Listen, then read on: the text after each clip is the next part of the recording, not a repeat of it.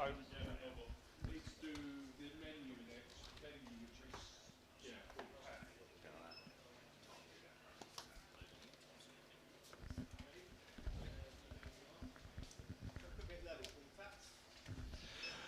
Testing 1, 2, 3, 1, 2, all good? Great. Thank you. Cool. Cool, cut your speaker, please. Thank you.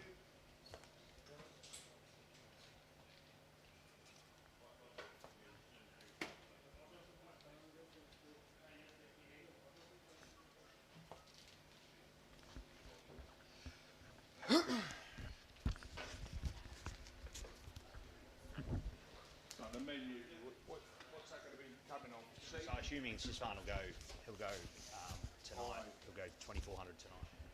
He'll go Gold Cup again. Yes.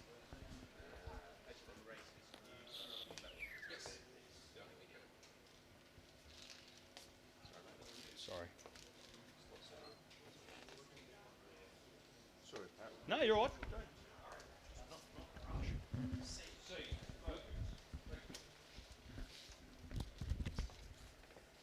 So you should have graphics there. Just test them. Sorry.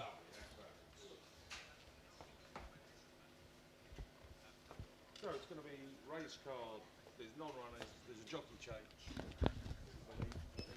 Yep. Now Belushi, and then obviously you'll have the going track top or one here. Stanley on the back. Have you seen the? Have you seen it? Yeah, so it's added. So it's RB Rich Like Me, Star of Mystery, Sisfahan, Never Show Weakness, and it's now not Marty That's Tell. not, of course. Of course, I have.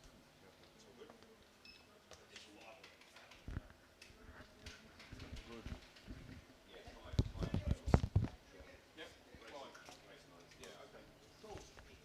Right. Ready to go? Happy to. Yep. Yep. Good. Take the animation off. Sorry. Okay, Mike. I'm going to count you in. So, 3, 2, 1. Well, this is what to look forward to in this year's Emirates Super Saturday. We kick off with the Group 1 for the purebred Arabians. And RB Rich Like Me has been the benchmark so far this season. From a wide gate, he looks to continue on his winning ways. Talk about a runner who has certainly won a few races this season, the daughter of Kodiak in Star of Mystery. Looks to go 3 from 3 this season here in the UAE as she contests the Group 3 over the 5 furlongs.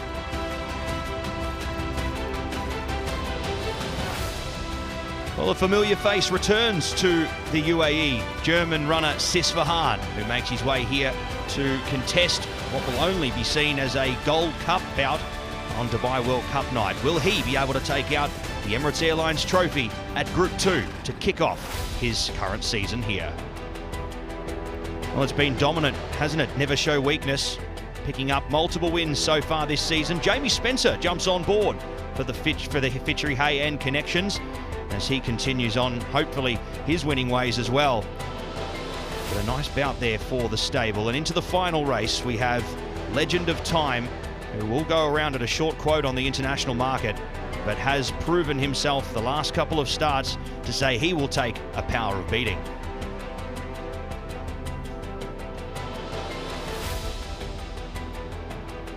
Let's have a look at the schedule for tonight. It is Group N listed racing galore. The Al Maktoum Challenge at Group 1 for the purebred Arabians to kick it off, followed by the Jumeirah 1000 Guineas at listed level, the Burj Nahar. Sponsored by Emirates at Group 3 over the 1600 metres. Then we head to our straight race on the turf, the Nad Al Sheba Turf Sprint, followed by the Dubai City of Gold, sponsored by Emirates Airline over the 2400 metres, our staying event. Then to the Al Maktoum Classic over the 1900, the Ras Al Khor over the 14, then onto the turf, onto the dirt once again for the Mahab Al Shamal, and we finish it off with the Jumeirah Classic over the 9 furlongs on turf. Let's have a look at the runners who won't be taking their part in today's program. Race 1, number 7, Malawi, is removed. Number 3, race 3, number 11, Sound Money comes out. Race 5, the 3, Sim Camille, and 10, Jeff Coons for the Qatari Connections won't be joining us in that 5th event. Race 8, number 7, Mubaka, and the 10, Ma Yatel come out there in the penultimate event. And in the last, Lucia Botti withdraws Drink Dry, who certainly caught the eye last start. Jockey changes here for Super Saturday. Race 3, number 17, Saif Al Balushi will jump on board Al Jadath for Ahmed bin Hamash. And race 8, number 3, Jim Crowley jumps aboard Kanjar in that second last event. Let's have a look at the going for the entire track, and the circuit remains the same, good to firm the entire way around. Tom Stanley, we head over to you.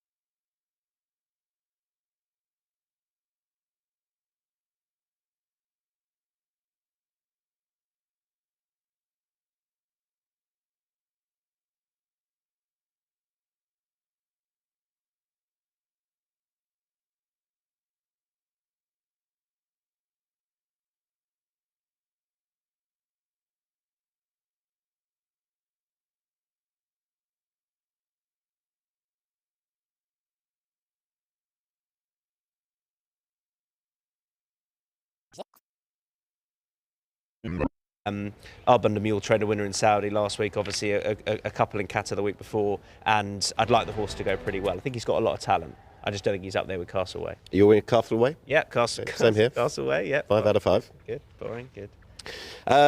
Let's see what we think for race 6. No, we disagree. We do, don't we? You That's can even tremendous. read that. This is a good race. It should be, because you're going to get a starter in the Dubai World Cup after the winner of this. This is the Al Maktoum Classic, sponsored by Emirates Airline Group 2, and it is the trial for the biggest race of them all in 4 weeks' time. Ajusta Fiscal's there. Aldous Huxley's an interesting runner. Clapton, Desert Wisdom, Franz Strauss will be talking about. Made in Dubai, Military Law, Morrow de Kentucky, Never Show Weakness, who's just...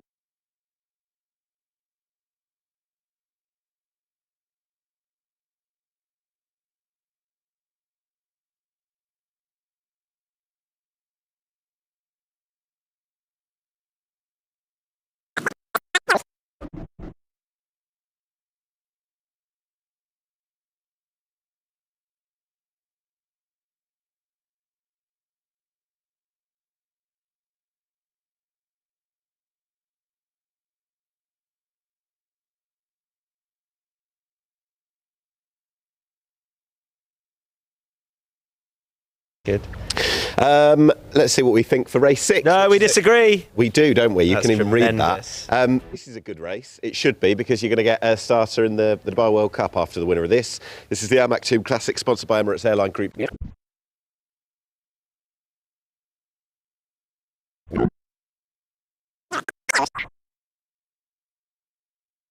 Away, yeah. 5 out of 5. Good, boring, good. Let's see what we think for race 6. No, we disagree. We do, don't we? You That's can even tremendous. read that. This is a good race. It should be, because you're going to get a starter in the Dubai World Cup after the winner of this. This is the Al Maktoum Classic, sponsored by Emirates Airline Group 2, and it is the trial for the biggest race of them all in 4 weeks' time. Ajusta Fiscal's there. Aldous Huxley's an interesting runner. Clapton, Desert Wisdom, Franz Strauss will be talking about. Made in Dubai, Military Law, Morrow de Kentucky, Never Show Weakness, who's just improving. Quip, horse 10's going to struggle in this. Over the page, Remorse, good to see him back. Horses running the last 2 Dubai World Cups. Secret Victory and Walk of Stars completes a strong hand for Bhupat Simar. Now, we're going to go back to the Al Maktoum Challenge, sponsored by Longines Group 1 on the 26th of January, part of that excellent Fashion Friday. The winner, it's just good to watch him again, Kabirkan. I know he's not here. He's going to go for the World Cup direct in 4 weeks' time. Who's going to come out, do you think, best of the rest from in behind him? Ooh, I think Walk of Stars will run well.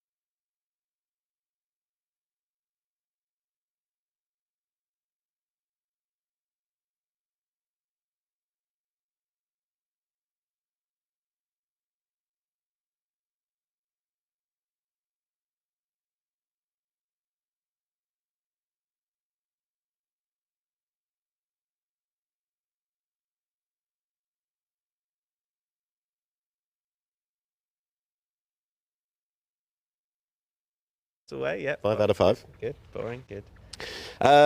Let's see what we think for race 6. No, we disagree. We do, don't we? You That's can even tremendous. read that. This is a good race. It should be, because you're going to get a starter in the Dubai World Cup after the winner of this. This is the Al Maktoum Classic.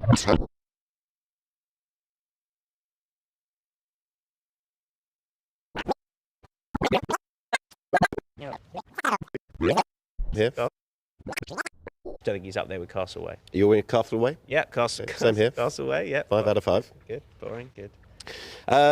Let's see what we think for race 6. No, we disagree. We do, don't we? You That's can even read tremendous. that. This is a good race. It should be, because you're going to get a starter in the Dubai World Cup after the winner of this. This is the Al Maktoum Classic, sponsored by Emirates Airline Group 2. And it is the trial for the biggest race of them all in 4 weeks' time. Ahusta Fiscal's there. Aldous Huxley's an interesting runner. Clapton, Desert Wisdom, Fran Strauss will be talking about. Made in Dubai, Military Law, Morrow de Kentucky, Never Show Weakness, who's just improving. Quip, horse 10's going to struggle in this. Over the page, Remorse, good to see him back. Horses running the last 2 Dubai World Cups. Secret Victory and Walk of Stars completes a strong hand for Bhupat Seema. Now, we're going to go back to the Al Maktoum Challenge, sponsored by Longines Group 1 on the 26th of January, part of that excellent Fashion Friday. The winner, it's just good to watch him again, Kabirkan. I know he's not here. He's going to go for the World Cup direct in 4 weeks' time.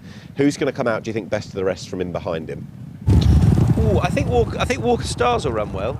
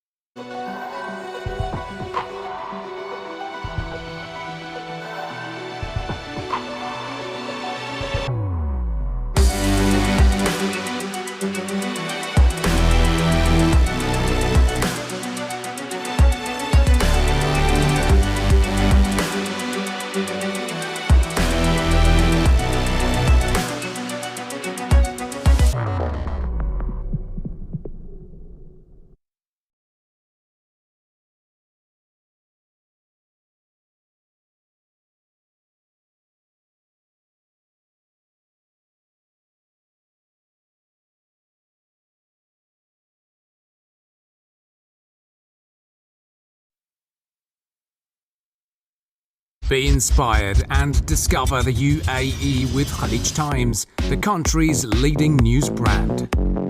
Credible, transparent, and committed to the people of the UAE. We bring you the news, views from the region and beyond, on digital, print, apps, and social media. We don't just reach and engage, we touch lives. We are Khalij Times. Don't you just love the fresh mountain air? Or the excitement of a new city. Or beautiful warm water with sand beneath your feet. But travel isn't just about where you're going. It's how you get there. And choosing the right airline. It's so important. Being food, for instance. When was the last time you chose an airline for the meals you're served? Having the world's most awarded in-flight entertainment certainly helps. Well, here lies Juliet, and her beauty makes this vault a feasting Oh my present. gosh, this seat is so comfortable. Emirates Premium Economy. Maybe one day all airlines will have seats like this. Yes, we all love to see this big, beautiful world. But remember, whatever class of travel you desire, you always deserve to fly better.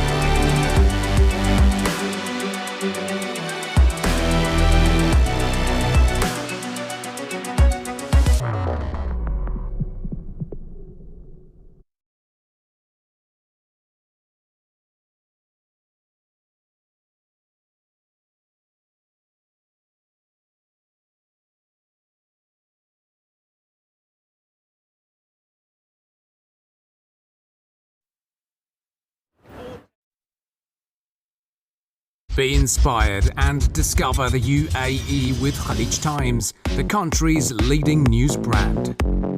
Credible, transparent, and committed to the people of the UAE. We bring you the news, views from the region and beyond, on digital, print, apps, and social media.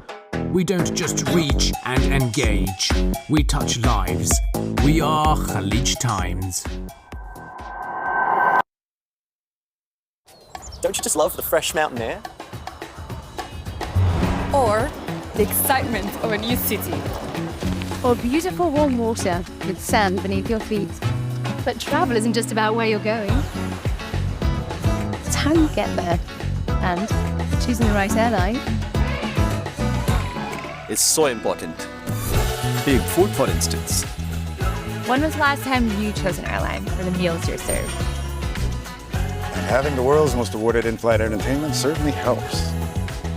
Well, here lies Juliet, and her beauty makes this vault a feasting Oh my present. gosh, this seat is so comfortable. Emirates Premium Economy. Maybe one day all airlines will have seats like this. Yes, we all love to see this big, beautiful world. But remember, whatever class of travel you desire, you always deserve to fly better.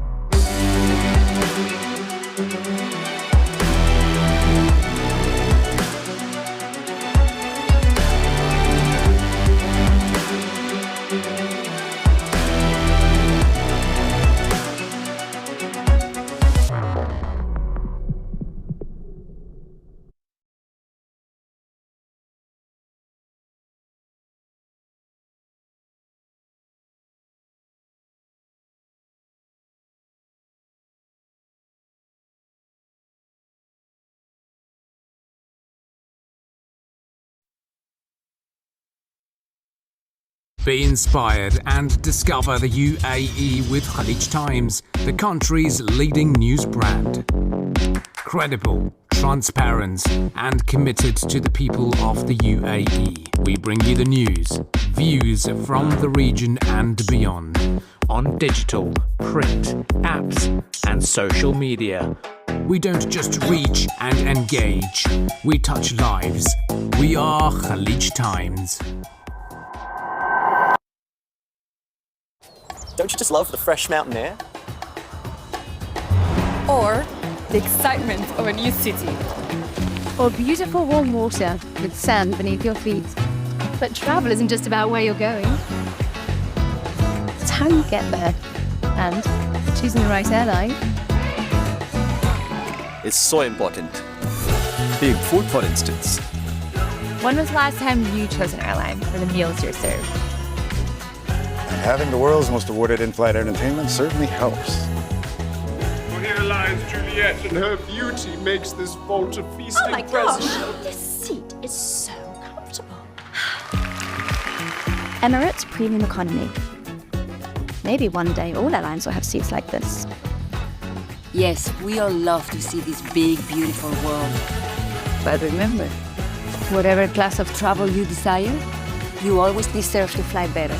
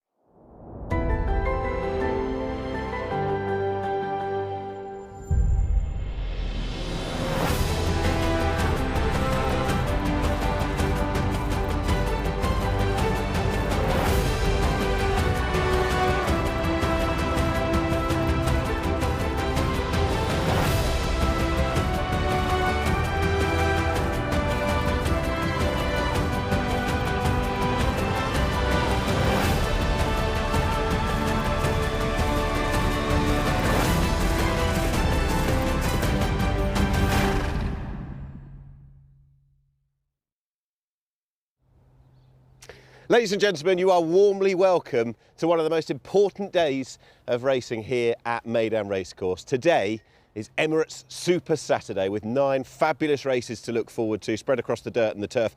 They're big prizes and very prestigious races in their own right, but they carry the extra element today that with a few of them, you win today and you've got that starting place in one of the key races, one of the biggest races that there are on World Cup night, which is just a few weeks away. So the stakes are high. And of course, we've got some very high stakes players in all of those races. Very much looking forward to it, as is our commentator, Pat Comerford, who can bring you up to speed with some of the superstars on show on Emirates Super Saturday. Well, this is what to look forward to in this year's Emirates Super Saturday. We kick off with the Group 1 for the purebred Arabians. And RB Rich Like Me has been the benchmark so far this season. From a wide gate, he looks to continue on his winning ways. Talk about a runner who has certainly won a few races this season, the daughter of Kodiak in Star of Mystery. Looks to go 3 from 3 this season here in the UAE as she contests the Group 3 over the 5 furlongs.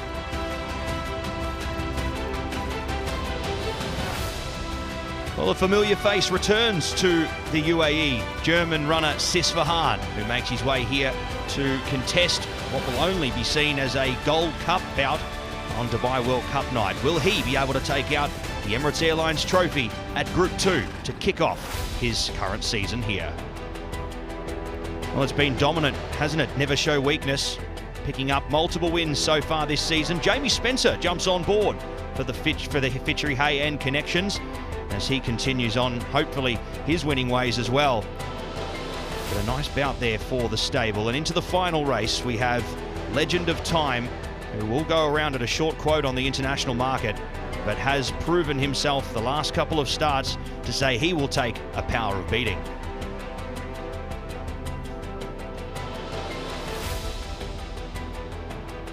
Let's have a look at the schedule for tonight. It is group and listed racing galore. The Al Maktoum Challenge at Group 1 for the purebred Arabians to kick it off, followed by the Jumeirah 1000 Guineas at listed level, the Burj Nahar. Sponsored by Emirates at Group 3 over the 1600 metres. Then we head to our straight race on the turf, the Nad Al Sheba Turf Sprint, followed by the Dubai City of Gold, sponsored by Emirates Airline over the 2400 metres, our staying event. Then to the Al Maktoum Classic over the 1900, the Ras Al Khor over the 14. Then onto the turf, onto the dirt once again for the Mahab Al Shamal, and we finish it off with the Jumeirah Classic over the 9 furlongs on turf. Let's have a look at the runners who won't be taking their part in today's program. Race 1, number 7, Malawi is removed. Race 3, number 11, Sound Money comes out. Race 5, the 3, Sim Camille, and 10, Jeff Koons for the Qatari Connections won't be joining us in that 5th event. Race 8, number 7, Mubaka, and the 10, Ma Yatel come out there in the penultimate event. And in the last, Lucia Botti withdraws Drink Dry, who certainly caught the eye last start. Jockey changes here for Super Saturday. Race 3, number 17, Saif Al Balushi will jump on board Al Jadath for Ahmed bin Hamash. And race 8, number 3, Jim Crowley jumps aboard Kanjar in that second last event. Let's have a look at the going for the entire track, and the circuit remains the same, good to firm the entire way around. Tom Stanley, we head over to you. It is indeed Emirates Super Saturday. Everyone who has a ticket and is eligible for the Pick 7 gets one of these fine Emirates caps. No shame in putting that on. There we are. And they've really rolled out the red carpet, but it's the green carpet here. But they make much more of the entrance now, as you see coming in the gates, which I think is great for racegoers. And we'll see inside just how good it is in there as well.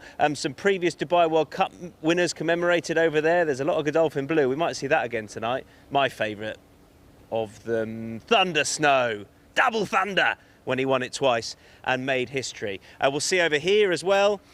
2nd of March, that's what it is for Emirates Super Saturday. Again, a real grander feeling to racing. And as far as the equine talent on show tonight, I think we've got a nice mix between the races of some absolute superstars, some horses that should out and out go and win their races, and some real strength in depth for some of the contests. And hopefully we see some of tonight's runners go and transition on to Dubai World Cup performers in a month's time. Right, I'm going to go get stuck in.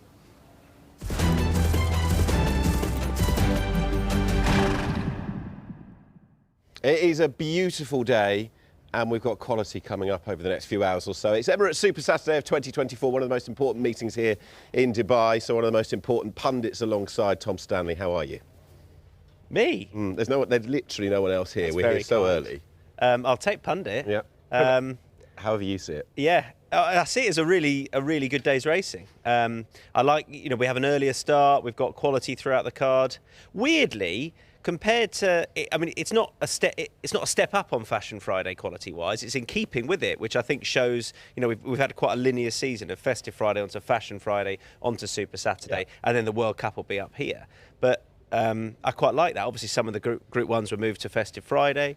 There's a lot of the races are deep, and then a couple of the races we've got a standout superstar who should be tough to beat. Yeah. I feel like we might see a few Godolphin Blue winners tonight. Do you reckon? I've got an inkling. I don't know. I'm looking forward to seeing your selection. I do agree with you that. I think that linear is the right word, and actually I feel like there's sort of punctuation points in the season now. Yeah, I think works. Yeah. Well done them. Rather than sort of good stuff week in, week out, then a big boost for Super Saturday. I think it makes sense given the programme in the Middle East now. Yeah. That you have that big night at the end of January. I think that's been a really good thing for the season. I think the biggest success of all the changes this season, and obviously not at the end of it, was Fashion Friday. I think that's a great class, move. Yeah. Anyway, we'll see what happens tonight. We'll get a lot of horses going onto World Cup, because we've still got a bit of a break between this and World Cup. Yeah, 4 weeks. We will start with the very first race, appropriately enough. It's for the Purebred Arabians, and it's run at 3:30 locally. It's the Al Maktoum Challenge Round 3, sponsored by Arabian Adventures, the first race of Emirates Super Saturday of 2024. Just to flag up a couple of the horses. AF Awaja, horse number 1 is really interesting indeed. Let's have a look at number 10. That is RB Rich Like Me. He is the main man. His trainer's here as well, which is good to see, Falzinas. And just to confirm the other runners as well. But we are going to concentrate on the Great Grey, RB Rich Like Me, who was last seen successful back on Festive Friday. He wasn't at his best this day, but then it was only 2 weeks after we'd seen him prior, so getting him fresh is key, isn't it? And also he wasn't allowed to dominate, which I don't think suits him ideally. My starting point for this race was to get him beat over the distance. Yeah, okay. And where's your end point? End point is that he'll win. Yeah. So, obviously the major concerns are this distance has caught him out in the past, but that is because he's running it twice in the Kahela Classic off the back of a Saudi stint. Yep. I say stint, 2 last year, 1 the year before that, where he's finished second, and I think that's taken the edge off him for World Cup night. I don't think he was that strong at the finish then. I think he'll be flagging at the finish here. I don't think he'll win the Kahela Classic, but I think if he's going to win over the distance, today/tonight is the night. I do worry that you run your race now rather than going really fresh to the Kahela Classic. Obviously, who am I to question Falzinas, of course, but we just know that he is at his best when he's clearly fresh and ready to go. So that's the issue. We ought to flag up as well, before we move on to the thoroughbred races, there is a horse that's bidding for 3 in a row in this, isn't he? As you go to Le Mans Lao. I think every time you underestimate him in this very race, this has been his contest. I think he's won them by wide margins both times. There doesn't look to be too much fluke about it. No. So, but he hasn't. I don't think he's quite had a horse like this up against him yet. No, probably not. He is class. Where's he drawn? He's in 12, which hopefully he'll come over to slot in. I mean, he did have his stable companion giving him a nice toe into that last time. Again, the more I talk about it, the more I'm worried about him. Okay. The one I wanted to take him on with or close to was Alwagel. We just don't see him, do we? No, and also the distance is a question mark for me with him. I don't think he's at his best over this distance either. So, in conclusion, I thought the safest non-safe play was Rich Like Me. Okay. Does that help? Yeah. Do you stand by your greatest pundit? I kind of just about understand the way that you phrased it, so we'll go that we both think somehow this horse will win, even though the distance probably isn't right, and so on and so forth. I wouldn't, but I wouldn't be surprised if he got beat. Right, Okay. good. Good. Yeah. It's always good that when you say you think something will happen, you've always got a caveat when it doesn't happen. Yeah. That's key. That's why we keep coming back, really, isn't it? Yeah. Basically, this fence, this chair is a fence, and I'm sat firmly on it. Right, let's talk about thoroughbreds. Race 2 is Jumeirah 1000 Guineas, sponsored by Emirates Sky Cargo. It's the second race on Emirates Super Saturday. I've got one for you in this, who I think is going to go quite well. Cinderella's Dream heads them up. William Buick, Charlie Appleby. And it is a small field. It's representation from France, the UK as well. Onigiri is 6, Yamama is 7. Cinderella's Dream, who won the Jumeirah Fillies Classic 4 weeks ago. Geologist is going to try turn around the form for Amy Murphy. Nadelia, so too, the French runner. Onigiri as well. But having spoken to Amy the other day as well, I think they're all pretty much, not resigned, but pretty much certain they're going to be playing for places in behind Cinderella's Dream, who should win this, shouldn't she? But yeah, if she runs to, if she runs to 85, 90% of her ability, she should definitely win this. She's rated 98. She did that. And I guess you can, you might look at the race and think, it's not the most competitive. Yep. But then, you want a star here, and she is that. I mean, potentially she could go back to the UK and dominate over there. She's doing the Moorish route, isn't she? Yeah, exactly. So it's really she's exciting, because you ultimately, one thing that you want throughout the summer in the UK or in Europe is for Dubai form to translate. That was one of the great things about Morge. You want it to, and Saeed has done it before in Guineas with 3-year-old fillies a few times. Yep. I think Final Song was another one. So hopefully she wins this, and it then translates to the UK. And there's no reason why it shouldn't, because she's very much on the up. Don't need to dwell too much on this, do we? She'll win. She really, really should. And I'd great that Nicholas Collery's got one in here with Adri on board. She's well bred. She was well behind Cinderella's Dream last time. Yes, it's very difficult to see Cinderella's Dream beaten. Okay, Cinderella's Dream it is for both of us in race 2. That's hardly likely to be a surprise. Race 3 is a great race. It's the Bergner Haas, sponsored by Emirates Sky Cargo. It's a mini Godolphin mile. It looks great. Assad Zabil's there. Good old Celtic Prince. He always runs well. He's a massive price for the international markets. Everfast, Hypothetical. We'll be talking about him. Justice Protocol. And over the page, King Ottoman's fascinating runner, Laurel River, the big talking horse last time, different trip this time. Carib, Quality Humour, Royal Muse. All of these horses have in ways, got claims of certainly being there or thereabouts. Sound Money, sadly, an absentee. Southern Artist, Swing Vote, who's been doing the business over at Jebel Ali, might be the next Algiers, we'll see. The great collections there. Vagalam is 15, and one more page to bring you Western Writer and Al Jadaf, who gets into the race, courtesy of the fact that Sound Money isn't in it. That is a real shame for the race. Yeah, it is. There's actually some, not to take the gloss off the day, there are a few notable non-runners today, aren't there? But look, we'll concentrate on the positives, and there are plenty of them as well. Hypothetical, bang back to form in the fire break, didn't lead. A horse who we hadn't seen an awful lot of in recent times, but we know his back class. I'm not saying he's been in the wilderness, but it was just good to see him back to something like what we know he's capable of. The more I watched this, the more impressed I was with it. I couldn't have had him on the day. But I was, he didn't go gate to wire and dominate as we've been accustomed to seeing him do. I like his draw here in 8 to get over and either get on the speed or sit just like he did there, just off it. And, the more I looked at that, I thought, well, that was no fluke. It was a significant drop in grade. We know how good he is in that grade. I think this is absolutely his distance for all he tried, the 10.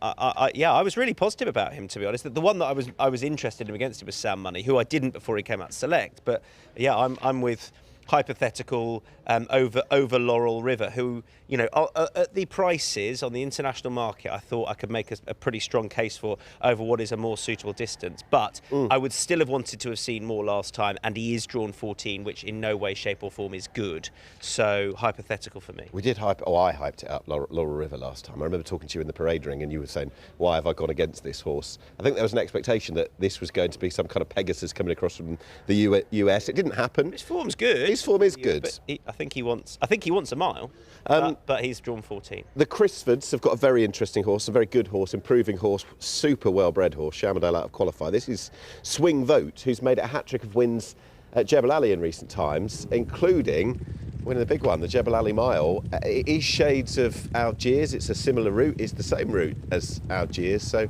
there's going to be a bit of expectation for what this horse can do. It was a rare visit for William Buick to Jebel Ali, but I get the feeling they love this fella. Yeah, he's really exciting. It's just race style really for him at Meydan, which I don't think is an obvious transition. The way he does it at Jebel Ali, if he tries to do that here, out of 9, he's gonna have some dirt kicked in his face unless he rides him wide the whole way around, and he's going to have to come late. And you know, this race is still early enough in the afternoon when the track tends to ride a little bit quicker. I just thought, all in all, I couldn't see that run style translating perfectly to here, but he might be too good. Okay, so in conclusion, hypothetical. Same here. We're 3 out of 3. Dangerous. Well, not 3 out of 3. we might be 0 from 3. Yeah. Well, this was the one where I thought we will go off in our own direction this race, but I like that we've come down on a horse who this day last 2 years ago. Can you read that? No. It's my handwriting. That's terrible writing. It is, isn't it? Okay, we disagree on a few. That's good. Go on. Do you know, it's regressed as time's gone on as well. Yeah. I think I learned when I was probably a young child to write a lot better than I do now, but I'd hope so. Yeah. Hypothetical, who won on this card 2 years ago. Let's see if he can do it again. Race 4, the sprint on the turf. This will be good. The Nad Al Shibli Turf Sprints. Al Shibli, Batouan, he's got that cult following. This time he's got to do it over 1,000 metres. Bill Hale, El Barek, Equality. He's interesting. Over the page, Kazam, Logo Hunter, Pontos, loads of pace that horse. Tajala, Thunder of Niagara. These horses know each other very well, some of them. Topper Bill, that horse who missed years and then third run back did win. Ladies Church, Zorken, Frost at Dawn, Star of Mystery. I think we'll start with her because it's pretty obvious in a lot of ways. She's another on the day who what we've seen of her, she's A, electric, and B, on what she's done recently and on form, I don't see too many different ways this race could set up today and she still doesn't win it. Yeah, so I've crabbed her twice because of her run style on the track. You know, ultimately it's not easy to win from way off the pace, and here the second and third, in particular Pontos, who's you know run well consistently out here, albeit not in the dirt last time, raced up with the pace, and that suits. And it's hard to come from off it like that. But she's done it twice. She's done it over 1,200 and 1,000. I think this is probably her best trip. I'd love to see her. I think 1,200 on a stiff track like Ascot, if she was aimed at a Commonwealth, wouldn't necessarily suit. I don't know. I'd love to see her chucked in against older horses over 1,000 in the King's Stand. I agree. I don't think he's going to do that. That would be amazing. But I think that would suit her. But look, she's proper. I think she's a proper tool, to be honest. Buick's doing lowest weight as well, 8.8. Is he? I yes, because obviously he didn't get to ride her last time. I think it was 8.5 when Mikel Barcelona was on. Oh.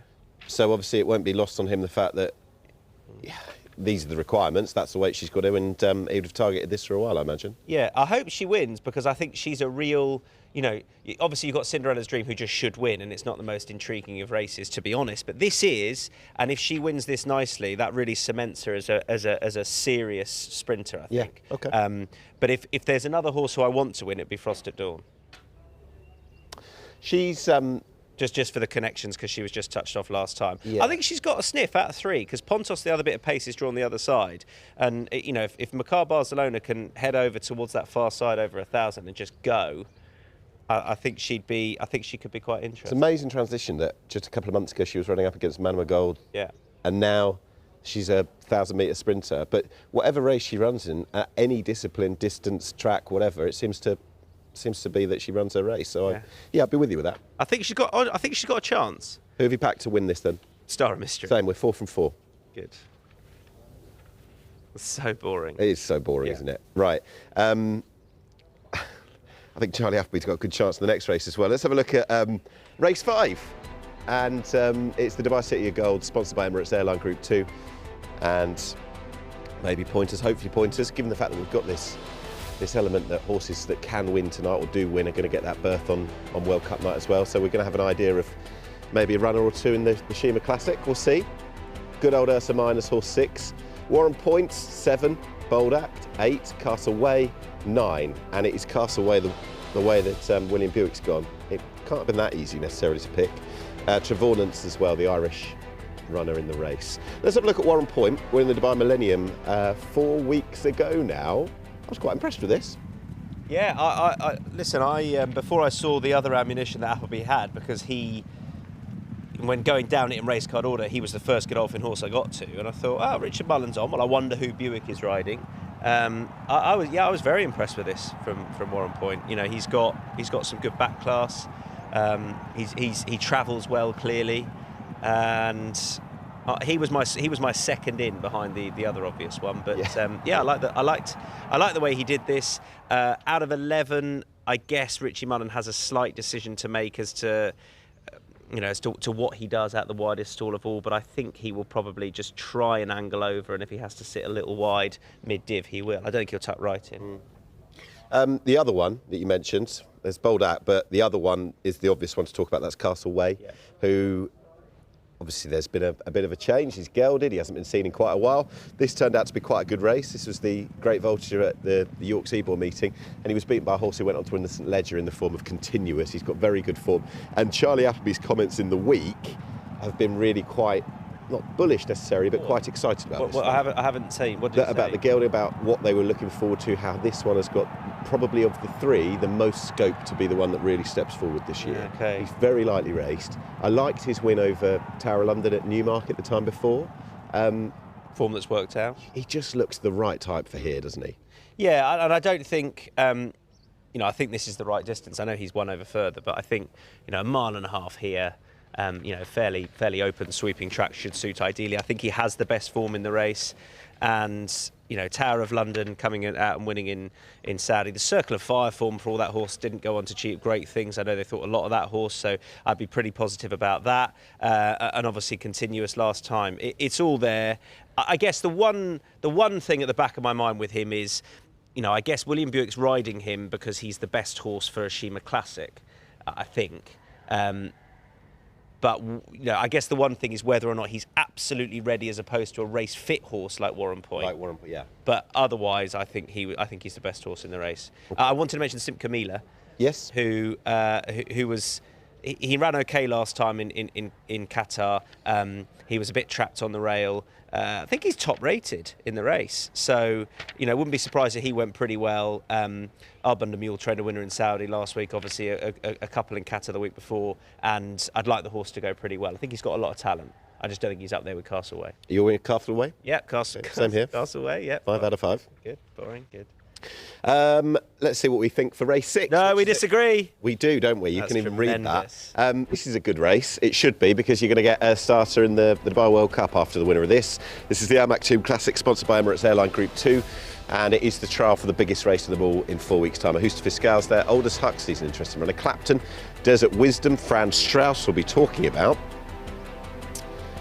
Made in Dubai, Military Law, Morrow de Kentucky, Never Show Weakness, who's just improving. Quip, horse 10's going to struggle in this.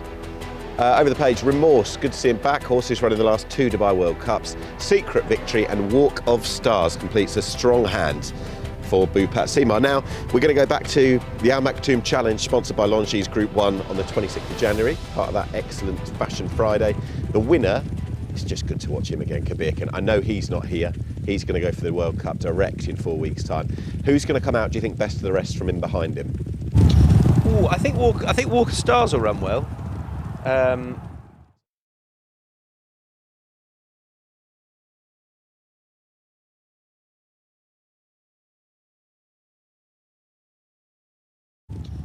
I think Walk of Stars will run well. So do I. But I haven't gone with him. But I think he's progressing nicely. I think what he's doing is getting used to life out here, because he's a bit tricky. So I think he'll run better than this. Yeah, I guess he's not the obvious one to go and score out of this, because Clapton probably is. But I read that Clapton doesn't like to be on the inside with horses. Well, he's drawn 3. That's not ideal. It's not ideal. He doesn't. They learned that in the Breeders' Cup Classic, apparently. Yeah. So I couldn't be with him. So I think Walker Stars out of that lot might come out best. You agree? So do I. You've written Walker Stars. I have written Walker Stars, or sort of Wall of something. Who do you think's going to win it then? I think Remorse is the most interesting one. He goes very well fresh. I quite like his draw in 11 to come over and slot over. And you know, he's on pure ratings, he's in comparison to Clapton, he's only rated £2 inferior. Just if you look at the horses he's been running against, sometimes just look at the winners of the races he's been running in. Ushpa Panthalas at Algiers, the last 3. All right, he's been beaten at least 7 lengths in those, but like that lot are a different class, aren't they? Yeah, to what we've got here. Yeah. He's running 2 Dubai World Cups and run well. Yeah, he's run fine. You know, I don't think he's going to win a Dubai World Cup, but I mean, let's be honest, this is nothing like a Dubai World Cup. This is way off it. He's got a really interesting stablemate in the form of Never Show Weakness, though. I know we've talked about Walk of Stars, but we can watch his performance 3 weeks ago. This just gets better every time you watch it as well. He was value, I think, for a little bit more. He is just improving at a rate of knots, this fella. The key here, the obvious thing, is the change of rider. That's massive. You know, Jamie Spencer doesn't ride out here week in, week out. Yep. The horse is drawn 12. So I will be interested to see what Jamie does and how it looks as though he has to do that and get out and get handy when he got a nice little route up the rail. Stall 12 does make life a little harder because you're into the bend pretty quickly. So that was enough of a concern for me. New rider on out of 12 was enough for me to just sit back and watch. I kind of hope he goes, you know, selection aside, and wins really nicely because he's the really exciting horse. Yep. I just couldn't hand on heart select him with a few. The others we know that much more about, generally, and we know their level, and we know that, dare I say it, Remorse, lovely horse, and a couple of these, Military Law and so on, they've been great horses, but you know that come the end of March, they've got no chance, as in, if they were to win today and then run in the World Cup itself. How good would it be if he, who started off life out here and winning a Meydan, or placed, sorry, he was beaten, wasn't he, first up, to go on and be a live candidate for Dubai World Cup? That'd be fantastic. And he's got to go and win this. Yeah, he just brings a totally different form line. But I'd be wary today. I think Walk of Stars is going to run really well at this distance today. So, tentative. I know I've put him up, I think, every time he's run in the UAE, and he hasn't won yet. But this is the day that we either go one way. Me and Walk of Stars are either going forward into the beautiful sunshine or we're done. Yeah. Yeah. Well, good luck. I think Bupat will win it then. That's why I'm not a very good punter back home, you know, because there's too much sentimentality and I seem to stick to things that they don't work. If they don't, I don't know. If you've backed it 2 or 3 times and it's not doing the business, why go in a 3rd time? I always do that. Do you know what I mean? You're loyal. Yeah, to a T. Yeah. Let's have a look at race 7. This is a good race as well. It is the 3rd running of the Ras Al Khor. Godolphin have won the 2 runnings so far. Al Salt's there, changing colours is there this year. Demand for France, Echo Point, Eraz. Now out here, that horse. El Patriota, Erzincan, who runs in good races and generally runs well. Fort Payne. Marban, that horse is really quite interesting, given the fact that Ben Cohen's gone for this one over the stablemate when it was presumably a very difficult decision. Mountbatten's 10. Nibras Passion, Noble Dynasty, Tambarada, Vafortino, Ventura Rebel. And Yonafis as well. They're rated exactly the same, 106. The 2 horses for Michael Costa, they're drawn in 10 and 11. You can't get too much tighter when you're making a decision, really, can you? Let's have a look at Vafortino beating Marban, Al Salt, Tambarada and co. when they were all mowed down by quite an impressive winner on the day. But Vafortino, you can see his style of running. It's quite beautiful to watch in a lot of ways, I think. And I love that sort of daring run over on that far side. It was almost an amazing first moment for Kevin Philippart de Foy to have the Belgian Christophe Soumillon, legend, riding for the Belgian trainer. So I think he'll run well again. He won here well first time out, despite the fact that he had an interrupted passage through. He's hard to knock. Yeah, it was between Noble Dynasty and Vafortino for me. Vafortino, when he won here a couple of starts ago, he got a route out and he went and won nicely and probably would have won further. Then it didn't quite work out. I guess that's slightly at the back of my mind, whether he does meet trouble in the run. And I just wonder whether he, you know, is he going to have to improve on that debut out here win? Probably, and whether or not he has that level of improvement in him, I'm not I'm not convinced off the back of that first start. I would love to see him score. Another new rider on board today for Vaffatino, up against a horse like Noble Dynasty, who seems to be progressing since he was gelded quite late in his career, and he does seem to go really well fresh. And I just looking at him, obviously he didn't get a run at Goodwood in that mile race, but other than that, he's been pretty foot perfect since he was gelded. He goes very well fresh, here are 469 days, and if we were going to see a comfortable winner of the race, I thought it was him over Vaffatino. Okay. So I'm just, thank goodness we disagree again, I'm just Noble Dynasty, but it's ever so close between he and Vaffatino. Charlie Appleby was positive about that one as well on his article on Godolphin.com. Good. Yeah. I don't think he was too negative about many of them, in fairness. Hence the fact that they're here running for big prizes. But he did say, yeah, going fresh, he should be there or thereabouts at the finish. I paraphrase, but you know what I mean. Yeah, sure. Yeah, just Noble Dynasty for me. OK, it's Vaffatino for me to win the third running of the Ras Al Khor and maybe the first non-Godolphin winner of it. We're going to go to race 8 now, working our way to the back end of Super Saturday, Emirates Super Saturday's card. Mahab Al Shamal, sponsored by Emirates Holidays Group 3. On the dirt, 1,200 metres, trial for the Shaheen. Freedom Fighter, Go Chrome Go's a really interesting runner. Kanjar, Leading Spirit, Mashakal. Should say that sadly this race has really been dented by the fact that Mubaka and Mayatal are out. Morning, if he can start well, he might finish well. On the warpath is a Rawi on his third new trainer, I think now, is horse 9. Yeah. My top two were Mubaka and Mayatal, and I'm only saying that because I'm now sort of a bit fresher to the race and I'm a bit on the fence really. I don't, you know, how it's going to. I've sort of gone for my selection on how I think they'll emerge from the gates, but I'm not confident. No. Okay. Yeah. You know when you get non-runners and people we like to say in the media, a notable non-runner. Well, we've had two really notable non-runners that have totally changed the shape of this race. So we'll see. Freedom Fighter we can have a look at, running second in the Aushin Darga. Rory was there, Leading Spirits there as well. In fact, actually, given the way Rory goes back a bit and Freedom Fighter stuck about, I was quite impressed with this. The winner was on a different class that day, Muhib, who came from off the pace. I think very hard. Yeah, they did. I think they're going to stay in this order. For all that, I'm going to go for one to beat them. I think Freedom Fighter will beat Rory again. Okay. Oh, I don't know who you're with. So I'm with Freedom Fighter now on how it will be run. I think he'll come out of 4. I think Rory could get on the lead. Meshakal out of 7 will come over probably.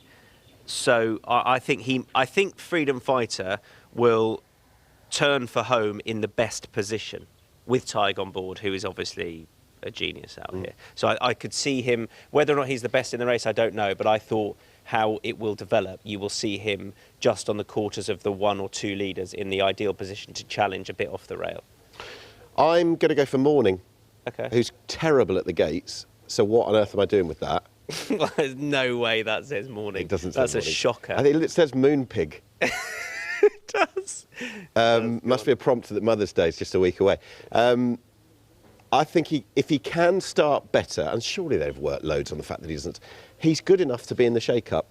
He's a young horse who was sort of part of the classic generation last year, and I think he's got enough about him, if he starts properly, I'm just going to take a complete gamble, that he could be good enough to be in the shake-up. Do you think he'll be on the lead out of 2? Probably not, because he'll probably give him 10 lengths at the start. Yeah.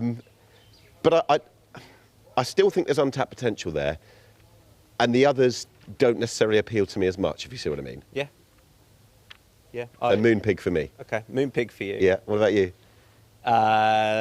Freedom Fighter. Okay. All right. Stablemates do battle. Right, let's do the last race and see what we think for the 9th and final race on Emirates Super Saturday. Jumeirah Classic, sponsored by Arabian Adventures, listed. And Athan heads them. Cartier, the surface switch, claims the royalties, horse 3. No Drink Dry. Legend of Time, that horse is number 5, and that horse is going to take a good bit of beating, you would think. Musical Act, Tohoku, What Happens in Vegas? Right, let's have a look at the Jumeirah Guineas. Back on the 2nd of February, it was successful Legend of Time, and I think William Buick is likely to be going home with the last race winner as well. Listen, he might have had 3 or 4 by then. I think you can pretty much bank on this horse being right there at the finish. Yeah, so he's rated £6 clear of the nearest rival, which is Courtier, who is an unknown. Well, he's never run on the turf, has he? So, yeah, I mean, I don't see Athan reversing the form, who's obviously run into Beautiful Love, whose form ties him as Cinderella's Dream. Yep. Yeah. He really should be too good off the back of 2 excellent runs out here. He's very much the obvious one. I couldn't see a hole in him. No prizes for originality, really, is there? No, but it's again, he looks probably not quite as exciting to go back to the UK with as Cinderella's Dream, perhaps. But yeah, I'm quite looking forward to seeing him over the distance. I don't think he'll be a sort of 1.5 mile horse in time, but I think 2,000 could be ideal for him eventually. Good. Selections to confirm now, because we've got to the end. We've talked about, but we can now make it official by having a look at selections on the big screen. You're up first. Talk us through them. Rich Like Me, who I'm not convinced about now. Cinderella's Dream, who I am. Hypothetical. Star of Mystery, Castle Way. Remorse, I think, is probably the least likely of all my selections in the international market, but I'm quite excited by. Noble Dynasty and Legend of Time are very obvious, and Freedom Fighter slots in there as, again, a race which has been reduced in field, and I wouldn't be hand on heart overly confident. So we agree on 6. Could have been worse. Yeah, it could have been. Yeah. OK, these are mine. Rich Like Me, Cinderella's Dream, who's just a class act, it would seem. She'll have to really underperform not to win that second race. Hypothetical, who's back and hopefully firing again. Star of Mystery, Castle Way to make a winning start out here. Walk of Stars, could today be the day? Doubtful, but I'm still going to go with him. Vafortino, Morning, if he can start well. Legend of Time is the 9th and final selection of mine. We have a third member of the team as well, a very important member, Pat Comerford, commentator. He goes for Rich Like Me. He also goes for Cinderella's Dream. He's gone for Swing Vote to transfer that Jebel Ali form and do it at Meydan. Star of Mystery, Castle Way. He's gone for Clapton to win for America. Noble Dynasty, Go Chrome Go, the horse coming across from Argentina. That is brave, Clapton. I tell you what, he has a few, doesn't he? He has a few, and Go Chrome Go. He doesn't like a curve, doesn't mind a curveball dart, Pat, which I respect. No, and listen, he's how many floors up? We can't find him when they do or don't win anyway. It's not a problem. Hope he can find them. Hope he can find them indeed. I think he'll be calling home a few blue caps today. Well, blue colours and maybe blue caps. Yeah. I would imagine so. It's look, and if that is the case, I think the hope going forward is that we see the vast majority of them on World Cup night, and then, as I say, particularly with Cinderella's Dream, possibly Legend of Time, but we see them translate back into the classic season at home. You know what we ought to say as well? For the whole season, Connor Beasley has been the man that's likely to wrestle the title off Tiger O'Shea. But again, he had a 4-timer Tiger the other day, and I think now he's on top for the first time this campaign. He's not letting his title go, and it's quite a nice little sub-story to bubble under as well. Yeah, we've had it a few years ago. I'm not sure we've had a really tight one for a couple of years. I mean, it went down to the wire once between Richie and Tig. I think whatever jurisdiction you're in, when you have 2 riders battling out, it adds a little bit of spice. Yeah, it does. Antonio Fresi gave him a good go before Tig likely pulled clear, which he'll probably do again this time. But I think it's strength when you have a supporter like Bupat with the strength in depth in so many divisions. It's going to be hard for Connor to now reel Tig in, but not impossible. No, absolutely. So Pundit, you enjoyed that today? Yeah, I quite like it. Yeah, no idea what was coming next, and you guided me through it. Thank you.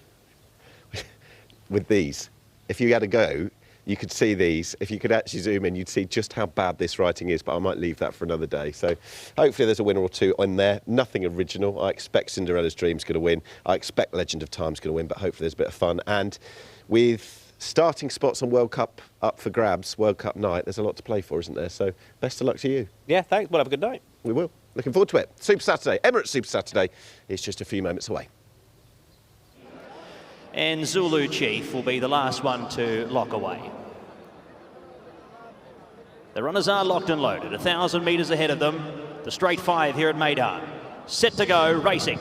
in the Longines Mini Dolce Vita. Getting away fast over on the far side, Erasmo. Vespasian broke well, anticipating the start along with Magic Petition. Zulu Chief heads to his forward roll. Followed there by Topper Bill down the centre of the line with El Arbed. I'll Stand Taller and Persian Empire. Over to the near side was Roadblock along with Myconian. Then came Ajwad. The furthest closest to us here over on the stand side was Manitou, and Zawire is on his lonesome at the back of the field as they make their way onto the course proper here. Coming past the 450, Zulu Chief hits a narrow lead. Over on the near side, Myconian running into it with Manitou. Roadblock, Vespasian starting to get warm with Topper Bill. It's Zulu Chief the leader here. Myconian still improving. Al Arbed comes off the leaders back here. Vespasian and also Topper Bill working through on the far side. Vespasian has a race on his hands here. Topper Bill over on the far side, really starting to lengthen under Case Albacete, and Topper Bill's going to draw away. It's going to be a boil over in the first. Topper Bill beats home Vespasian. Favourite gets rolled, beats home Al Arbed, who ran into a nice third position there and was making good ground late with Manitou, Myconian. Then came Zawire, Erasmo, Zulu Chief knocked up with Magic Petition, I'll Stand Taller. Then came Persian Empire from Roadblock, and the last one home was Jadwal. Topper Bill. On paper looked one of the horses that could threaten this favourite. Back to a suitable trip here, and Case Albacete has presented the horse at the right time. Claiming the 1.5 here. He got the 1.5 kilo swing on Vespasian. We had the same official rating as going into this event of 90. And a big congratulations to Ali Al-Shafar and Abdullah Al-Shafar, the winning connections here with Topper Bill, who's been able to go on and pick up his 4th career win at only start number 9. He's been a lightly raced but well-placed 6-year-old gelding by Intrinsic, and Musaba Al-Mahiri on the board nice and early here for our 12th meeting at Meydan. There'd be about 4 or 5 lengths from top to tail. You could throw a blanket over them here with 750 metres left to go. And Manama Gold continues to do it very easy. A length now on Meydan. Followed there by Lightning Paradise, who hasn't left his stablemates back. Followed there next in turn by Sensatiable, who's now up to 4th. Fartanar was next. And dropping away out of the contest was Kibo Masaki as they come into the straight in the UAE Oaks. And Manama Gold does it easy up in front.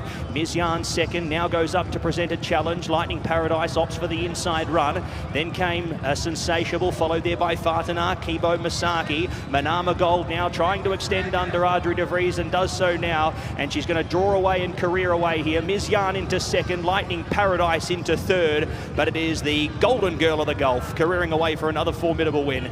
It is Manama Gold, 3 from 3, and goes on to take the Oaks by 1.5 lengths. Meydan second, third across Lightning Paradise, and 4th was Kibo Masaki, who got going late. A gap there back to Fartanar into second to last, and the last one home was Sensatiable. A 7-horse field, and we are set to go at the 1,800 metres. Rail out 12, racing. Now, it was a little slow out was Mimi Kikuchi, going back early there with Mystic Pearl. Stenton Glider was fast out onto the bunny, going forward with Shining Jewel, and they make the running nice and early and keep the pace pretty genuine here in the early stages. It was 4 lengths there to Sapphire Seas, racing in isolation in third. 3 lengths back there sees English Rose, 2.5 lengths to Nibris Angel from Mimi Kikuchi and Mystic Pearl. So they almost race in Indian file here past the 1350, 14:02, 25:03, as Jim Crowley rolls Stenton Glider along in front by 3 parts.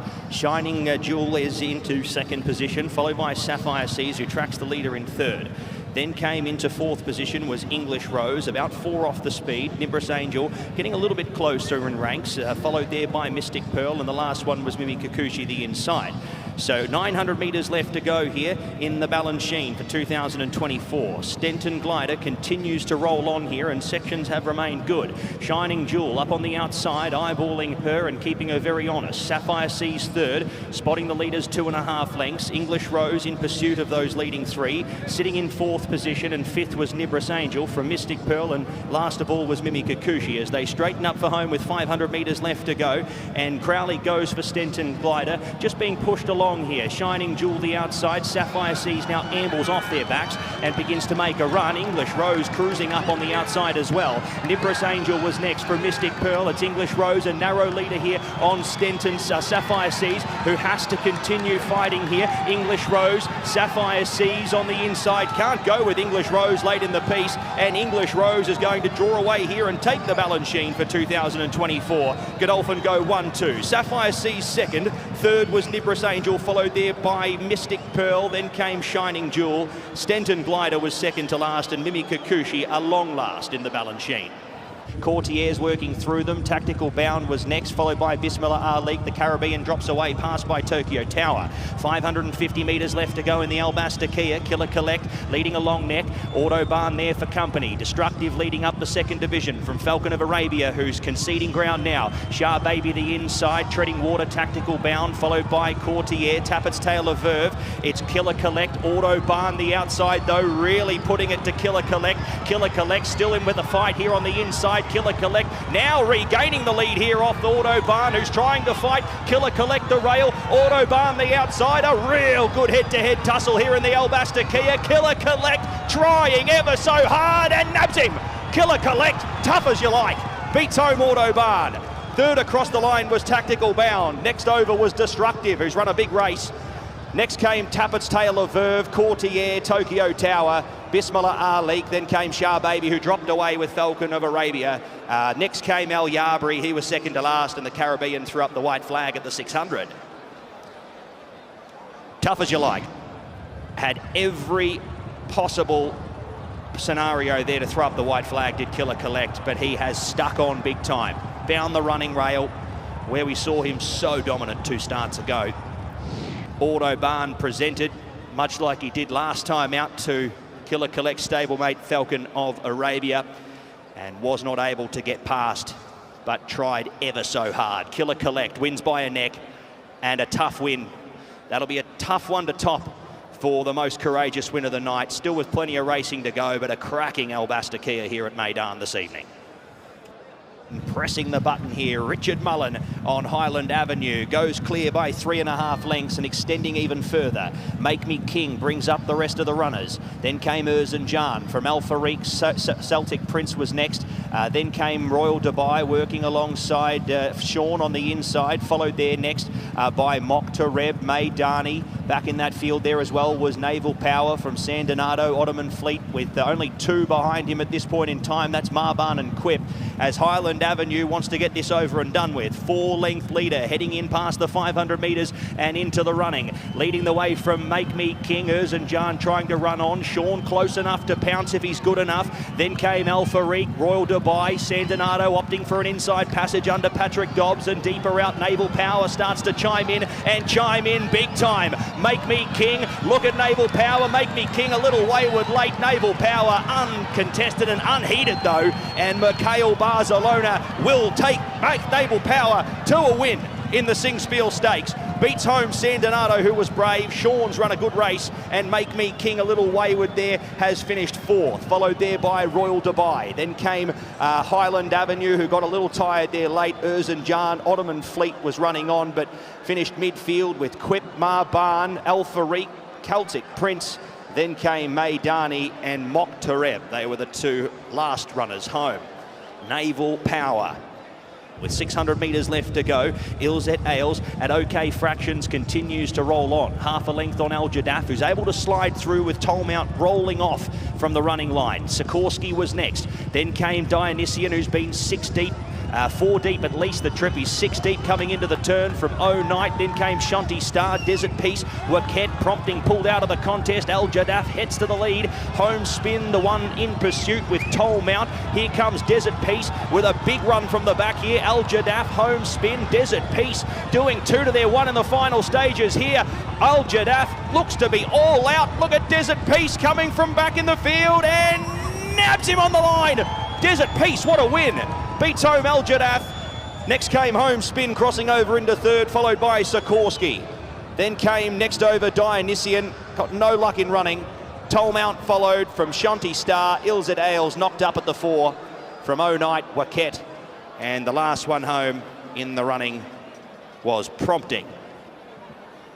at the 950. New London continues to roll along here. Scottish Anthem second. Siskany going along well in behind the leader, just needing to roll out. Gallerist keeping him pocketed at this point in time. From Seastone, New Comedy is on the back of the field as they come past the 700 metres. New London yet to really be felt for at this point in time. Scottish Anthem getting a dream run in second. Siskany now starting to roll forward and get into his gears from Gallerist, who's holding that position there on the back of Scottish Anthem. Seastone next and New Comedy was last. No, New London the leader as they come into the straight here in the Nat Al Sheba Trophy. Siskany edging for a path. Scottish Anthem trying to keep him in. Siskany out now. Gallerist has not found anything at this point in time. Seastone trying to run on. It's New London. Siskany really starting to let down here on the outside. Seastone coming as well. New London throws up the white flag. It's Siskany. Seastone the concern. Seastone the challenger, but Siskany will hold him off. Siskany takes the Nat Al Sheba Trophy by a length. Seastone very brave in second. New London takes third.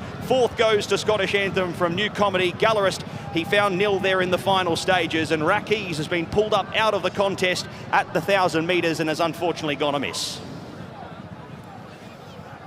Siskany gets the job done,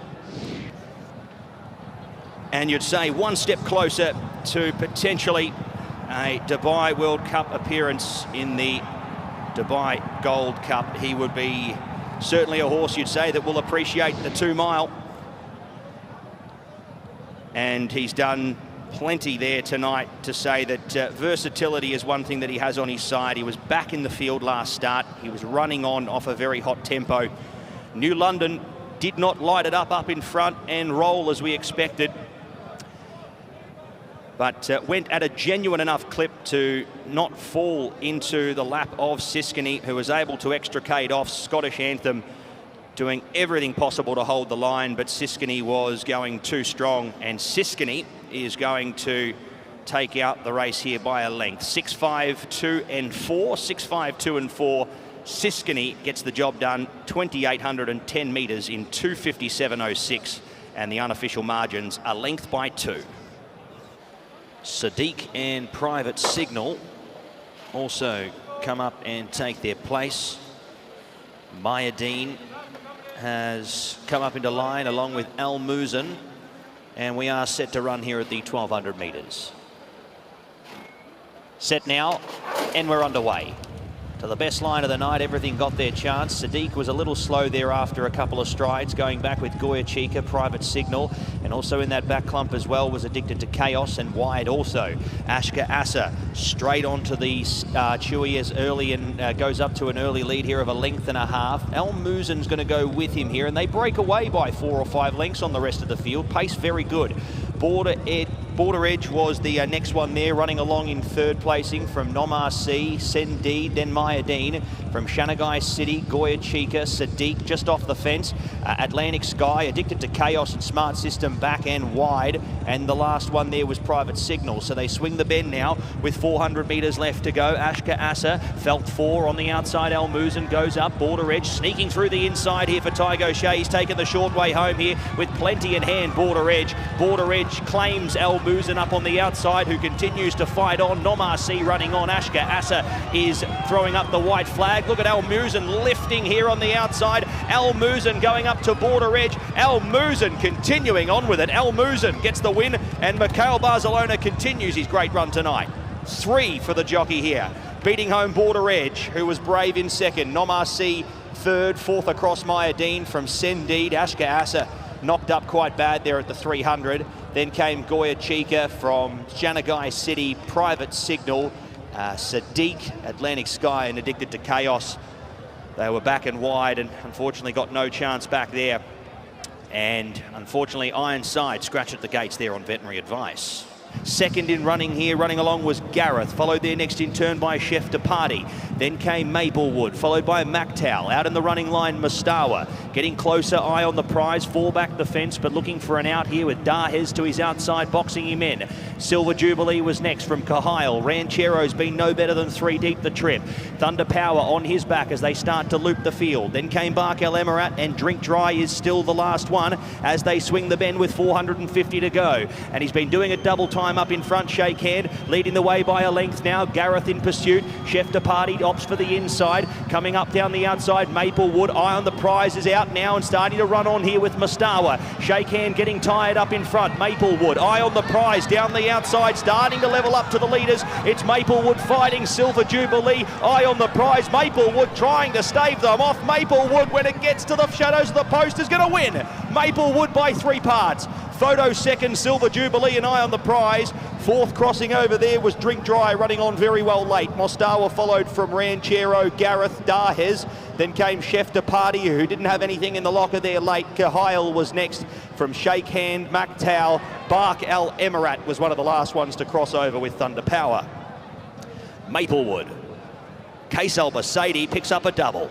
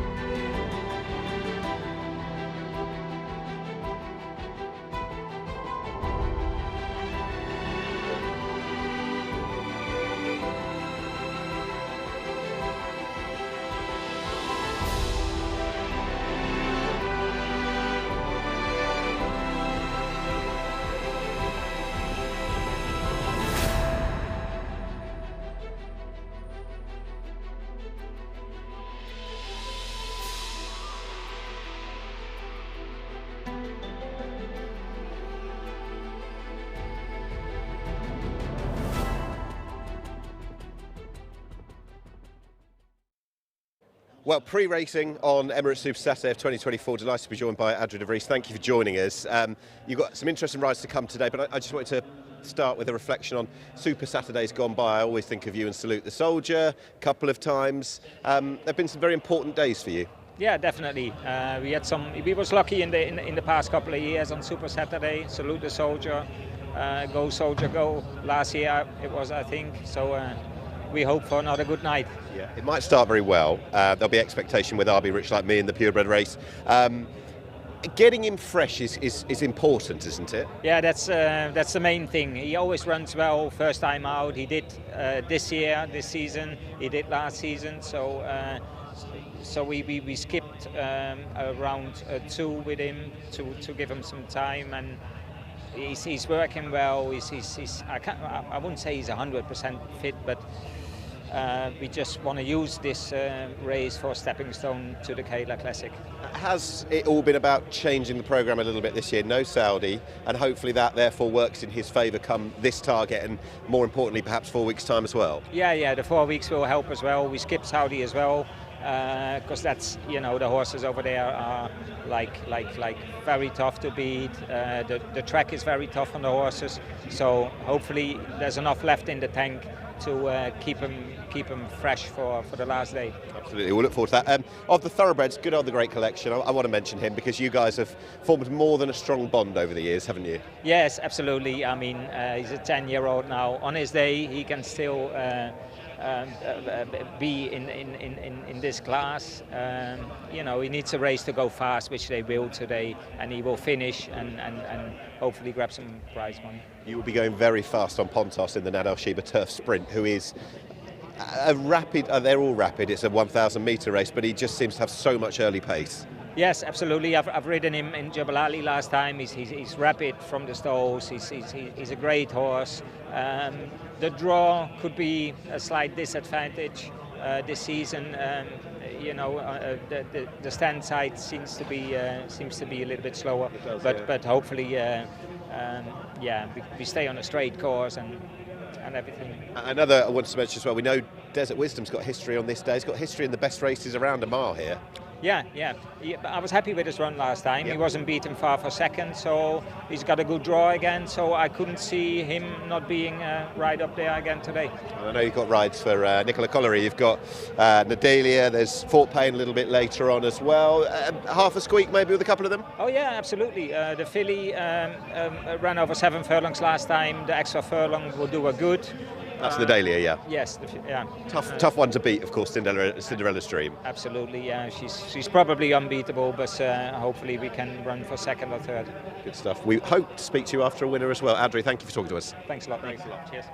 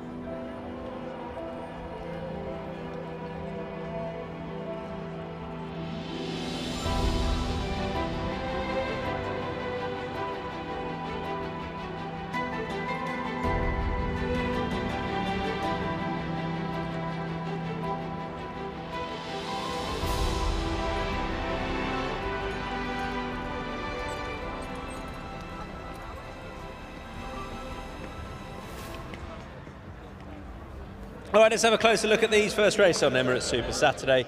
And this is round 3 of the Amat Tomb Challenge with AF Al Wajal, who is rated 121, which should be good enough to go very close here. We haven't seen a huge amount of the horse of late for obvious reasons. Whether or not this is ideal trip, I don't know, but a likely one from stall 1. Next up is number 2, appropriately enough, and that will be Barwan. Saif Abalushi takes the ride. It's the surface switcher, rare run on the dirt. Ran actually on the dirt at Al Ain a couple of starts ago, but it's infrequent and it's got quite a few questions to answer, not least when the horse is good enough to win. His first 2 are quite sizable individuals compared to a Faris, who is a 5-year-old, so he should be approaching his sort of peak physical condition as a purebred Arabian. He's rated 113. He's just below the top level, but there are bits of form which indicate that he's not a million miles off these. We'll want to make good use of stall number 3. Moving on to horse number 4. This is that horse. This is Haka du Soleil, who's got the former British champion jockey Jim Crowley aboard. Haka du Soleil, who was 5th in round 2 of the challenge on what was the first start on the dirt, and it certainly was something to build on. That was quite encouraging. 5 is a previous winner of this race, including last year. He's drawn 13 here, which won't help Jugurtha de Monlau. He does like to get out and get on with it, but Lucas Delosier will try and get him handy from stall number 13. He's got his usual headgear on, and well, he ticks the trip and track, of course, box, but he's up against some serious rivals on this occasion. Moving on to number 6, that's a horse that's got unfinished business in this race, the grey Curlers Del Roc, who was 2nd in this contest last year before Jugurtha de Monlau just burnt him off in the closing stages. Was 2nd in the Kahela Classic of 2022 as well. Lots of good form at Meydan.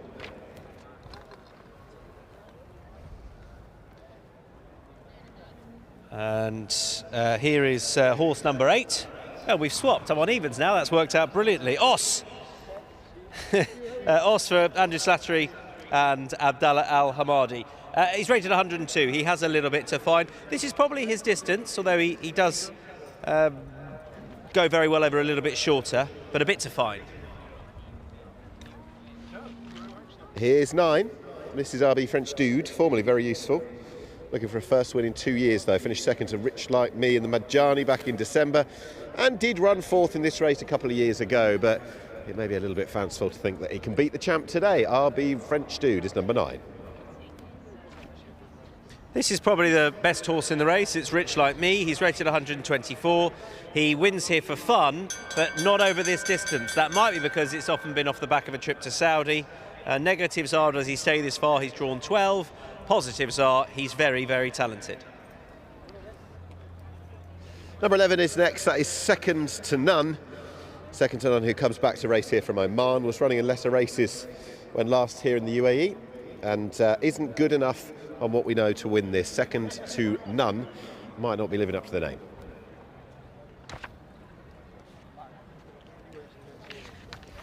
Another relatively young horse from purebred Arabian, Sunny de Loop, rated 110, just a 6-year-old. Good form when winning at Al Ain, then he switched to the turf in the top level last time and came out a bit short to RB Kingmaker and the like. Switching back to the dirt, maybe no bad things. He's got a decent strike rate on this surface, but still a bit to find. Number 13, unlucky for some, and Unleashed carries that number today. Suddenly, we have to respect this horse an awful lot. Absolutely battered the opposition in a lesser race last time out, won by a cool 19 lengths, and has seen a £9 hit at the ratings points. Turned that race into a procession last time, but this will be tougher. And 14 is Zajer Al Wathba for Oscar Chavez and Jean-Claude Pecou. Al Wathba racing. Zajer Al Wathba, still a young horse. He's been pretty progressive of late as well. He's now up to a mark of 102. This is, of course, a step up, but he's by no means reached the ceiling of his rating just yet. And this is probably his distance. He's drawn 2. We'll want to make good use of that. Ben.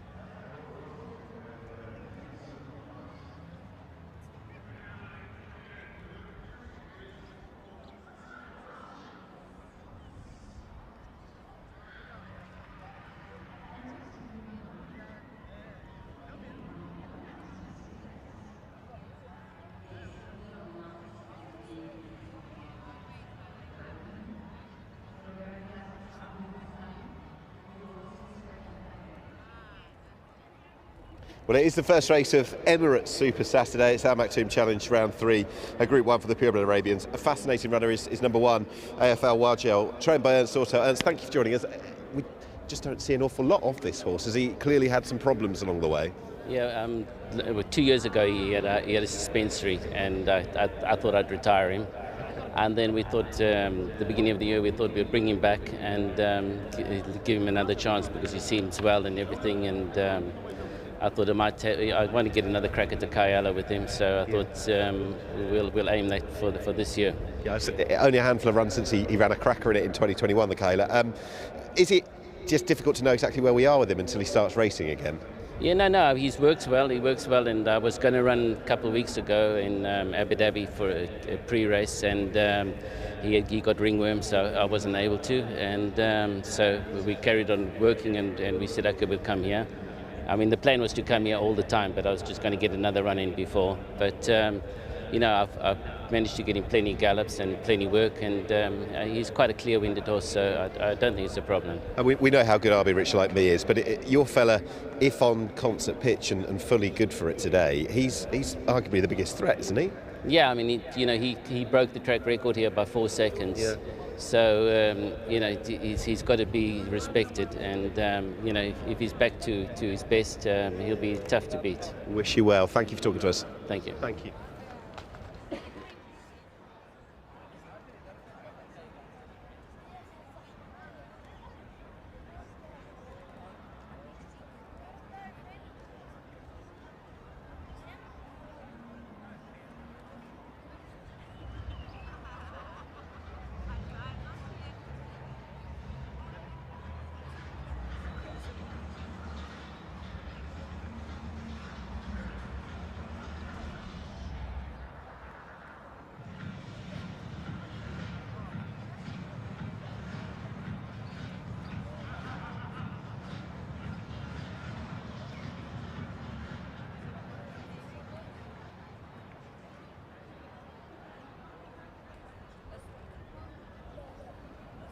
Our thanks to the only digital network in Dubai, that's PHI Advertising, for the Best Turned Out award, 650 dirham to the winning groom, Jaswant Singh.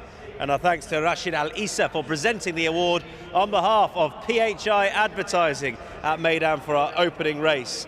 Jagurth and Amon Lau, the Best Turned Out winner, and well done to Jaswant Singh, who takes home 650 dirham.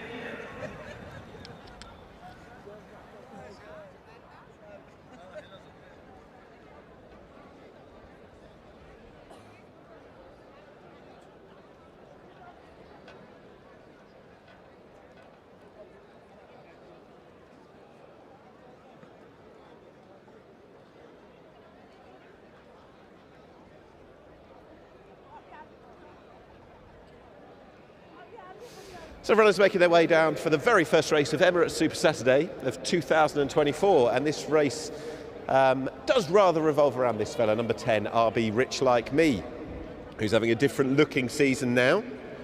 They haven't worried about Saudi Arabia, and it will all be, as per Adrian de Vries earlier, about getting him concert pitch, cherry ripe, whatever you want to call it, at in 4 weeks' time when he comes to the Kahela Classic and tries to get that elusive first success in the race. He's a very strong traveller. He's good and fresh. We haven't seen him since December, since Festive Friday. What a day that was. What a day. Back on the 22nd of December, Tom. And, I guess when he ran that day, we've talked about it earlier, but it was only 14 days after he'd last been out on the track and was successful. So this break is going to be much welcome. Come on, gut feeling. Well, I'm now going off him. Are you? Yeah, I shouldn't. I think his best chance now is, I think he's got to get over and get the lead, but that's not going to be easy. Probably not. So, yeah, I mean, you made the point about Carlos Del Roc, who just knows how to win here. He's been there and done it before over this distance. And the other thing is, how is the trainer approaching this race with Rich Like Me? Does he want him 100% for this? Probably not. Just from talking to Adri, he's about working back from 4 weeks' time, because that's the one they obviously covet the most. So we're 0 from 1 is what you're saying? We're 0 from 1 already.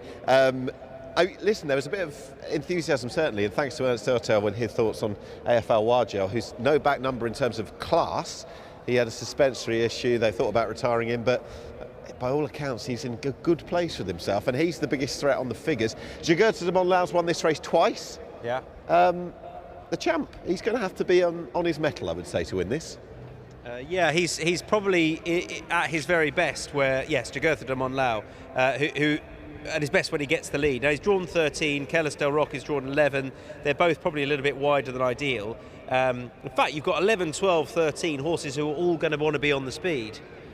So, I don't know, that's a worry. Jagurta de Montlau is, this is his race, isn't it? It is, yeah. Whereas it's probably not Rich Cup final. Me's.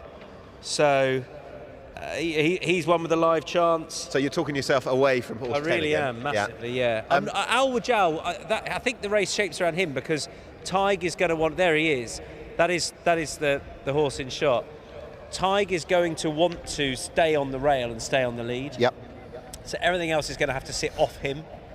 And, that's going to enhance his chances. I just don't know he stays a truly run 10 furlongs. And we ought to throw in the complete curveball, Richie Mullins' mount, the 13 Unleashed, who is all of a sudden a force to be reckoned with, given that cricket score margin success last time. What was it, 19 lengths? It was huge. Yeah, he absolutely bolted out. I mean, obviously he has form to find with Rich Like Me, but last time was very good. But again, out of 14, he might not be able to get the position he got last time. It's quite a tailwind in the straight, which can really help them on the dirt.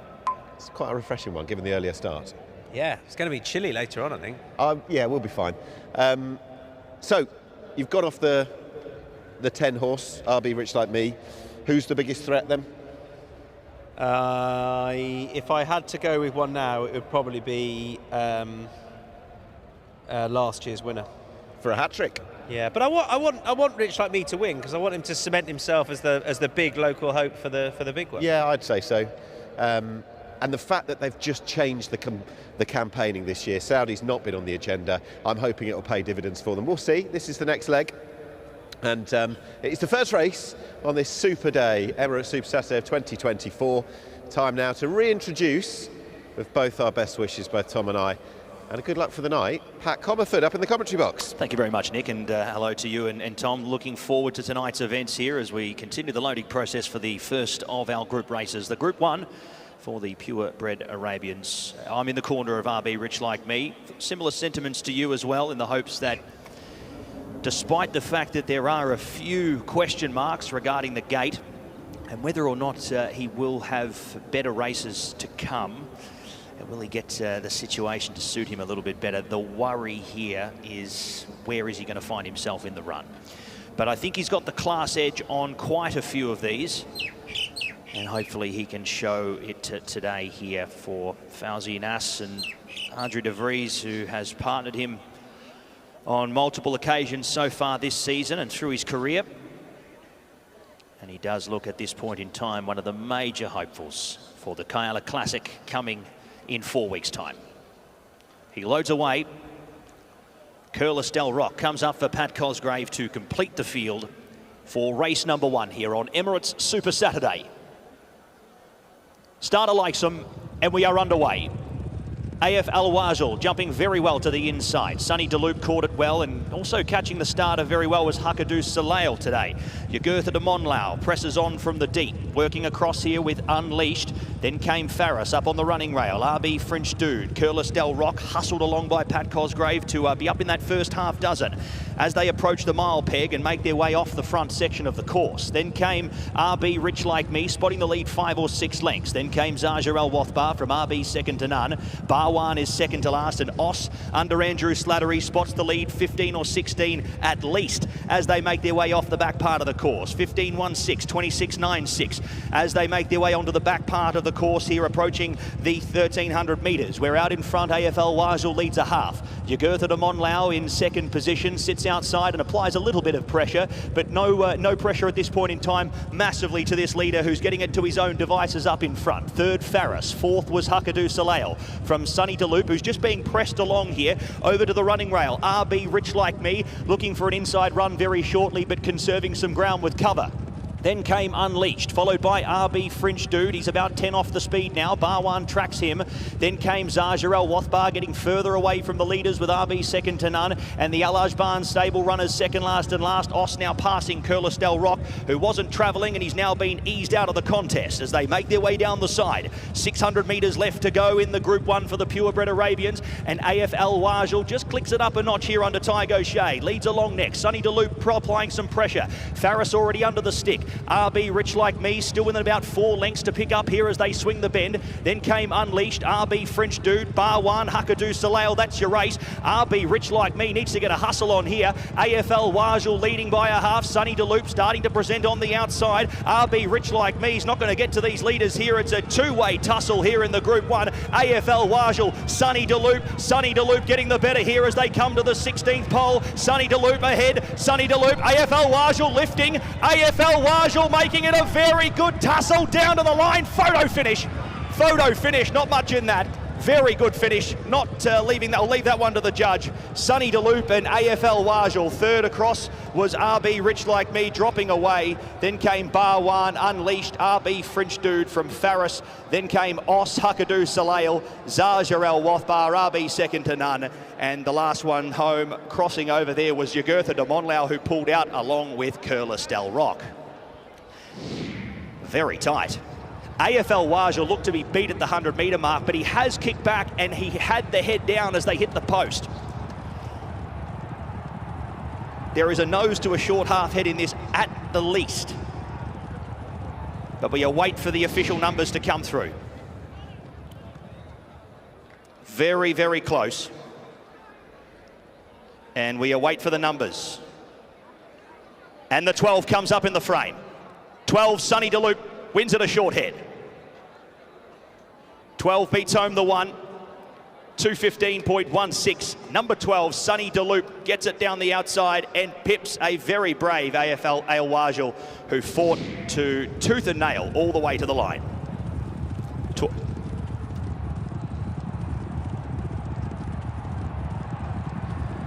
Well, it was a really good battle, and well, that's a sign of what's going on in the Jockey Championship as well.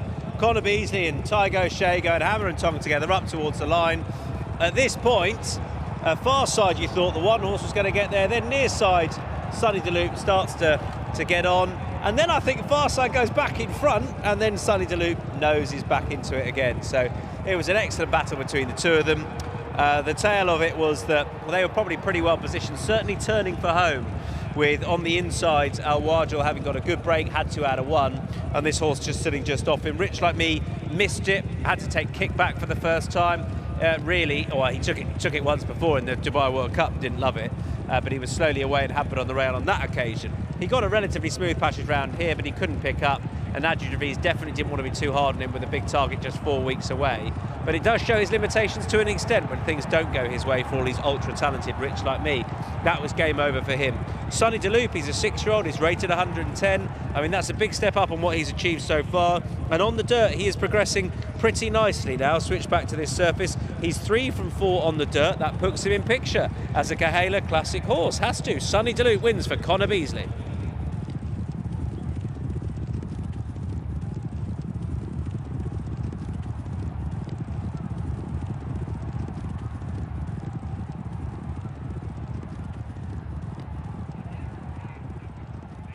Yeah, we're going to have to be quick, but hopefully get a word with Conor Beasley after that epic duel, which has obviously got ramifications for the jockey's title as well.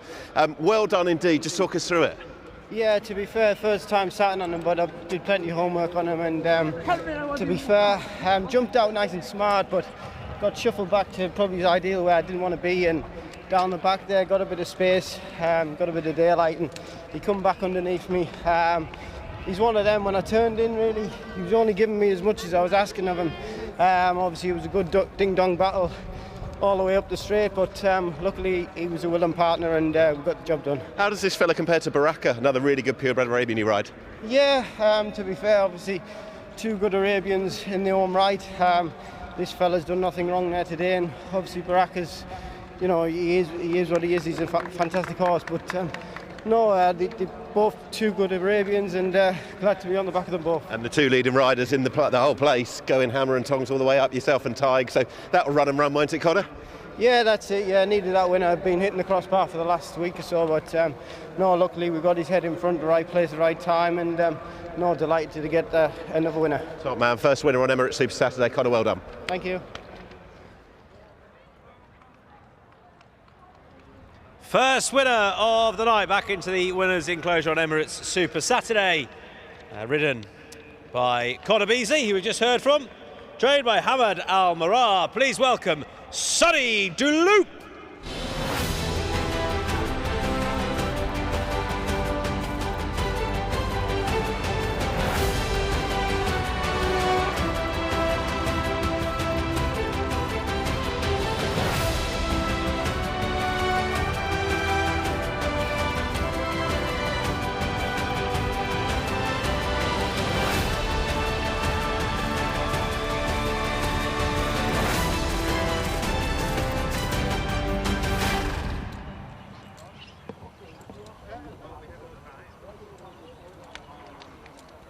Numbers in the Al Maktoum Challenge Group 1 for the purebred Arabians over the 2,000 metres, 12, 1, 2 and 9. 12, 1, 2 and 9. Sonny Dulup, our unofficial winner, 2:15.16. Margins are short head by 9. 12, 1, 2, 9, race 1.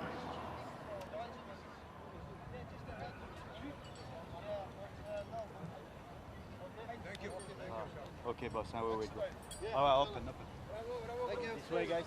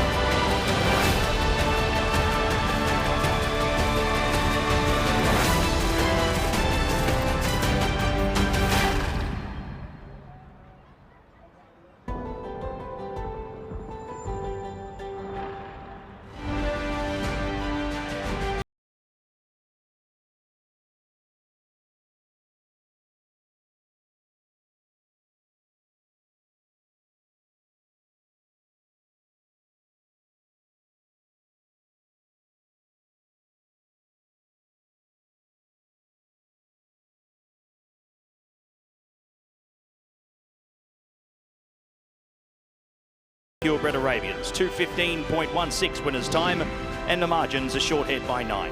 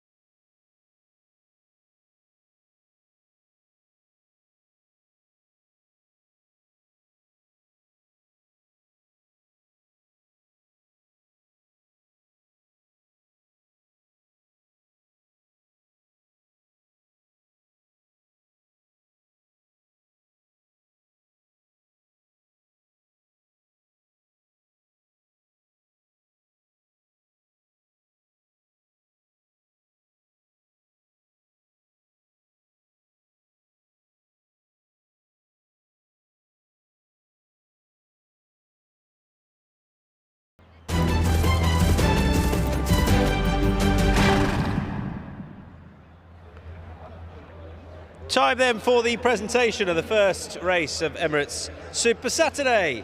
And it was a Group 1 Amak Choom Challenge Round 3 sponsored by Arabian Adventures. We'll have a winning prize for the owner, the trainer and the jockey Connor Beasy. He'll be making his way out shortly. To make the presentation, I'd like to welcome to the stage Mr. John Bevan, who is the CEO at Donata Travel Group. Thank you, John.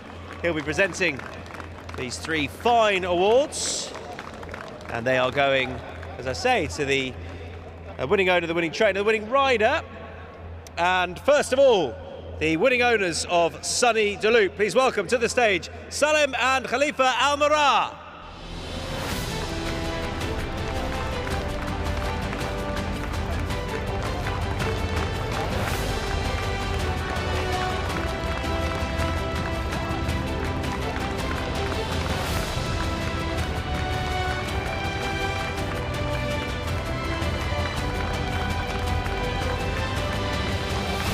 Well done to the winning owners of Sunny Daloop. But now, the winning trainer of Sunny Daloop. As you can pop that trophy back down. Well done, that's lovely, thank you. We'll come together for a group photo at the end. Collecting on behalf of Hamad Al-Mara, please welcome to the stage Abdul Latif.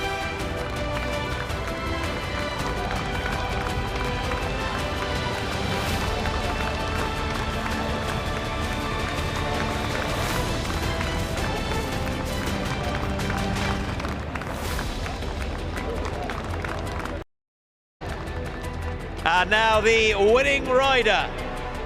Won the first race of Emirates Super Saturday, level in the championship now with Tiger Shea. As that trophy goes back down, we can welcome to the stage the winning jockey, Connor Beasley. What a season Connor's having. Great to have him back here this year. And he's all out for the championship. Connor Beasley. Well done to Connor. And everyone can come back together. John stays in the middle with everyone. Thank you for presenting those awards. That is John Bevan, the CEO of Donata Travel Group. Winning connections, ladies and gents, of the winner of the Group 1 Amak Choom Challenge Round 3, sponsored by Arabian Adventures, Sunny Daloop.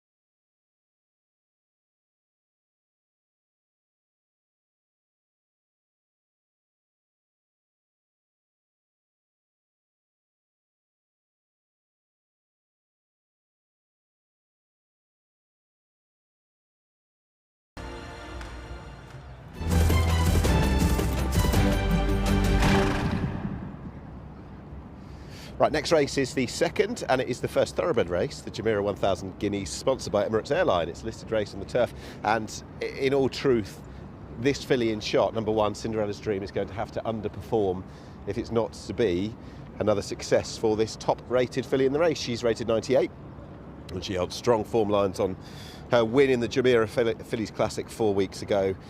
Beat a few of them that reoppose on that occasion.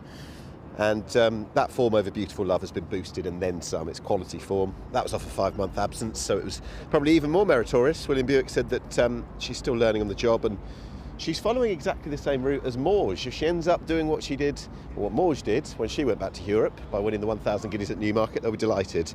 She's got a long way to go yet, but she looks a real class act. Number 2's next, and that's Geologist, who's got 6.5 lengths to make up on Cinderella's Dream. She's trained by Amy Murphy, who is actually filming her filly walking around as well. So best of luck to Amy and the team. Amy Murphy suggested as to how this filly was going into the race, and how the run actually through it probably didn't suit her the way things shaped up. She also said that having a couple of starts out here, the filly's really beginning to develop and thrive in her routine, which is great. It'll be a tough ask to reverse form of Cinderella's Dream. The cheek pieces go on, and hopefully she can certainly do herself justice and maybe a bit more. Number 3's next. That is Kipo Misaki, who only ran 8 days ago. Ran 4th in the Oaks.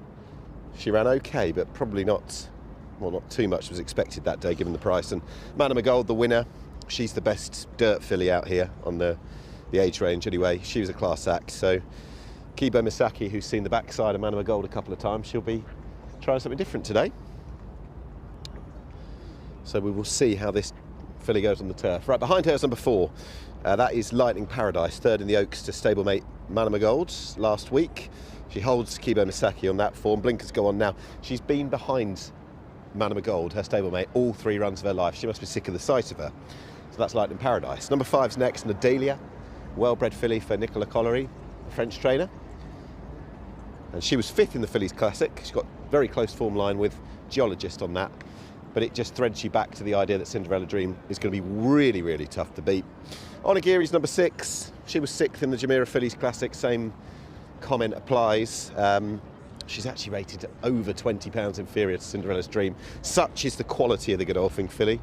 And Yamama, number 7, we'll finish with, because she is the last. Impossible to know what we're going to have with her in the long term, really, because she's only had 1 start, when showing up okay for a while before blowing up a bit behind Beautiful Love, who in turn was behind Cinderella's Dream. So you get the idea. All roads lead back to this very exciting Godolphin filly. She's unbeaten, and it's very likely that in a few moments' time it will be staying that way.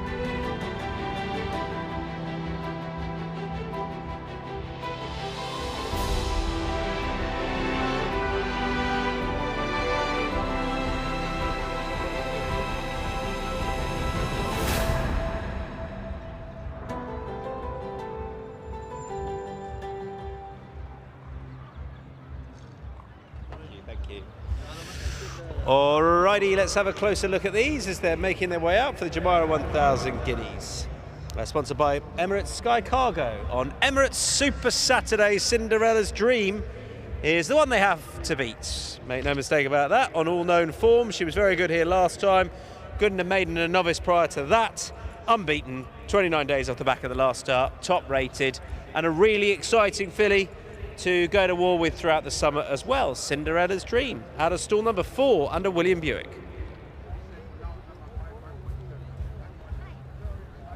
There is Geologist. Where is she in front of me? There she is. She's just a bit lively, isn't she? She's on her toes a bit. She's got cheek pieces over that red hood, which will come off. Same with Cinderella's Dream. Amy Murphy trains. Richard Mullen will take the ride. She was well behind Cinderella's Dream last time, and she'll probably be pretty forward going out of stall number 1, but she'll do well to reverse form with Cinderella's Dream. 3 is behind Kiba Masaki. She's nice looking filly in the flesh. Bakar Barcelona for Salam Bin Gadaya, as she's switching to the turf, having been held on the dirt a few times, including behind Manama Gold a couple of times. She'll need a switch to this surface to bring about a bit of improvement.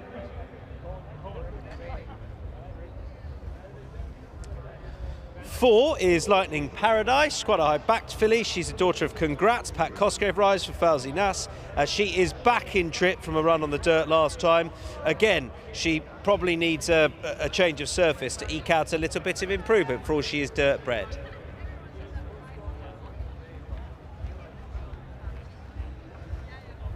There is 5. That's Natalia for Adrian de Vries and Nicola Collery. 6.5 lengths behind Cinderella's Dream last time. She did win at Deauville on her first start, and she may have just needed that run last time. I think, yeah, it wouldn't surprise me if she ran a bit better than that debut out here. She's got ability. On Nigiri is about to Pat Dobbs for Lucy Botti, behind Cinderella's Dream a couple of starts ago, and then dropping in distance last time. Found it all happening probably a little bit too quickly, for all she had form in the UK over shorter. She's an expert eye filly, and she'll probably appreciate the step back up in trip. But again, form to fine with Cinderella's. And Your Mama is horse number 7. There she is for Kevin Stott and Ismail Mohammed. She was behind Beautiful Love on debut out here. That's a good bit of form, ties in with our last race. That was over 1,600 metres. She's a daughter of Massar, who famously ran out here and was beaten on the dirt before going to winning a derby. Well, I'm not surprised they started over 1,600, but they are dropping in trip.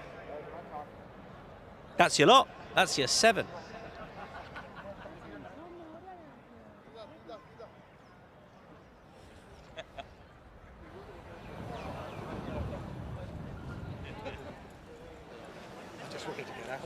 You know what I mean?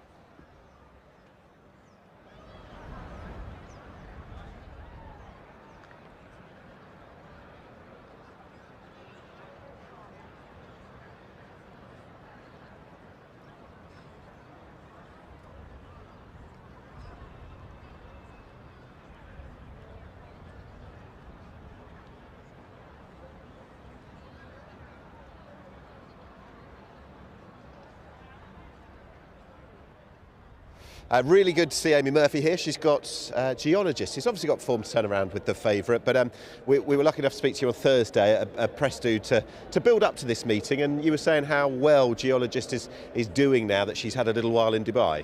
Yeah, definitely. She's sort of improved every time I've come out here, and I'm happy with her. She's in good form, and fingers crossed that we can run as well as we can. She's obviously thriving out here. How's your last couple of days been? Yeah, no, absolutely. I don't think we'll want to go home. It's -2 at home, I hear, this morning. So a bit of shock tomorrow morning when we land.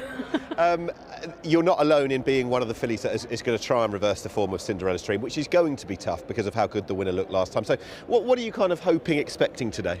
Yeah, listen, I think Charlie's filly's obviously a special filly, and we'll be trying our best to hang on to our coattails. Cheek pieces on now? Yeah, just to make sure that she's giving us everything. Obviously she's had a few runs now, so we just want to make sure that she's still 100% concentrating on us, no fault of her own. Thank you for speaking to us again. We wish you the best of luck. Thank you. Thanks, Amy.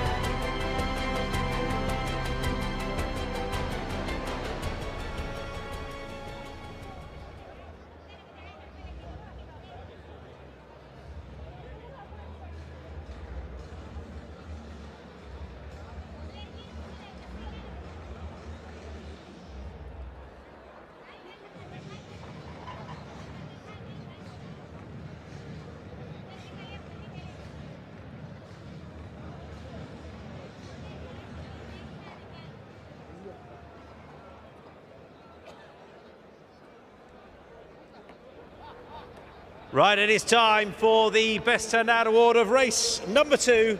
Our thanks to PHI Advertising for their support of the Best Turned Out Award. 650 dirham to Abdul Wahed. Congratulations to him. And it's being presented by the man bang in front of me.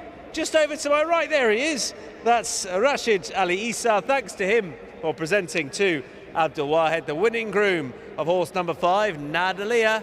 Thanks to PHI Advertising for their support of the Best Turned Out Award.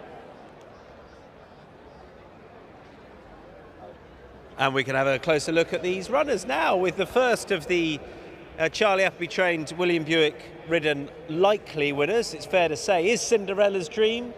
She's red hooded, but she looks fine going down behind that lead horse there. She seems to be keeping it all together in the prelims, and she's an exciting horse, Nick. Isn't she just? And I think, having just spoken to Amy Murphy, who's kindly given up her time again to speak to us, that I don't think anyone's under any illusion that this filly's going to need to underperform probably markedly in order for there to be any other result. She does look very good. It's impossible to get away from the idea that we're going to compare her to Morge, who won the race that this filly won last time and then won this race last year before going on to win the 1,000 guineas. Long time ahead, of course, and lots to go, but there's quite a buzz about her, and rightly so. Yeah, and it's a path which probably Saeed has trodden a little bit more with his Guineas horses coming out here and running them on the dirt, actually, or now since the turf programme was enhanced here. Yeah. But you'd love to see her lining up with a live chart. We're getting ahead of ourselves, but that's what you want for the Carnival. She should win today, and then, listen, the man over there will decide. He's watching on and listening to what we're saying, and doubtless probably poo-pooing quite rightly what we're... I always find that a bit awkward. Yeah, it is. Because he can hear everything we're saying, and sometimes he probably thinks, what are you talking about? More often than not. Yeah. Yeah. Personal judgment here, though. Cinderella's Dream, she looked really good last time. I think everything about it suggests as much as well. Geologist, Nadalia, Onigiri and co, they are all going to have to go some and find something they haven't found. And actually on all form lines, you can't even make a case necessarily for the once race filly, for example, because she was hammered by Beautiful Love, who this one beat last time as well. So it's all there. Ooh, so this is the one, Nadalia, who I think might improve on that first start. But she'll have to improve a lot to challenge Cinderella's. Her trainer, he's also the trainer of her half-brother, King Gold, who's a Group 1 winning sprinter, but he said that this one's got loads of stamina. She'll want further than this in time. Do you know what I've just learned about Nicolas Collery? He's got lovely hair. And he's in a band. Is he? And quite often in France, like at Chantilly, he will sing and perform. Yeah. So all I'm saying is World Cup night. Well, we could have that, and if Batwan wins later, get him up on the stage. There's another one as well, a little bit later as well. So, no, we'd welcome that. He's a top man. He's very kind with this time as well. So, he did say that he expects a lot of improvement in his filly. She's only had 2 runs. She's out of a relative of a Group 1 winner. There's a lot of listen, there's a lot of positives for her, but it just seems that there's something who's going to be representing blue who's going to be hard to beat. Geologist, we heard from Amy Murphy, should come out of stall number 1 under Richard Mullen.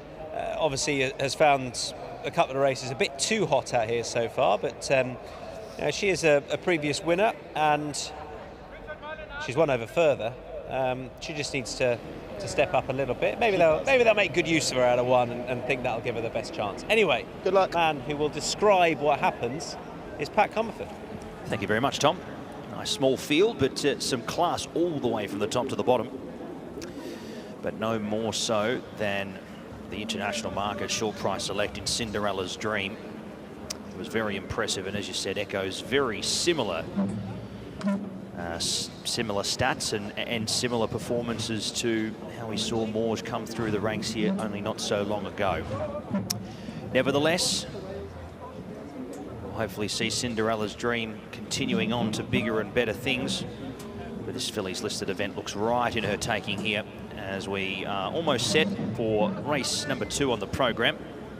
The Jumeirah 1000 Guineas, sponsored by Emirates Sky Cargo. So we are locked and loaded. Onagiri comes up into the outside stall, set to go at the 1600 metres, and we are immediately underway. Geologist was away fast, Nadelia the same, coming up to the outside. Not overworked in the early stages, but the rest of the runners happy to let Nadelia cross over to the lead. Coming up to the outside in second now, Lightning Paradise, followed there by, next in turn there was Geologist. Then came Cinderella's Dream, getting a beautiful spot in the 1-1 section. Fractions are very moderate at this point in time. Kibo Masaki, third to last from Yamama, and Onagiri from the wide draw will go back to the end. But there's only about 5 or 6 lengths top to tail. 15.29, 27.74 as they head down the back and approach the 5 furlong peg. We're out in front. Nadelia leads it at very, very easy sectionals and is travelling along well, despite being in the lead here at very, very slow fractions. The outside, Lightning Paradise, getting a little bit closer, maybe half a length away. Third in running there was Geologist. Now Cinderella's Dream, Buick deciding to slide out wider and make a mid-race move here. Yamama was next, followed by Kibo Masaki and Onagiri. Yeah, Buick not liking it. Actually hasn't liked it. He's lost his irons here on the favourite. He has lost the irons on Cinderella's Dream as they make their way into the straight here. So Sensation in the Jumeirah 1000 Guineas here, and he comes up to the outside about a half length clear. Lightning Paradise second, Adelia in third, fourth Geologist. Yamama is fifth at this point in time, only about 3 lengths away. This will be a monumental effort here. Cinderella's Dream, Buick without the iron, still about 2 or 3 lengths clear here of Lightning Paradise. Wow-wee, this is going to be some win. Cinderella's Dream, all has gone wrong, and she still delivers. Cinderella's Dream in a romp. 5 lengths over the Geologist. Then came Yamama into third, Photo fourth, Nadelia just over Lightning Paradise, Kibo Masaki and Onagiri last. She's got ability, this filly, doesn't she? Cinderella's Dream wins very, very well.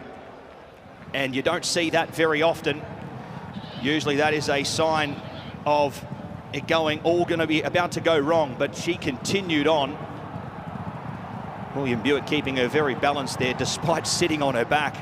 She has come away to record a very nice win, and the clerk of the course aiding William Buick to pull her up here. Cinderella's Dream, a sensational victory despite all that occurred.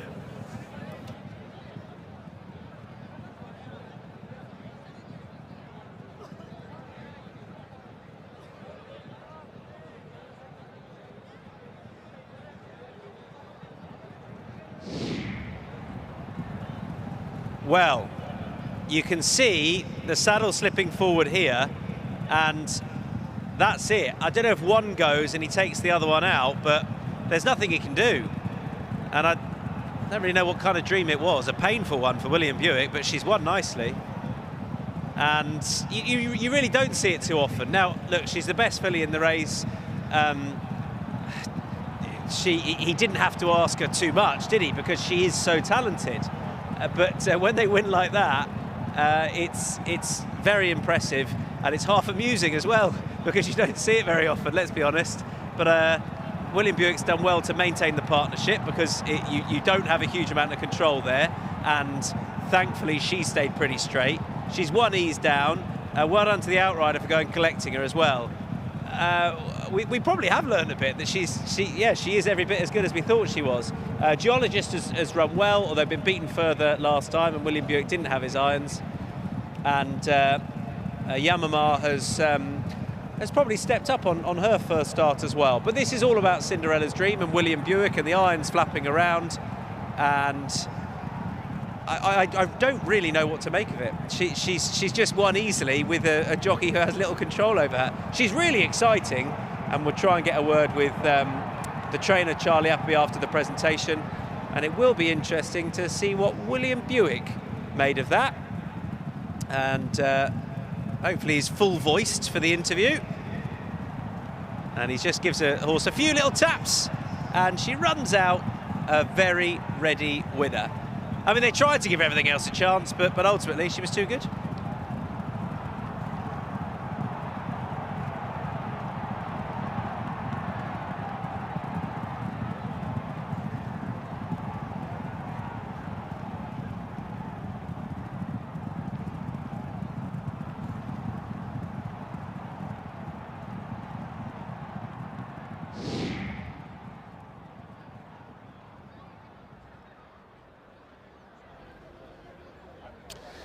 Yes, well, we would have expected her to win, but the manner of it and everything that went with it, the drama on the bend and the way that William had to improvise, that's not necessarily what we were expecting. Can't wait to get a word with William alongside.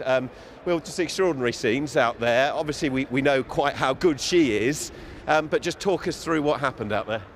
Well, she took a hold early, and when she did that, she's only quite slight, so when I took a pull, my saddle just slightly went up in front of me, and then when the play slacking going into the turn, when I just steadied it off heels, it went up again. So it was, I'm not sure what you can see on the TV, but it was getting a bit unbalanced up her neck. So the safest thing to do was kick my feet out, and you know, she still managed to win, and saddle stayed intact. And she kept good and straight for you? She was very professional, yeah. Bit of a rodeo show, really, but she got the job done. She did. Just quickly on her, she's taking the same route that Morge took when winning these races last year.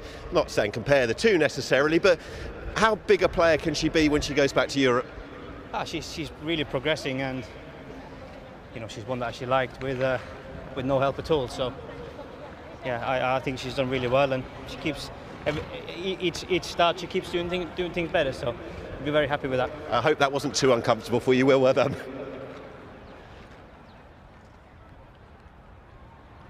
I bet it was. William Buick coming back into the winner's enclosure on the winner of the Jumeirah 1000 Guineas, sponsored by Emirates Sky Cargo, trained by Charlie Appleby. Please welcome the first Godolphin own winner of the night, Cinderella's Dream.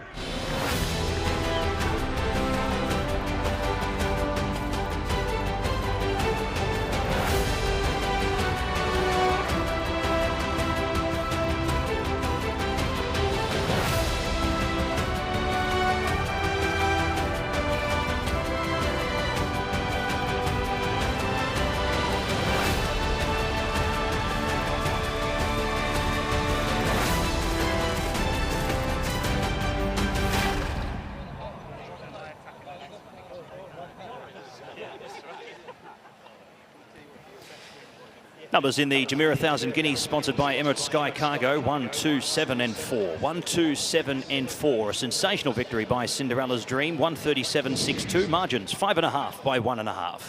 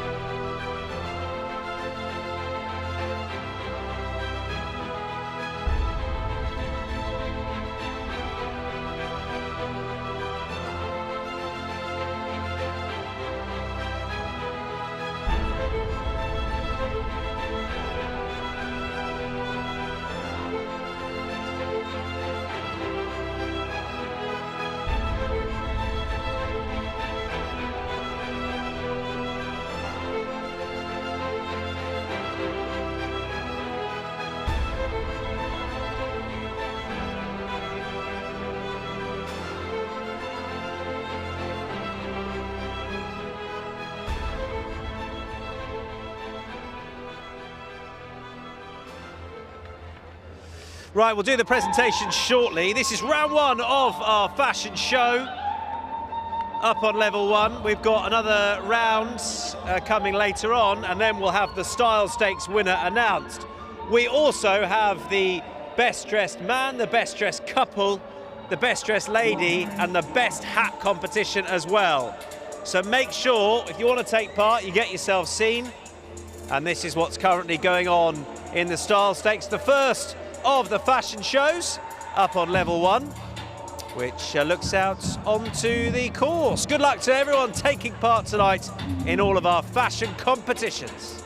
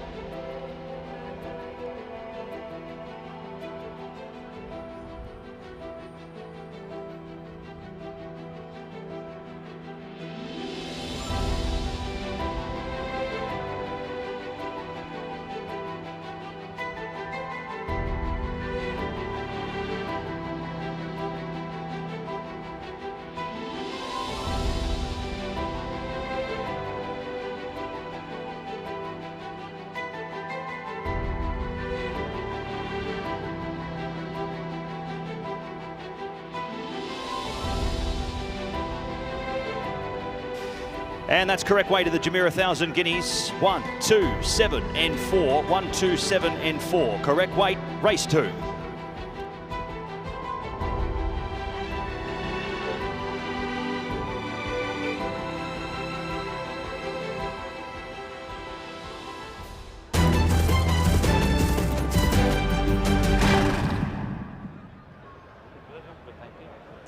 Right, it is time for the presentation for race number 2, the Jumeirah 1,000 guineas, sponsored by Emirates Sky Cargo. And to make the presentation, second race of Emirates Super Saturday, please welcome to the stage Khalid Mohammed Al Khinai, the Vice President Cargo Commercial. Khalid, thank you ever so much. He'll be presenting 3 awards. And first of all, so on behalf of the winning owners, Team Godolphin, please welcome to the stage 2 young men who know exactly what they're doing. They are very well versed in collecting these awards on their own and on behalf of others as well. Put your hands together for Hamdan and Sultan Al Sabusi.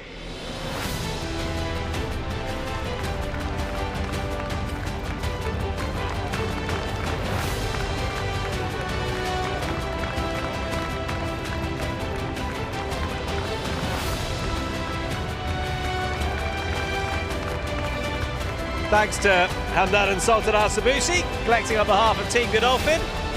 And now the winning trainer of Cinderella's Dream, please welcome Charlie Appleby.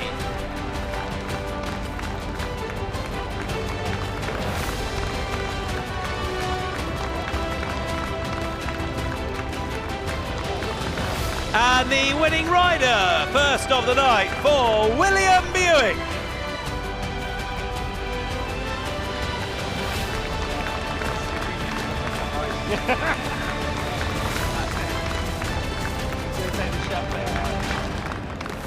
And once again, we'll all, after Will's collected his award, come together. Well done to William. Our thanks to Khalid Mohammed Al Hinai for presenting our 3 awards. The Vice President of Cargo Commercial on Emirates Super Saturday, and everyone who comes together again. Hamdan and Sultan Al Sabusi, Charlie Appy, William Buick. The winning connections of our Jumeirah 1000 Guineas winner, sponsored by Emirates Sky Cargo, Cinderella's Dream.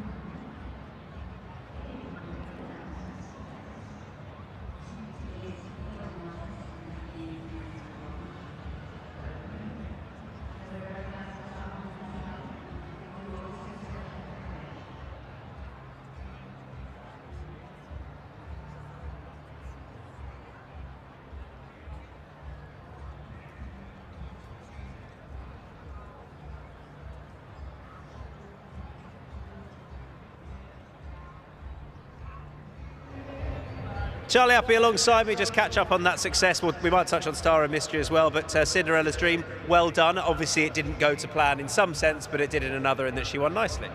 No, that was always the plan. But no. Just keeping Will honest, yeah. No, obviously the filly showed her talent and William showed his talent as well. No, unfortunately, just when she broke from the gate, she broke sharply and the saddle just pitched up her neck, so William just felt at a certain point during the race he had to take his feet out of the irons and do the rest of it cowboy style, as they say. But look, she's a talented filly. She's 4 from 4 now. We hadn't got any sort of immediate plans with her, but as you know, the filly of last year who won this race last year went on to win an English Guineas. I'm not saying she's good enough to win an English Guineas, but she's probably earning her stripes to be able to participate in one and be competitive. Do you have a sort of Guineas pecking order, if you like, and where would she fit now we're sort of into their 3-year-old year? Well, obviously the dance sequence would be our main Guineas filly who won the Oh So Sharp there. She's an unbeaten Dabawi filly, and then we had a filly that broke her maiden quite impressively in the autumn as well. So they would have been naturally in front of this filly, but like I say, she's doing little wrong, so she probably deserves to potentially take her chance. And would that be? Is that it out here now, and she comes back and runs in a trial, or because she's had a run here, could she go straight there, or do you just see? I'd say on the back of, like I say, she's had 2 runs out here for the winter. You'd probably look at going straight into a Guineas. So leave her out here and ship her back with the rest of the team and take it from there. Okay, what are we expecting from Star and Mystery today? Obviously, she's been very good so far. Yeah, I mean, look, to be honest with you, that last start, it wasn't a surprise. We didn't put her in there just for the fun of it, but we felt off the weight concession she was getting and what she'd shown us, and the drop back to 5 we felt would suit her. She obviously went and won impressively from where she came from, but it's one of those sort of, it was a bit of a freakish sort of win. Like I say, she came from sitting last to pouncing late. That obviously a repeat performance. That she'll go and do it again, but a lot of people will see her. There's not much of her, but she's got an engine. Looking forward to seeing her. Well done here. Brilliant, thanks, mate. Cheers. Thanks, Tony. Perfect.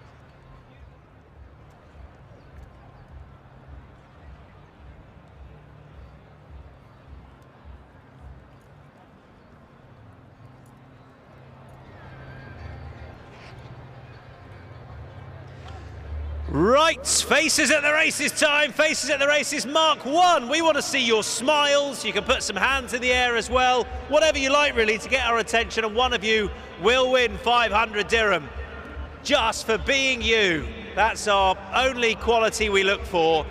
And I think it's going to be you, madam. On the big screen, you're a winner. Yeah, you. You've just won. It's you, yes. Oh, don't cover the smile. Beautiful. 500 dirham for you, just purely for being you. Well done. And to the lucky man next to you, well done.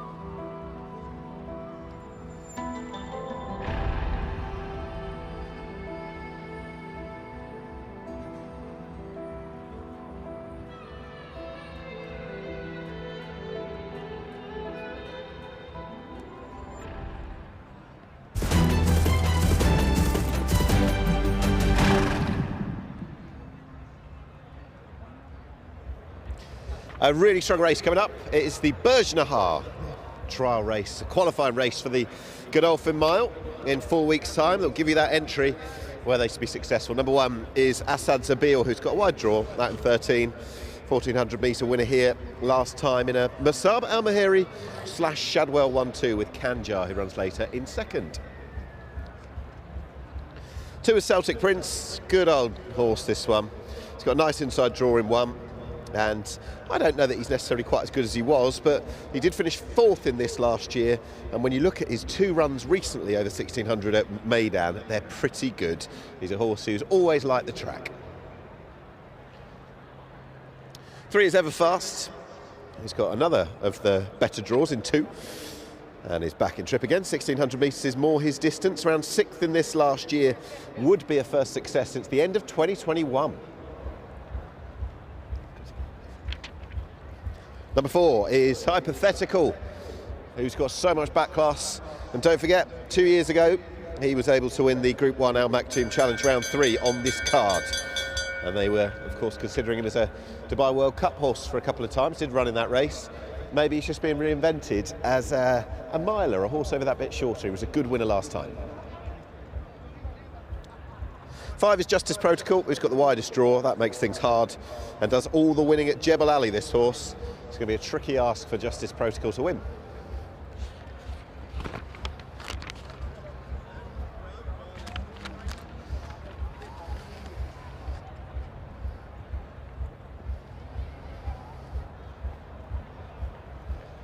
Justice Protocol to be ridden by Kevin Stott. And we'll break from that wide draw out in 16. And he's followed around the parade ring by horse number 6. That is King Ottoman. Bhupat Seemar, the trainer. This is a US import, now representing that trainer for the first time, having switched from Steve Asmussen. Tig picked another, the retained rider for the stable. So King Ottoman, we'll see what we've got, what kind of a well-regarded or not horse who makes his Meydan debut. 7 is the aforementioned Laurel River, who's got a wide draw. Tiger O'Shea's on though. It didn't happen last time in the Al Shindaga, when very hotly fancied on UAE debut. Seemed to tank before not finishing.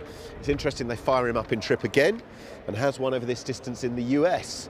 Big reputation, Laurel River.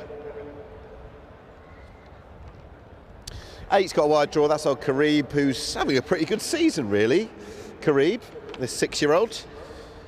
He has got form to find. Did win a handicap here over 2,000 metres last time and comes back in trip now. So a little bit tricky to imagine winning because form to turn around with the likes of Swing Vote.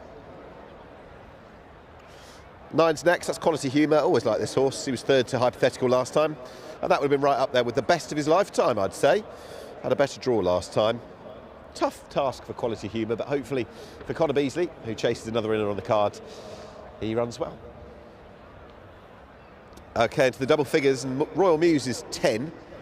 One of the Fab 5 in the race for Bhupat Seemar. And Royal Muse found 3rd in this last year, 5th in it the year before, so he's looking to go 2 places better. 11's a significant non-runner, sadly no sound money, so we move to 12. That's Southern Artist, very lightly raced horse, who ran a career best last time when second to Hypothetical in the Firebreak. He had the run of things, but gave it a good old run there, and he's only had 5 starts in his life. Big day for the owner, or the owners, Jim and Fitchery Hay. They've got Never Show Weakness to come. 13 is Swing Vote, who switches to Meydan for the Crisfords. Could he be the next Algiers? We'll get more of an indicator in a few moments' time. He's been the winning machine, notching a hat-trick at Jebel Ali, but this will be different for this up-and-comer. 14, the old boy, the Great Collection, with his great ally aboard. That's Adrid of Rees. There's an excellent winner of the Palm Beach Towers back in January. He'll run his own race in behind, and if today's the day, he'll be a late surger towards the finish. 15 is Vagalam for Royston French. First up runner here, ex-French this horse, Royston French aboard, and has joined Salam Bin Gadaya. Has got to prove it on the dirt. Into the tail enders, 16 is Western Writer, dirt debut today, a horse who's probably just been outclassed a bit on the turf in recent times. This will be a hard introduction on the dirt though, with the quality of opposition. That is Western Writer, who is out of a Medaglia d'Oro mare, so there's a bit of hope. And finally, this horse gets in by dint of sound money coming out. The reserve gets the run, and that is Al Jadaf, horse number 17, trained by Ahmad bin Hamash. They're your runners for race 3.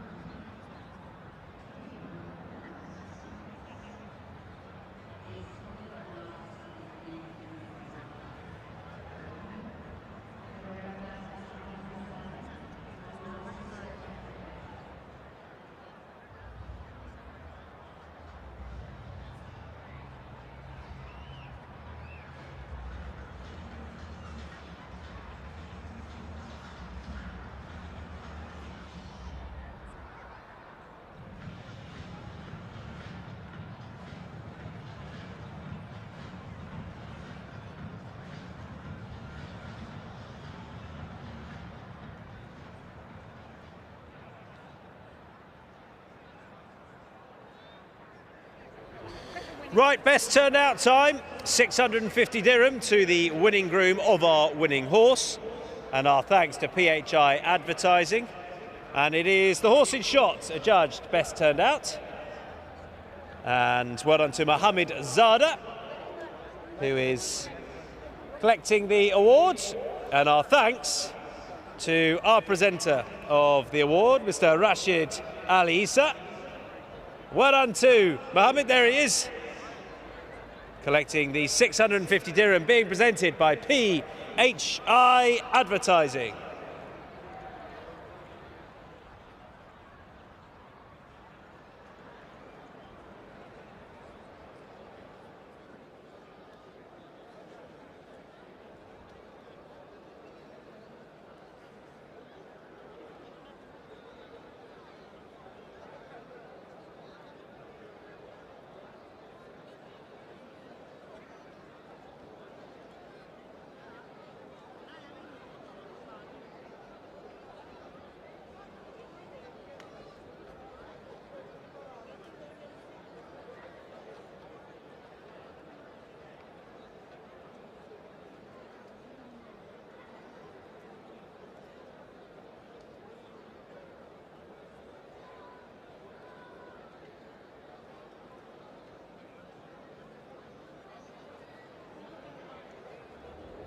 Well, it's a big afternoon on into the evening for the man who's very kindly joined me, who along with wife Fitriana owns a couple of good runners on the day. This is Jim Hay, who's got most immediately in this race Southern Artist, who is such a lightly raced horse, and I guess off the run last time behind Hypothetical you'd bring quite a bit of confidence in. I think he's now beginning to show his real ability, but at 4 years old he's still a big baby. He lacks real race experience, and the last run that he had he just kind of flunked it. So we think we can beat a Hypothetical today. Yeah. Yeah. Tell us the story about this horse. You were just saying, obviously from the word go, you've been part of it. So is he developing into the horse you might have expected him to do so? Yeah, I think he is, yeah. When he was with Wesley Ward at 2, he was extremely... His munnings from Winnie Dixie, and she was a 5-furlong sprinter, yeah. So with that pedigree, you would imagine he can't get the mile, but he does, so fingers crossed.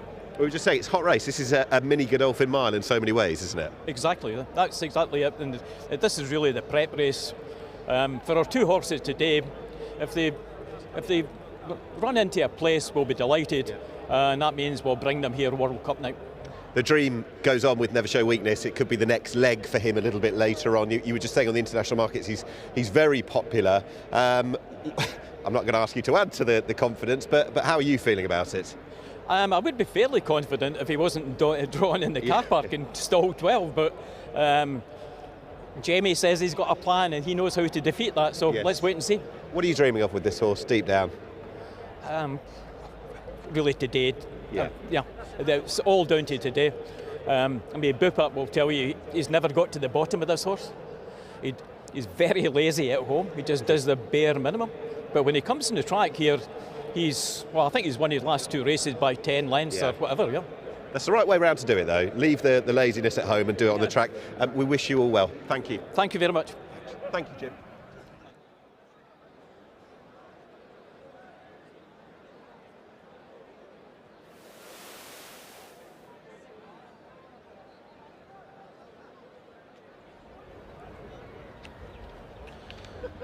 So let's have a closer look at these runners. Then Swing Votes lines up for Rubber Racing.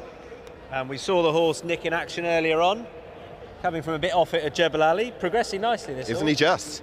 I can see your slight concern re his running style, but William Buick, it was a rare attendance over at Jebel Ali to go and ride that horse, and you can see why he went.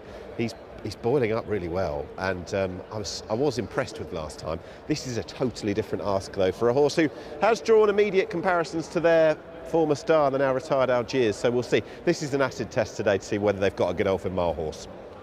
Yeah, and it would be great if they did. Great to see these connections represented on World Cup night. Most likely winner for you? I'm Team Hypothetical, yeah. Agreed, yeah. Which is, in so many ways, not original, but it kind of feels like it is, because we're talking about a horse who on this card 2 years ago was winning a Group 1 and has run in the Dubai World Cup on a couple of occasions, has the ability to tank on the front end, but can take a lead as well as we saw last time. And he just looked like being back to the old Hypothetical. So, like I said, it's not original because he's a Group 1 winner, but it kind of is because he's been a bit in the wilderness. So they're circling round. Some of them are in, some of them yet to go forward ahead of our third race, the first for thoroughbreds on the dirt. This is the Burj Dahar, sponsored by Emirates Sky Cargo. Race 3 on Emirates Super Saturday. Pat, all yours. Thank you, Tom. Nice big field here as well, and as you said, a nice little lead up here to the Godolphin Mile. A race we'll see quite a few of them featuring in 4 weeks' time. The Burj Dahar, sponsored by Emirates Sky Cargo. He raced for 1.2 million dirham. As Hypothetical, one of the well-fancied runners, makes his way forward. Laurel River will come up into line in these Juddmonte Farm colours that we've seen have winners all over the world. So Karib will be one of the last ones to come up, along with Justice Protocol. They'll take the outside alleys. Our third race on Super Saturday. Emirates Super Saturday, and our second thoroughbred race for the afternoon. Set to go, we are underway. Royal Muse caught it well. Going forward there in the early stages along with Hypothetical. Laurel River wants a piece of it as well as they make their way out to the course proper. Followed there next in turn by Karib, deeper out Southern Artist, ever fast in that first half dozen. 2.5 lengths back to Quality Humour, who's deep with the back to follow. King Ottoman next from Al Jadaf, the reserve, who gets a start. Then came Justice Protocol, Swing Vote with only 3 behind him. They were Celtic Prince, Vagalam and also Asad Zabil. So 1,000 metres left to travel here in the third event on the program. Early sectionals 13.65 and 24.47 with 900 metres left to travel, and taking over the running now is Laurel River. Royal Muse allows him to cross, leading the way there. He sits second. The outside in third was Hypothetical, close enough to pounce as Barcelona tries to get him to click it up a notch. Laurel River getting ever further in front. Southern Artist fourth, fifth Ever Fast from Karib Al Jadaf. Then came Swing Vote, he's also getting closer. Celtic Prince, Asad Zabil. Then came Justice Protocol, Quality Humour, and probably King Ottoman's the last one who could win here, but they've all got to catch Laurel River, who turns into the straight here in the Juddmonte Farm colours, out by the best part of 8 or 9 lengths on Karib, who is making some chase here into the minor placings. Also making ground Ever Fast along with Swing Vote, but this runner is off and gone. Laurel River. Wowee, some performance here in race number 3. Laurel River is going to draw away and win this quite convincingly. 5 lengths in the last race. This winner, 7 lengths. Karib second, Ever Fast third, and Al Jadaf will find himself into fourth, just over Swing Vote. Then came Asad Zabil, followed by Celtic Prince, King Ottoman. Justice Protocol was next. The Great Collection never got warm. Quality Humour was next across with Southern Artist, Vagalam. Then came Western Rider, Hypothetical, and Royal Muse, after leading early, was the last one home. Laurel River has run them silly up in front. Tygo Shea opts to press the button early, and the rest of them could not close ranks there in the final stages. Has gone on to win this very, very impressively. 8 lengths, the unofficial margin here. Number 7, Laurel River, a very convincing winner in the Burj Nahar.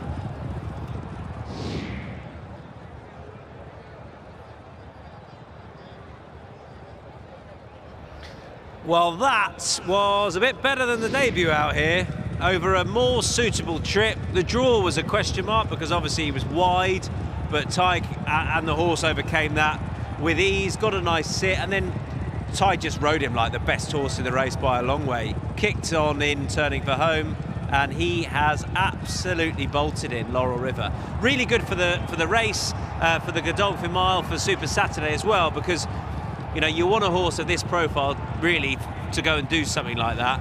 There were question marks over the first start out here, but it was over a shorter trip. This horse was at one stage a favourite for a Breeders' Cup Mile. He looked a 1,400, 1,600 metre horse. They chose to come back in trip for a first start out here. It didn't work, but that really did. And he'll be a live candidate now for a Godolphin Mile, definitely off the back of that stunning performance, really, in a time of 1:36.90.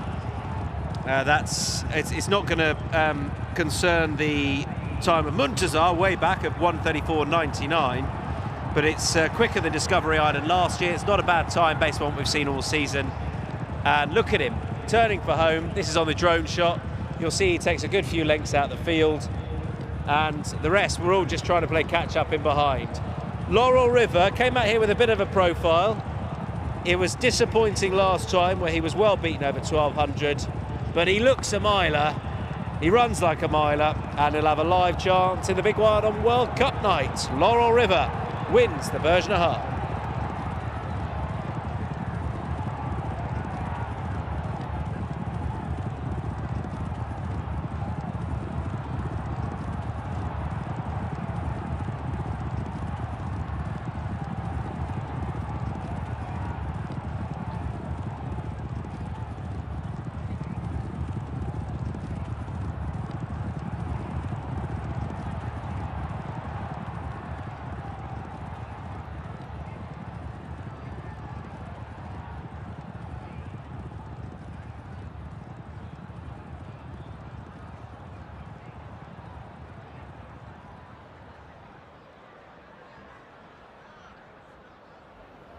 Well, it looked a hot race. Laurel River has proved it to be anything but competitive come the end of that.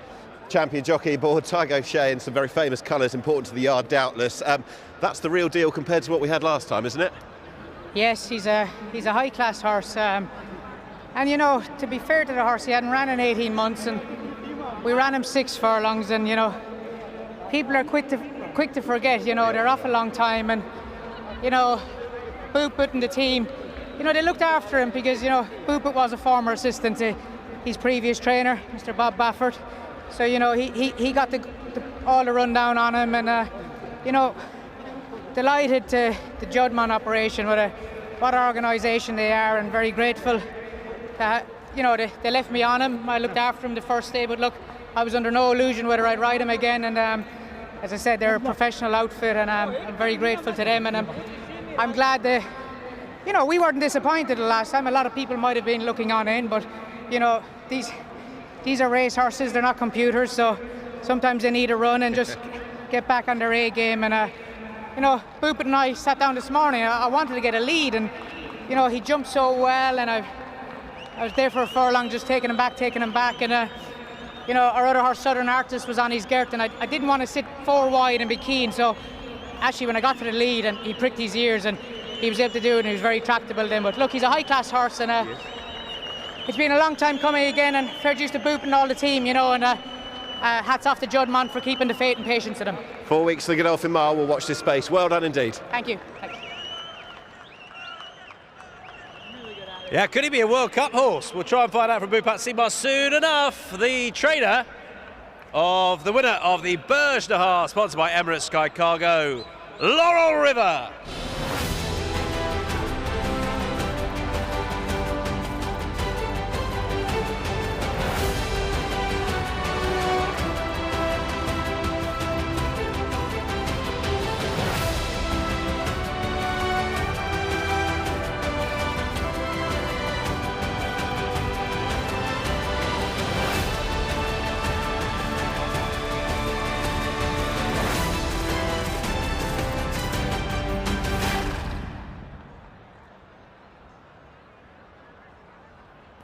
Numbers in the Bergeraha, sponsored by Emirates Sky Cargo, 7, 8, 3, 17. 7, 8, 3 and 17. Laurel River, your winner, 136.9 the time. Margin 6 3/4 by 3 lengths.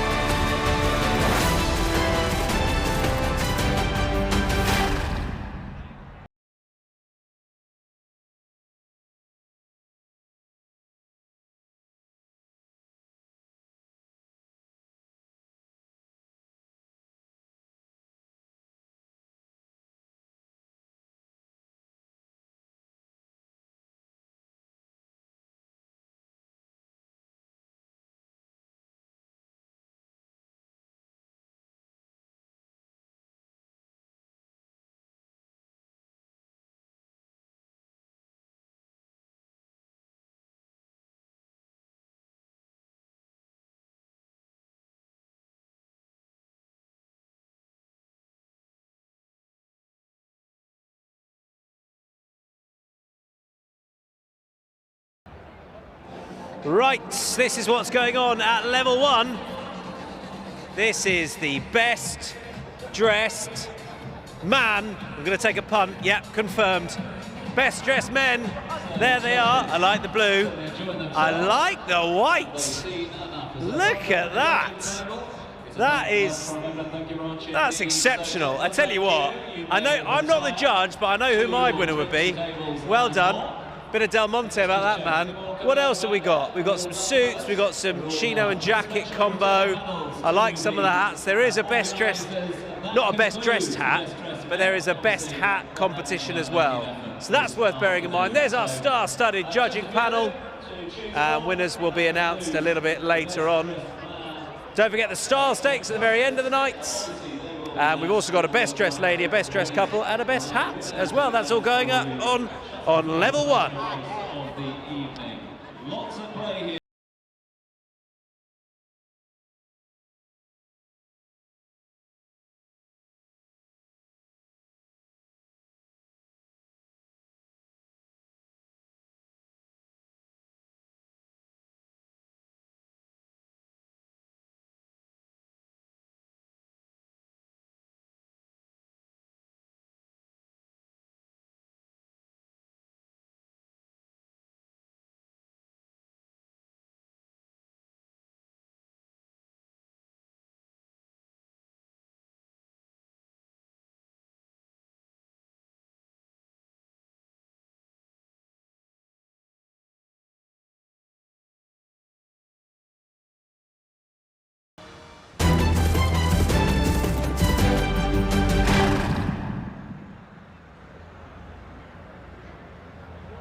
All right, presentation time for race number 3, the Burj Nahar, sponsored by Emirates Sky Cargo.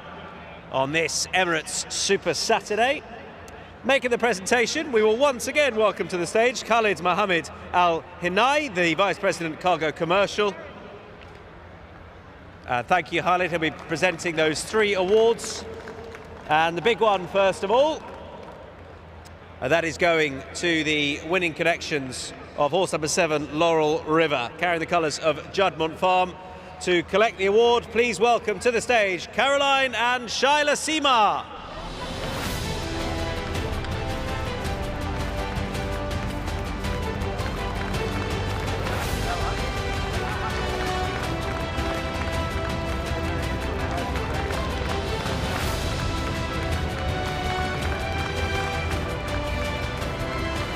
Well done to Juddmonte Farms.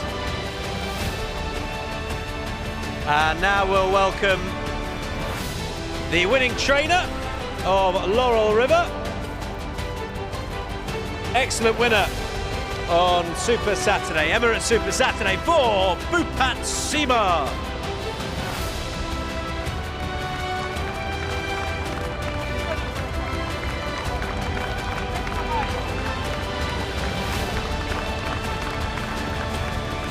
Well done to Bhupat, well done to this man. A winner for him tonight. One for Connor Beasley as well. This is Tiger Shea.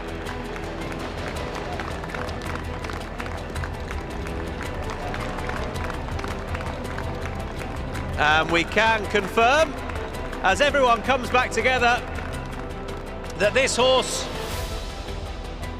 has been officially invited.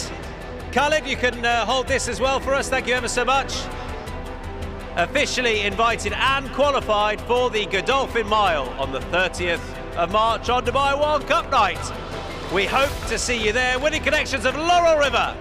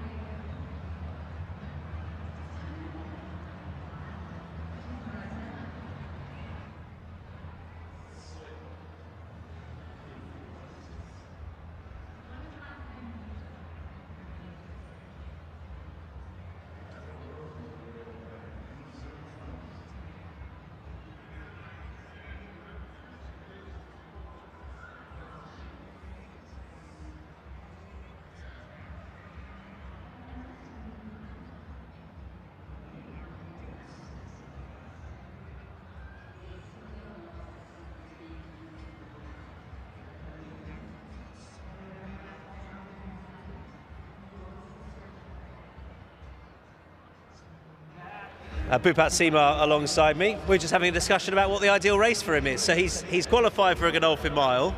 Have you put a line through a World Cup or not necessarily? Well, you know, after this win, I guess all options are open, but obviously it's going to be the decision of the Princes and the Juddmonte team. We'll sit down and have a chat, see where we're going to go from here. Tig said no one was disappointed after last time. I mean, there must have been a little bit of, this is a horse with a high profile, a little bit of concern going forward that he's now obviously put to bed with a performance like that. When you get a horse, a high-profile horse, I think he was a joint favourite for Breeders' Cup Mile, but he hadn't run for a long time, and we were trying to take care of him while we were training, so I think I probably let him be a little bit too fat, and we ran him in a 6 furlong as a prep, really. So I called the team in Juddmonte and I told them, I said, listen, I think I let him be, it was my fault, but next one is going to be ready. So I'm glad he showed what he showed. Yeah, he really did. Have you learned a bit about him since he's been in your care? He's a horse, he does his work so easy. He must be, after his second last gallop, he worked 7 furlongs in 1:24, and he won't even blow a candle, and his ears were pricked. He must be a horse with a lot of potential. We haven't gotten down to the end of him yet. Okay, and obviously next stop World Cup night, I get the sense Godolphin Mile is the most likely, but I'm excited there's a discussion to be had. Yeah, I think it's a good problem to have, but first and foremost, I hope he comes out of this race fine and sound and healthy, and we can make a plan from here. Thanks, Pat. Well done. Thank you very much.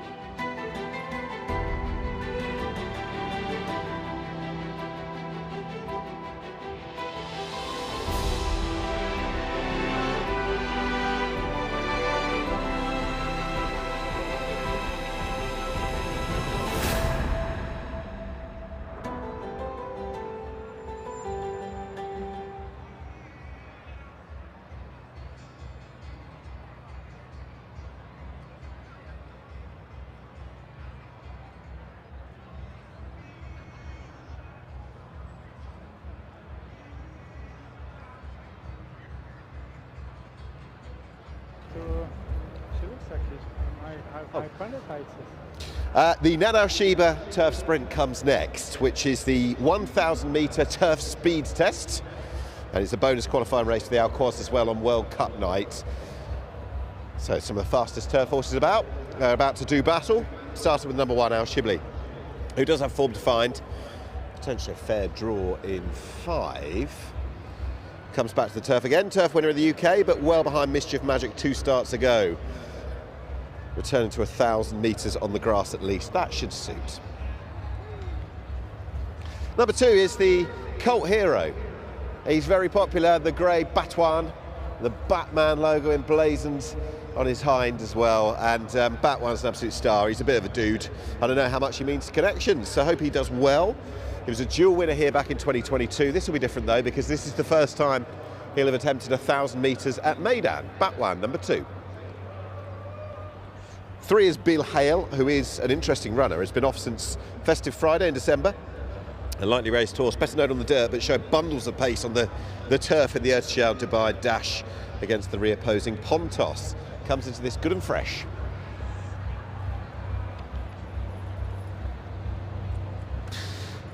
Next up is El Barek, number 4. El Barek, who's been off since December of 2022. Better known as a dirt horse as well. Way too much to suggest this horse can win on what he's shown, and also the huge absence. Now, number 5 is interesting. This is Equality, trained by Charlie Hills, who certainly knows a thing or two about sprint winners here, thinking equilateral. Equality has got a low draw in 2. Class Act sprinter on his best day, 3rd in the Group 1 in Ireland last year. It was a quiet enough Meydan debut last time in the Blue Point, behind Star of Mystery. He's better than that.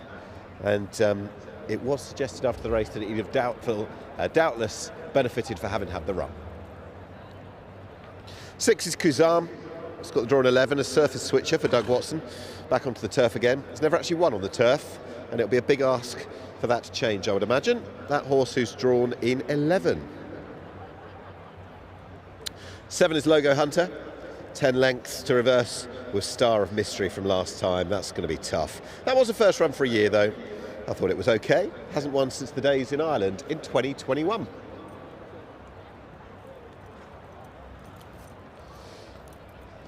So from 7, we're going to find 8. And that's Andrew de Vries's mount, Pontos, who's a ball of speed. Back to a course and distance, which clearly suits. 1 here first up in the Dubai Dash.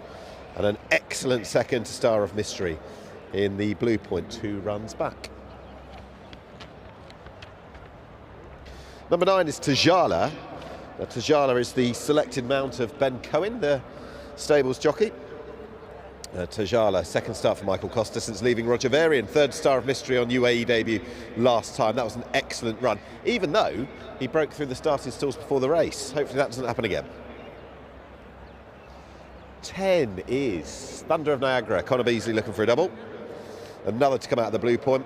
This one was 6th Star of Mystery, and ran 3rd in this race last year when it was a 1,200 metre race. I think he's probably better over 1,000, so it's a good test.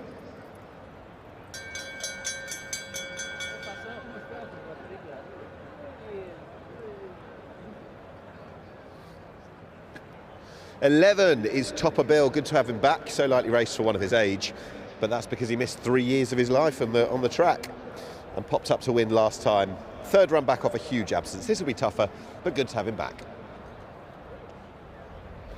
12 is next. Now, I gather there's a jockey change. Yes, Safi Osborne. She won't be riding, and Richie Mullen takes the ride on this horse, Ladies Church. I don't believe she's been anywhere near her best out here this season so far, but we know she's capable, having flashed past the post 2nd in the Blue Point last year. 13 is Zorken, well beaten on the 2 starts out here so far, a lot to ask. Did have some good form as a 2-year-old in France, but it's a big ask to be a player here.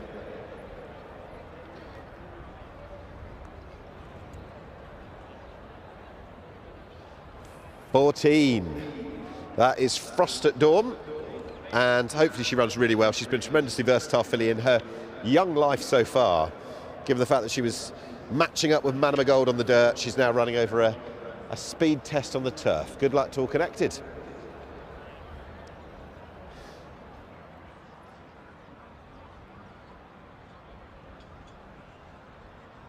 The last one, I'm not sure she will be parading. That is Star of Mystery, the Star filly.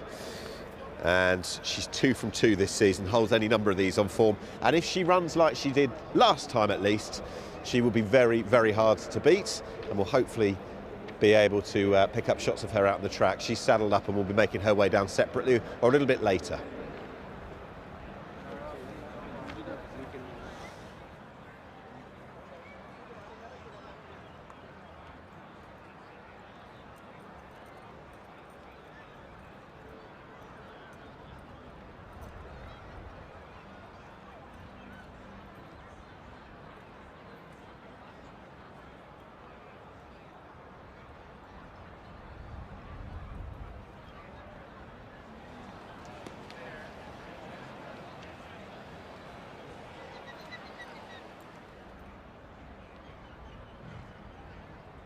I was trying to join the dots earlier, how you could thread together classic fillies on the dirt to grizzled sprinters on the turf, and I think I've just about done it with Frost at Dawn, trained by William Knight. She's extraordinary. Yeah, she's. Look, we came out here with the plan to run in the Guineas, but she just looks like she wasn't staying the distance when she was even running over 7 furlongs, and when we dropped her back to 6 the other day, she obviously ran a blinder. I prefer it to be 6 furlongs there today, but you know, we sort of go where the races are, so you know, we'll take our chance, and you know, she shows plenty of speed in her races, so certainly not against you know, obviously coming back to 5 today, and you know, she's got a good form line with Charlie's horse and through Starlast, so I think you know, I think she'll run a big race. Is it a case of you can put her in any race, and the fact that she's got such a good, strong attitude just holds her in good stead? Yeah, well, her pedigree sort of suggested that she probably would get the mile, but she has got this great constitution, and she's just thrived since she's been out here, and just saddling her up there, you know, she's getting stronger all the time. So, no, I think probably 6 furlongs is the right trip.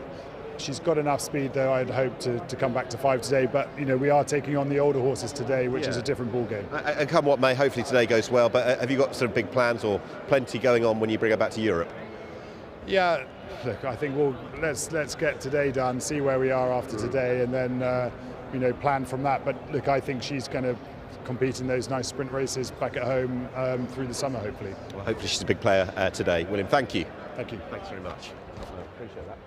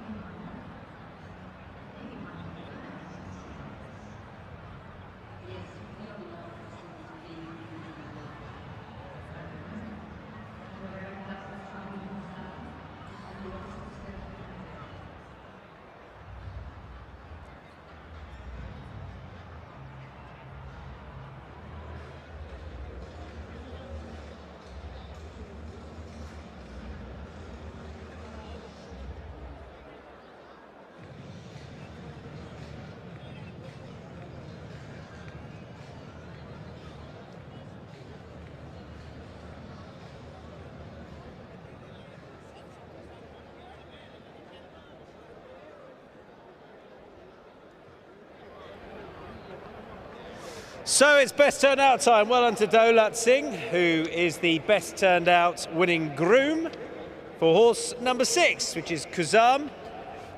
And there is Kuzam a few moments ago, with Daulat just creeping into shot. He takes home 650 dirham. That is being presented by Rashid Al Issa from PHI Advertising. Rashid, thank you so much. And to PHI Advertising, 650 dirham to the winning groom of horse number 6, just Kazam, that is Daulat Singh.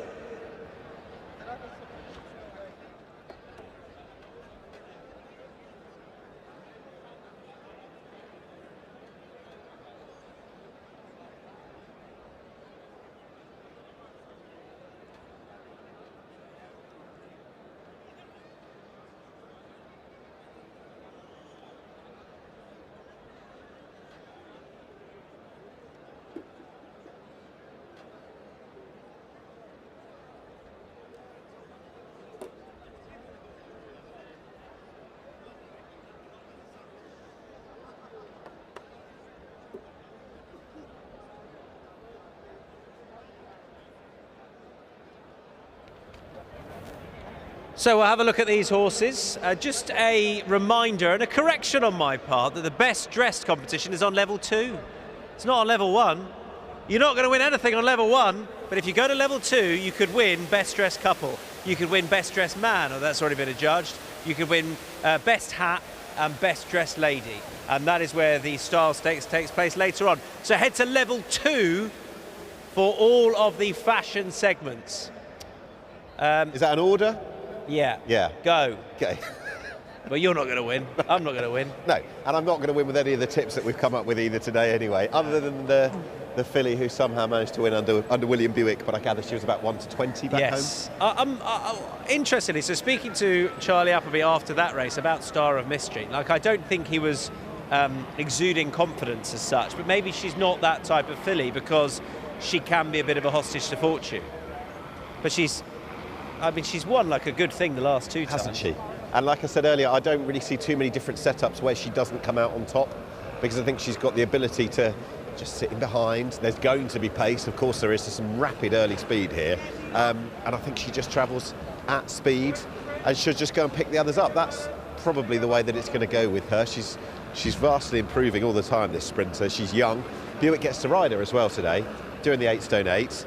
I imagine penny for his thoughts when he was being tanked around the bend by that filly earlier, but it might be a quick double for him.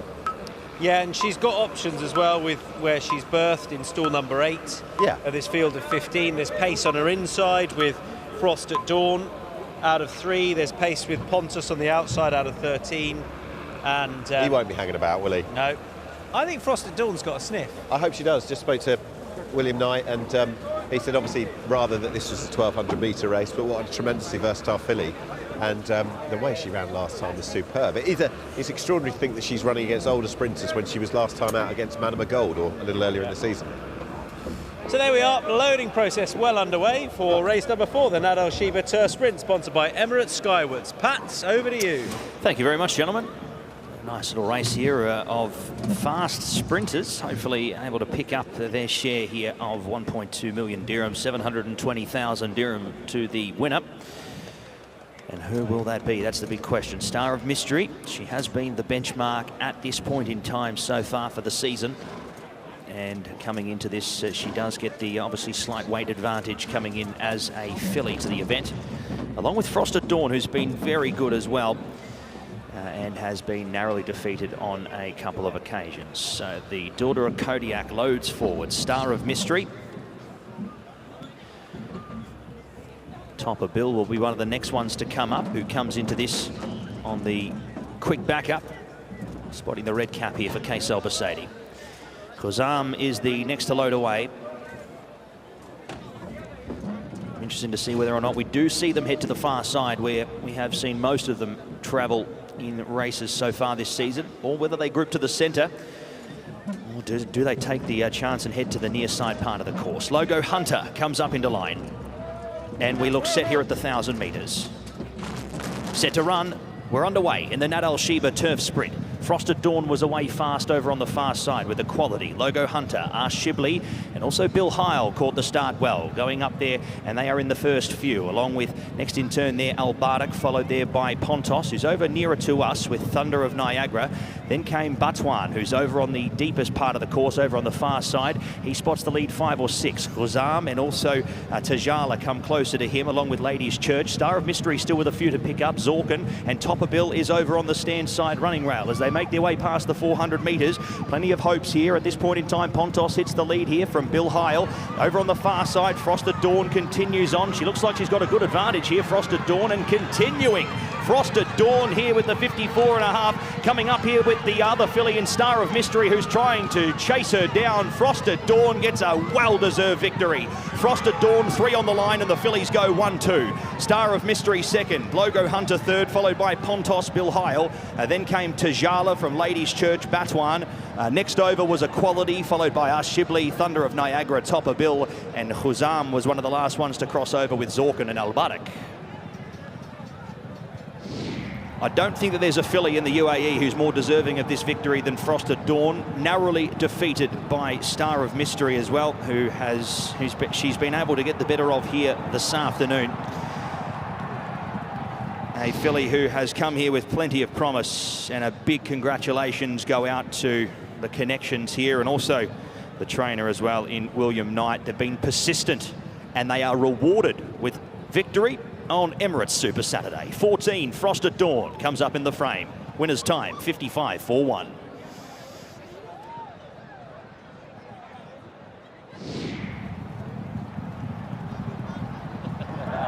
Well, that is a rapid time.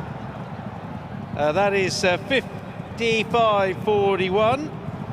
Track record stands at 55.90. So that is a track record over the far side, and she's rapid. I think she's been massively helped by where she's been ridden and drawn.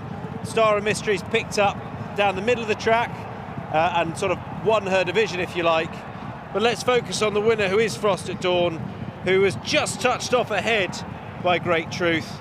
Has form with Cinderella's Dream, and that's worked out brilliantly for her over the far side. Excellent forceful ride, Mikhail Barcelona. The further she went, the better she got, and brilliant to see William Knight, Abdullah Al-Mansouri rewarded at Meydan. Frost at Dawn takes the Nad Al Sheba Turf Sprint.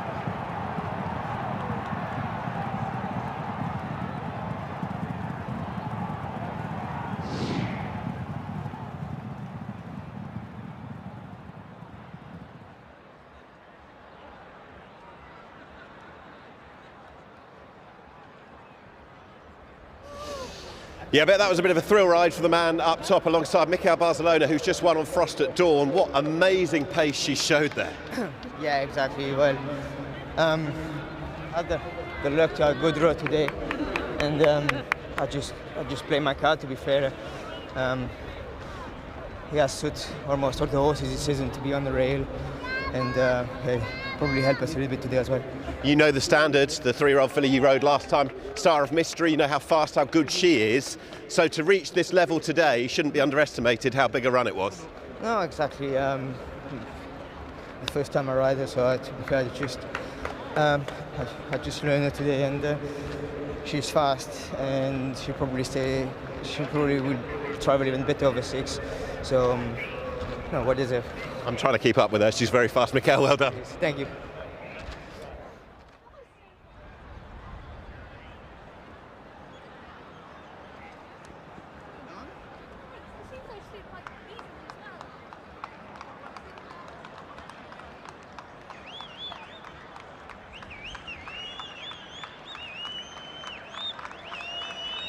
Well, this will be a conundrum for our man who dresses in blue over by the rail, who cheers home a Godolphin winner, but he doesn't half cheer home a Mikhail Barcelona ridden winner. Well done to Abdullah Al-Mansouri, to William Knight, to Mikhail Barcelona on Frost at Dawn.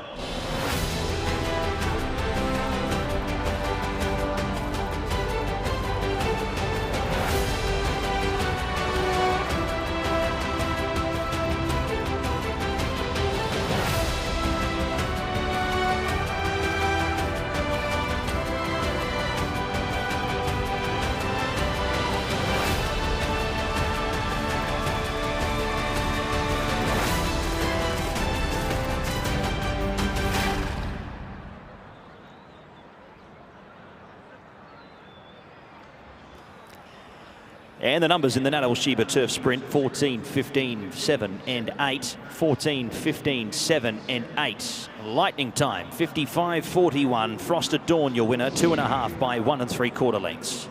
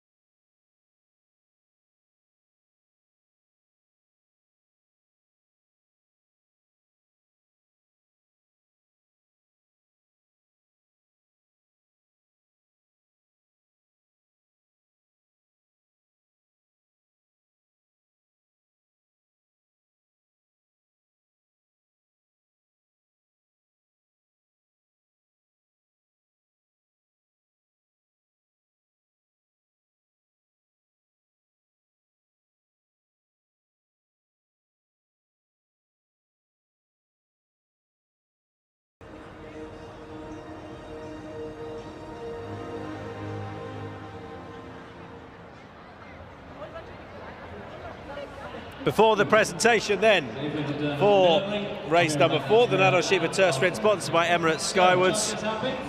Let's have a look at these couples, the best dressed couple. Well done to everyone that's made the shortlist. This is currently taking place on level 2. That's it. Don't be afraid to look like a couple. Very good. Help her off the stage. Chivalry is not dead. Well done. And that's our judging panel, who are going to award the best dressed couple, still best hat and best dressed lady to follow. But good luck to all of our couples currently on level 2. Thank you, Tom, and that's correct weight in race 4, 14, 15, 7 and 8. Correct weight in race 4, the Nadal Shiba Turf Sprint. Your winner, Frosted Dawn.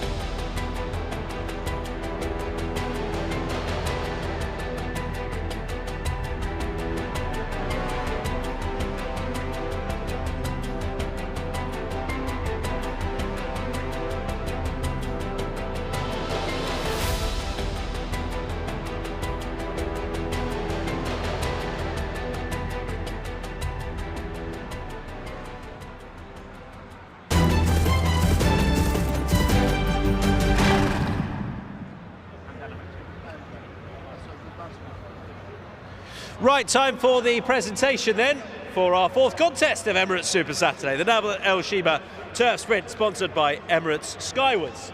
To make the presentation, there'll be 4 presentations with the 3 trophies and of course the invitation for the Alcos. Please welcome to the stage James Curry, the Vice President at Skywards. James, thank you very much.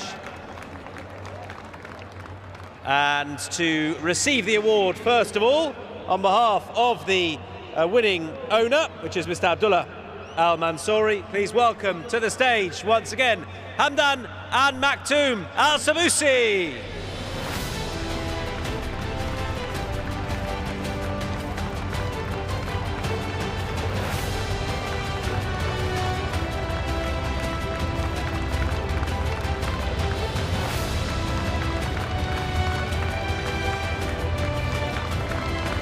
Hamdan and Maktoum, thank you ever so much. Absolute professionals they are now. And James will also be presenting the awards to the winning trainer of Frost at Dawn. Please welcome William Knight.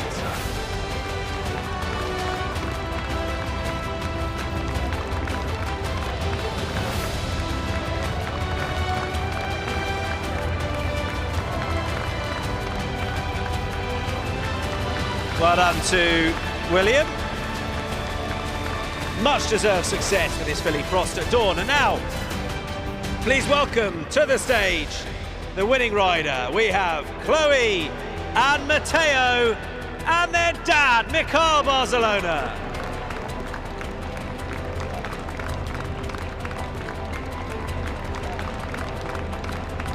Yes, Matteo. He knows how it works. Great stuff. Well done to Mikhail Barcelona, the winning rider of Frost at Dawn. And everyone can come back together again. Thanks to James Curry, the VP at Skywoods. William and Hamdan can come back in together for a nice group photo if we can, and then we'll present this as well. That is the invitation, the qualification for the Al Khor Sprint on Dubai World Cup night on the 30th of March. Frost at Dawn, we look forward to seeing you there.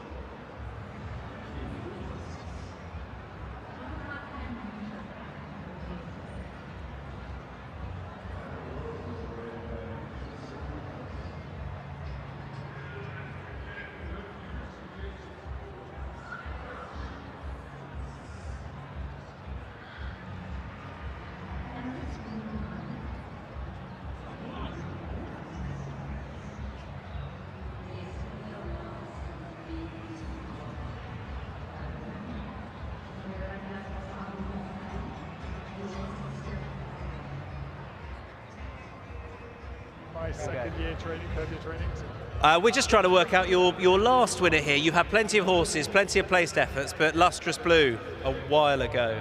Yes, probably about 16 years ago. Wow, really? Yeah. You were too young to have been training that long. Thank you. No problem. So you must be delighted. Yeah, over the moon. Abby, who's been out with the filly since December's done a great job with her. She's tough. Obviously, I was running her over the wrong trip early on, and since we've come back to the sprinting trips, she's really come into herself, and that was a proper performance there. I mean, this is a relatively quick track. I mean, did you ever think she'd be a 5 furlong filly? No, and on pedigrees, she's really more a mile, but. Seeing her, saddling her up there today, she's really chunked up a bit now. She's really filled out and sort of looks more like a sprinter now. But obviously when she ran so well here 3 weeks ago over 6 furlongs, she showed plenty of speed that day, so I wasn't too worried about coming back to the 5 today. And Mikhail, got a nice, got the rail there and just let her use her stride, and she was very quick there today, wasn't she? So Al Khor's, and then what do you think you'll do in the UK? Well, I suppose, Al Khor's has got to be the target, and whether she's a Commonwealth type filly, potentially. Look, I think we've got quite a lot to digest, and but we'll definitely aim for the Al Khor's as her next target. Okay, great stuff, William. Well done. Cheers, thank you. Thanks.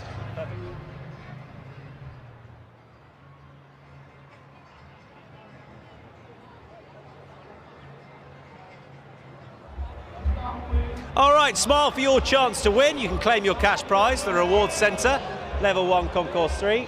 And who's going to win? Faces at the Races. Instalment 2. I want smiles. Smiles win prizes. My goodness, what a glorious smile that is. You'd be my winner, but it's not my decision. Maybe you were too early in the lineup. Thumbs up is good. Not sure about hoods up. But who is tonight's second winner of Faces at the Races? It's gonna be you, straight in. I wasn't sure, we went one way, we went the other, but you have won 500 dirhams, sir, just for that beautiful smile. Don't forget to go and collect your prize.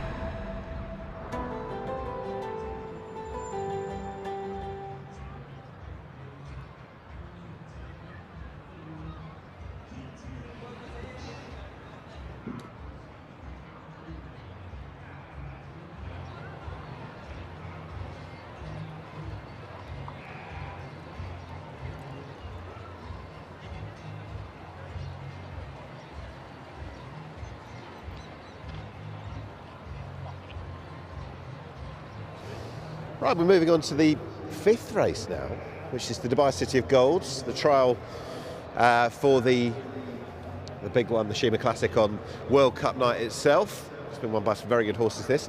2,400 metres, so we're going to start right in front of the grandstand. And we start off with number one, Al Madhar, long time absent.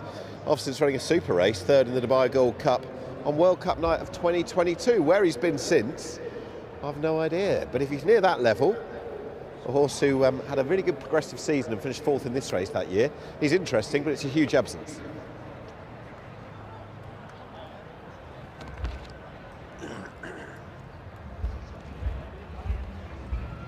There is Franz Kafka just behind. He's a son of Dubai. He's 8 now, and he looked pretty good when winning a couple of starts ago when ridden wide and came home pretty well to score over 1900. Trip is a bit of a question mark. Ability probably is as well. but he has got talent, and it's good to have him lining up.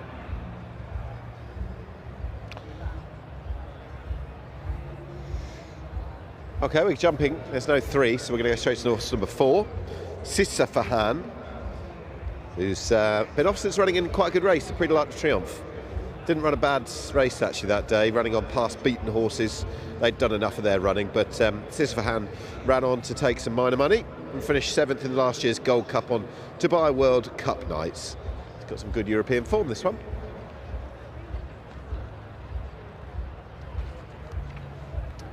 5 is Solid Stone. Adji Javri's taking the ride, taking over from Safi Osborne for Jamie Osborne and Barrett Racing.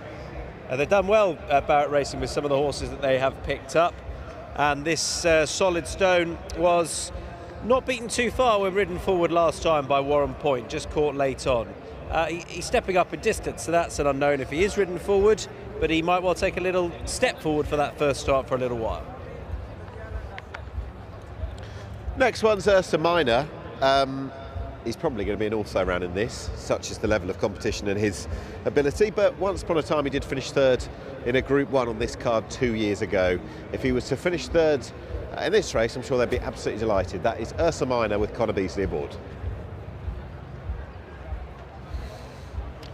3 Godolphin horses next. First of them is Warren Point. That's number 7. Richie Mullen takes the ride for Charlie Appleby. Was a good winner from Sean last time and ahead of Solid Stone. And the trip should be absolutely fine. It's just whether or not the stable companions are that bit superior. I mean, you'd imagine Castleway is, but this horse is race fit and on the up.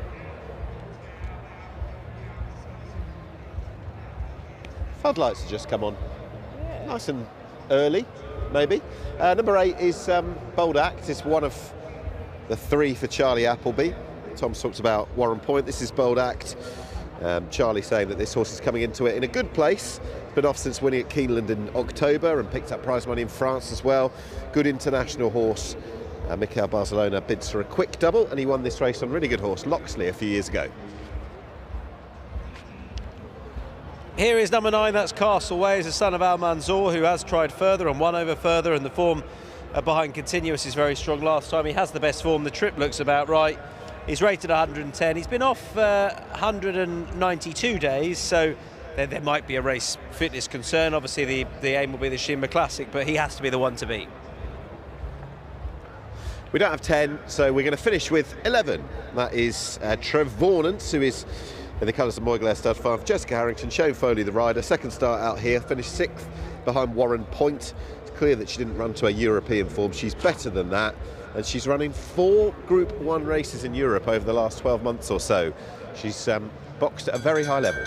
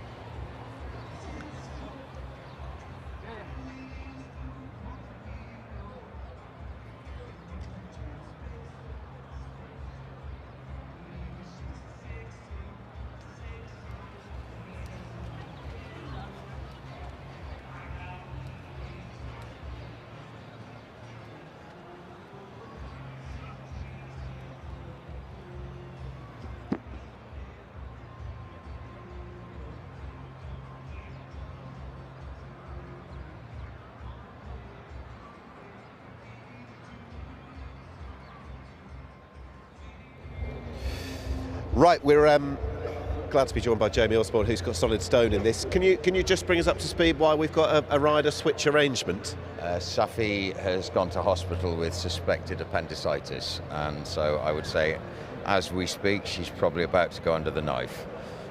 Hopefully in in and out as quick as possible, though. Yeah. For her, obviously.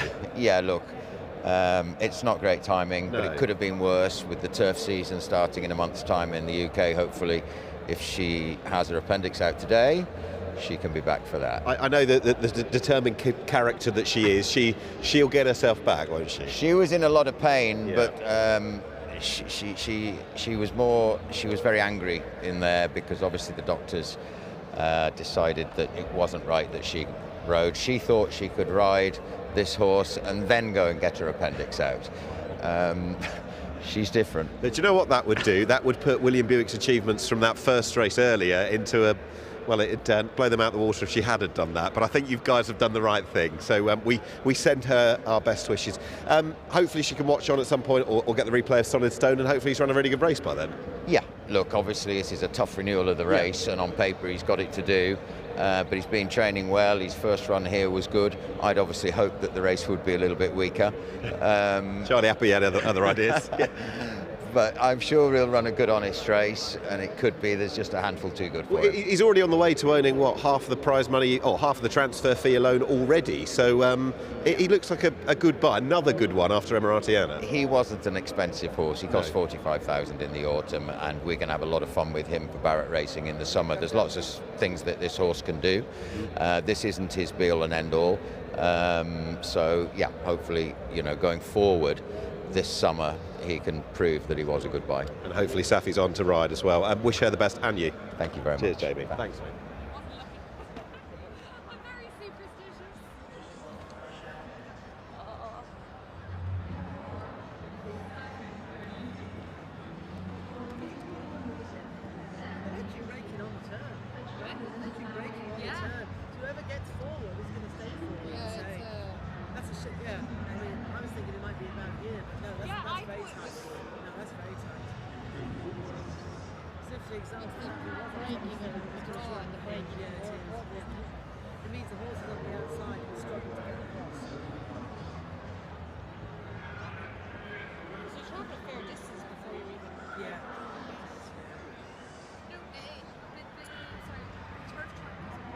Oh, it does. Okay.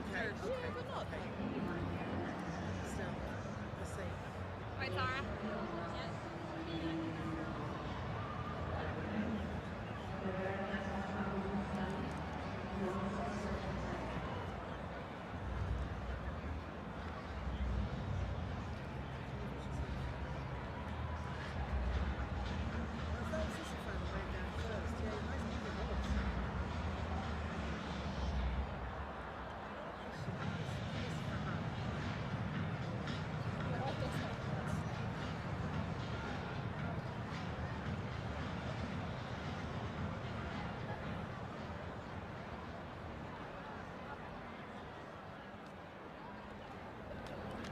So our thanks to PHI Advertising, the only digital network in Dubai, for their support of the Best Turned Out Award. It's gone to Solid Stone. We've heard from the trainer.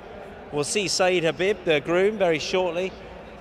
He takes home 650 dirham. That's being presented by Rashid Ali Isa of PHI. Our thanks to him. And well done to Saeed Habib, the Best Turned Out winner, Solid Stone.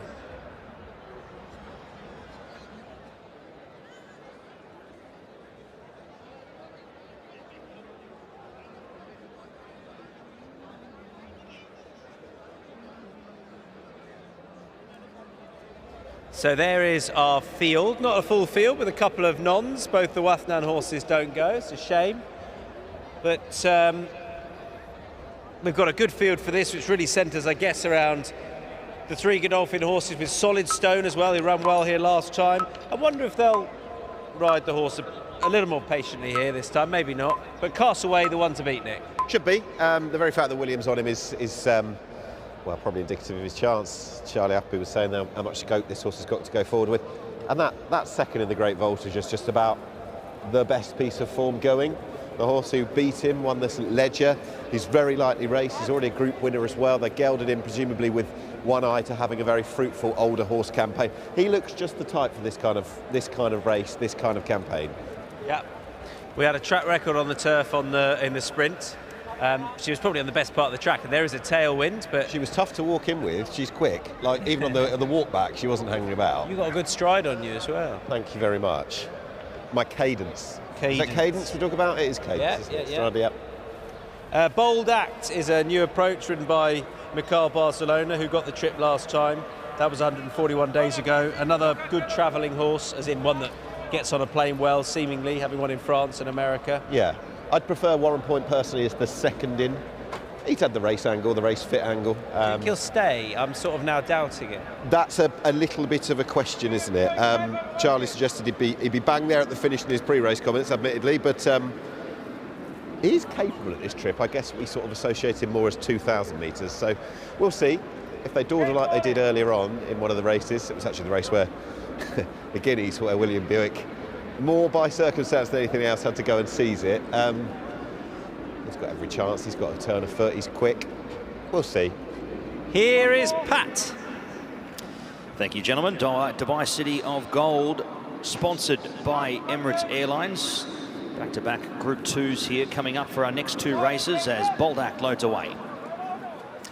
And we are under Shane Ryan's orders here for race number 5. Racing. Now, Al Mutha has stood there and missed it at least 4 or 5 lengths. We'll head back to the end of the field along with Franz Kafka. Solid Stone getting out fast, Trevenant's underneath as they make their way down the straight and leave the running at the 2100. Back onto third, leaders back in the third on the running rail was Ursa Minor, just being covered up at this point by Castle Way. It was 3 lengths back to Bold Act, 4 lengths to Sisfahan, followed there next in turn by Warren Point, third to last. Franz Kafka is second to last, and the back marker is Al Mutha. He spots the leaders 15 lengths early as they make the running past the 1800 metres, where it is Trevenant's the leader, wanting to go a little faster than Shane Foley is allowing, leading 3 lengths at this point in time. Solid Stone was second, racing in isolation. Third, Castle Way, the outside of Ursa Minor, a length and 3/4 back, sees Bold Act. Then came Sisfahan, followed by Warren Point, Franz Kafka, and Al Mutha is next. Indian File as they make their way down the back here. Trevenant's leads and extends the lead to 4 lengths now as they come past the 1300 metre marker. On Solid Stone, Castle Way now up to an outright third. Ursa Minor drops back to 4th. Bold Act joins it now for company, settling down into 5th position as they make their way past the halfway marker. Then came Sisfahan, followed by Warren Point, and dropping away further now, Franz Kafka to join Al Mutha at the back.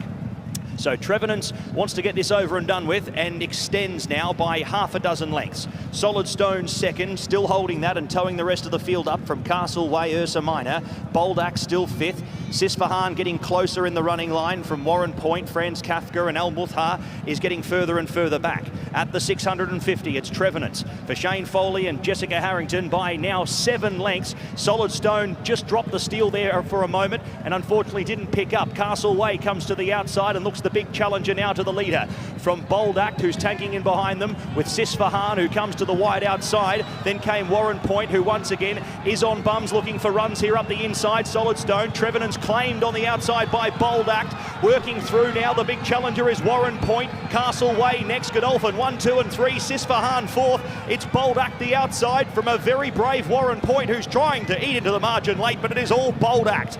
Bold Act takes the Dubai City of Gold, beats home Warren Point. Third across Sisfahan, Castle Way dropped away to 4th. From Trevenants, who finished 5th, Franz Kafka, Solid Stone were next. Ursa Minor was at the back of that main group there, crossing over second to last, and Al Mutha was on the back foot from the moment the gates open. Bold Act for Mikhail Barcelona. Hasn't he been having a great fortnight in the Royal Blue? He's been able to pick up multiple winners for the stable last week. He's been able to get home here on Bold Act, the 4-year-old gelding by New Approach, who comes out here this evening, is able to pick up his 7th win in his 13th start and backing up a very impressive win there back in October at Keeneland. He has a UAE win at the back end now of the season, and the big question is, where to from here?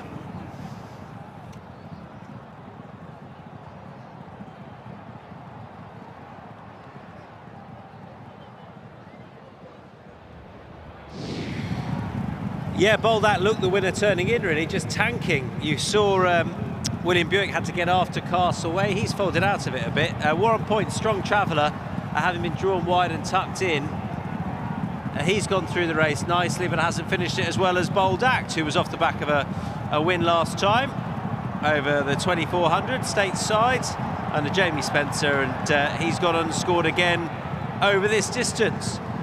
He'll be invited to. He's qualified for a Shimla Classic. That is where he should go, and I wonder how many Charlie will decide to run in that race off the back of this performance, with Bold Act and in particular Warren Point going through the race pretty nicely. Castleway, there'll be other days, there'll have to be. He was just off it a bit early, maybe just a little bit stuffy off the back of 192 days off the track, but no doubt about the winner in a quick time as well, under half a second outside the track record. It is riding quick here tonight, and Bold Act runs out a ready winner.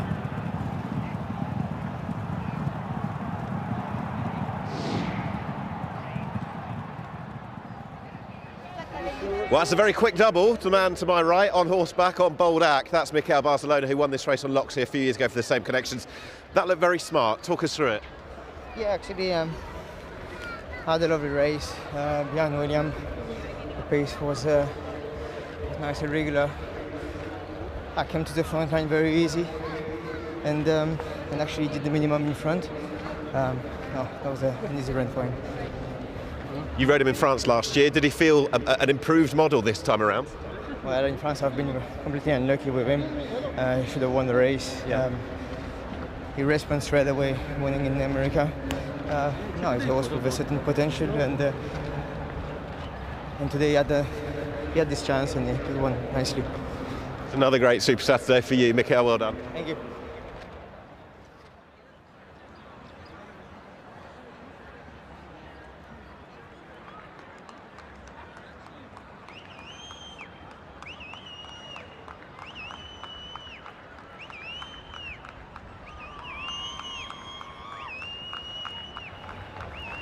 So another winner in the Godolphin Blue, and this one ridden by Mikel Barcelona. So a man in blue on that rail will be very happy. Ladies and gentlemen, put your hands together for winner of race number 5, Bold Act.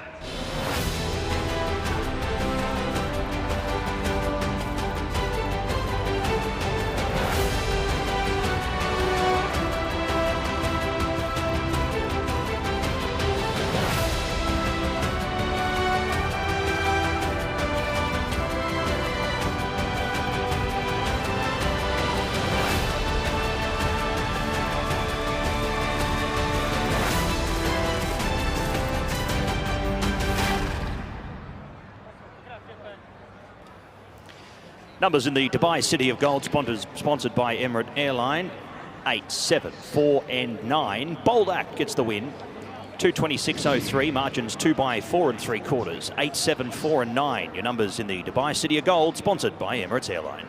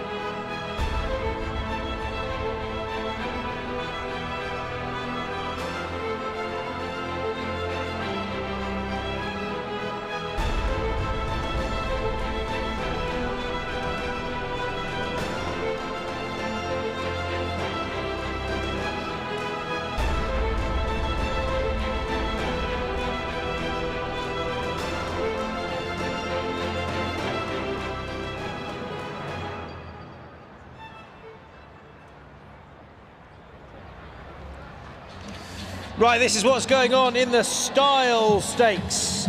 And we've had, I think this is Best Hat. It is Best Hat. Tell you what, that could have won it. Look at that. That's a fabulous piece of headwear. Great stuff from 77. What else have we got? More of a fascinator. I like it. Little more understated. Well done to you. What else we got? I'm not judging, thankfully. Oh, bit of blue, I like that. Sounds like a Peter Kay sketch. That's very nice, Fascinator. There we are. So I like it that the Fascinator is included as a hat. That's only right. So that is the best dressed hat, which is going on level 2 for the terrace. There's our acclaimed judging panel. Hello, everyone. They've got their work cut out. And we still have best dressed lady to come. Thank you, Tom, and that is correct weight in the Dubai City of Gold, sponsored by Emirates Airline. 8, 7, 4 and 9, correct weight, race 5.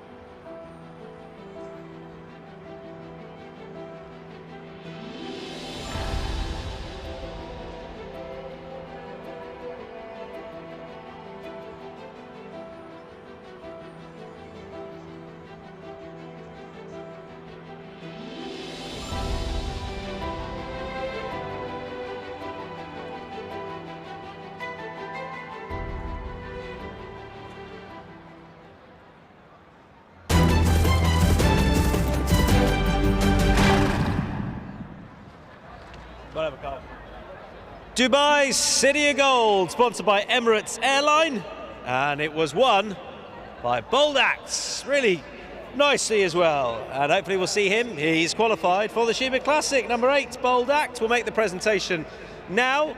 That will be conducted by Adil Al-Gaith, the Senior Vice President Commercial Operations at Emirates Airline. Thanks to Adil. And he will be presenting 3 awards.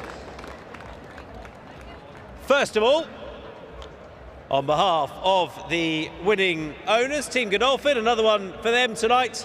Please once again, welcome to the stage, Hamdan and Maktoum Al-Sabusi.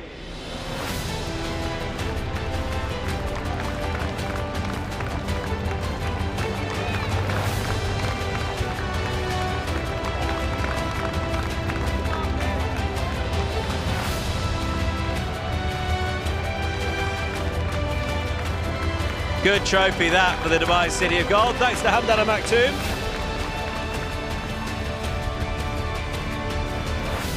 And now the winning trainer can head up onto the stage. Another one for him tonight, Charlie Appleby.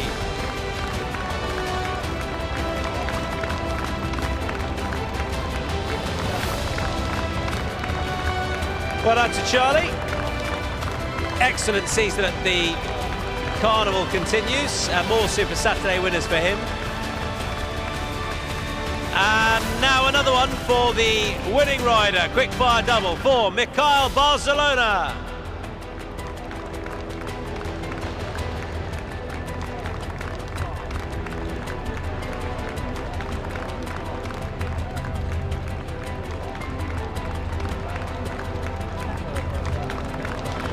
Well done to Mikhail.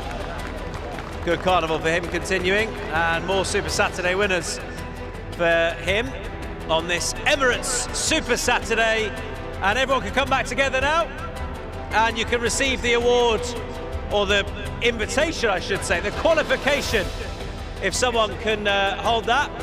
That is for the Dubai Sheba Classic on Saturday the 30th of March, Dubai World Cup night, and Bold Act has earned his place there.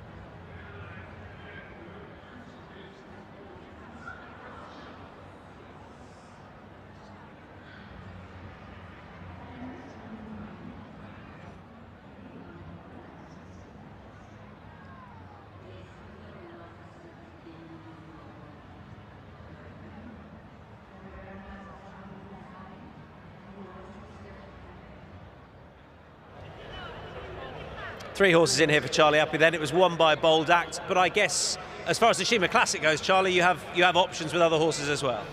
Yeah, the likelihood is Bold Act won't go for the Shima Classic. We've got Rebels Romance, all being well, coming out. Obviously, last seen winning in Qatar there, so that's always sort of been our target with him.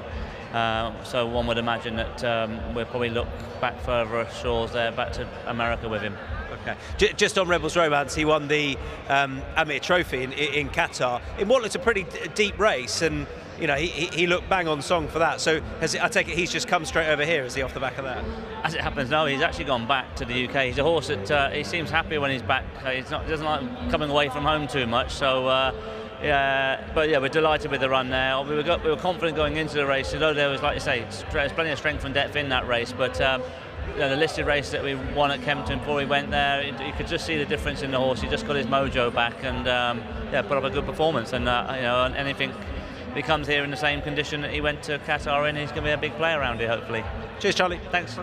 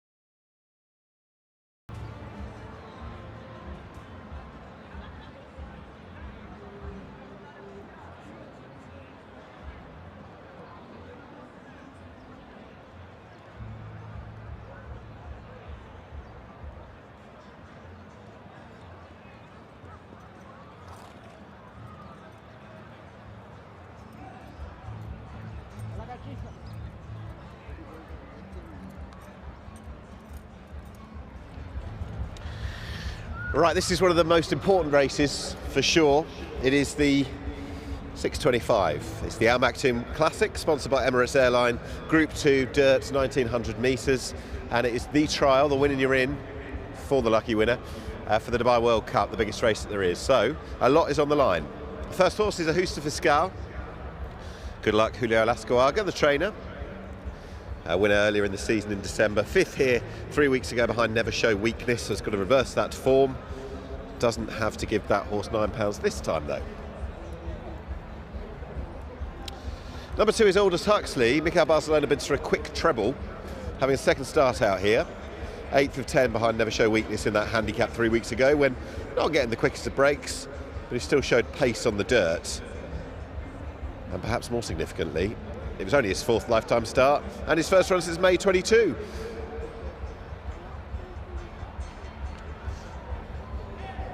Clapton, number 3, if you're wondering, is going to come out late. Has permission for that. Number 4's next then. This is Desert Wisdom. 4th in the Al Maktoum Challenge 5 weeks ago. Very rare run as far as this as well. Did win the Bergner Heart on this card 2 years ago, so he's got business on this very day. Number 5 is Franz Strauss, the clubhouse leader, if you will, out of the Al Maktoum Challenge 5 weeks ago, went second to the hugely exciting Kabir Khan, who looks the great white hope of the locals for the Dubai World Cup at least. And Franz Strauss finished second, kept on well that day. Blinkers went on that day, understandably. I still think it'll be a tough ask to maintain that little bit of form from last time, but Fran Strauss is definitely a player. 6 is Made in Dubai, who is talented, but not the easiest to predict, and this will be a tough race anyway. Delivered perfectly well to win a handicap here in January, but it'll be a monumental ask for Royston French to get him to win this race. 7's the old boy Military Law. Never did get that crack at the Dubai World Cup that year when he was absolutely on the boil. 2021 when he burst out of the stalls, sadly. Military Law, who ran a huge race in December behind Atletico Alcalano in the end star. He's still got a bit of old spark, but he's not quite the level he once was. 8 is Meydan, Kentucky, welcome from Brazil. Such is the international appeal of this carnival. 99 rated 5-year-old who's running for the first time since last March. Really interested to see what he's capable of on this first run away from Brazil. Right. 9's next, Never Show Weakness. We heard from owner Jim Hay. Best of luck to him and wife Fitri Hay. They've got Never Show Weakness here. The 9, who is flying, has won his last 3. Very smart winner to go and do the job over 2,000 metres in a handicap last time. He was just too good.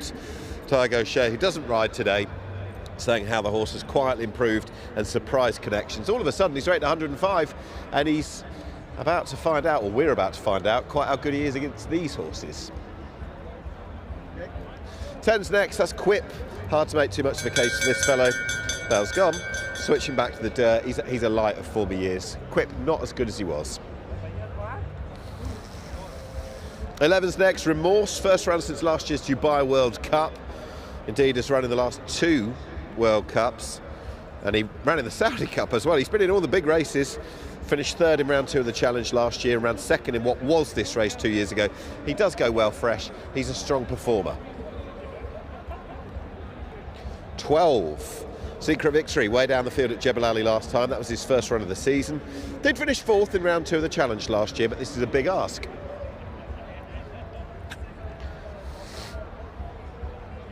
Horses 3 and 13, Clapton and Walk of Stars, are not in the parade ring. I brought you that little fact about Clapton. But actually, 3 is here. Clapton is here, which is good. And Clapton, top class prospect, doubtless. Important runner for the owners as well. And he was 3rd when last seen in the Group 1 Al Maktoum Challenge on Fashion Friday. He's a horse that his trainer said likes to be kept out wide. He doesn't want to be cramped on the inner. But Chad Summers has reported that the horse has breezed and acclimatised nicely since running 5 weeks ago. He is the joint highest runner in the race. And if he's on form, he might just be the one to beat.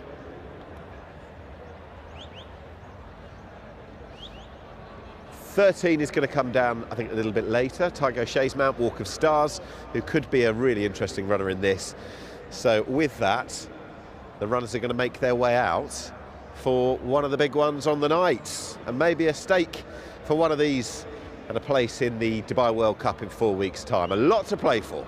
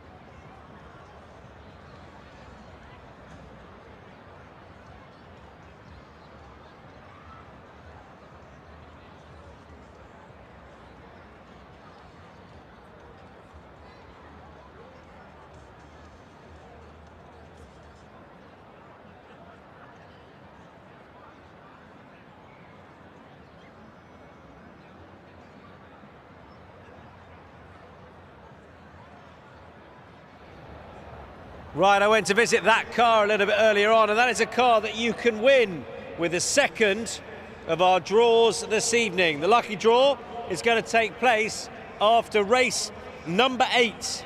We've already had one draw that took place on the 2nd of February. There's one on World Cup night. There's one tonight. You can win a car.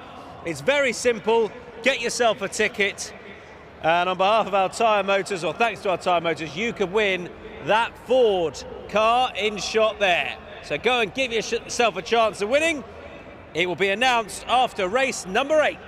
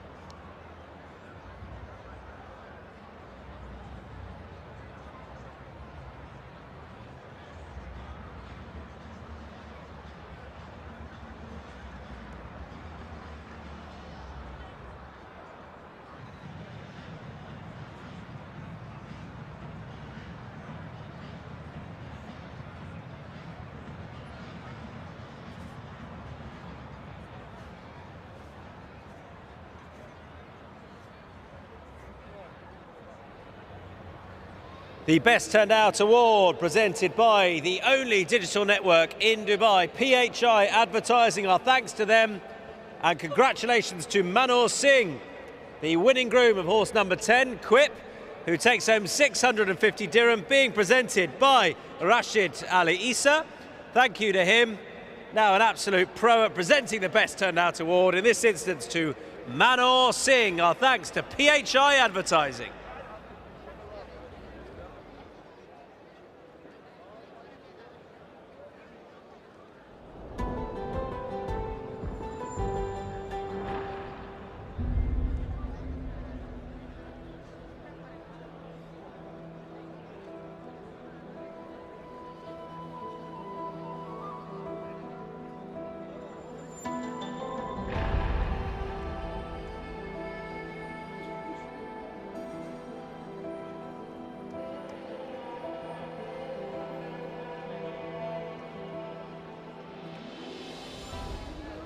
Thanks very much indeed to the man who's joined us now, Chad Summers, who trains the really exciting Clapton.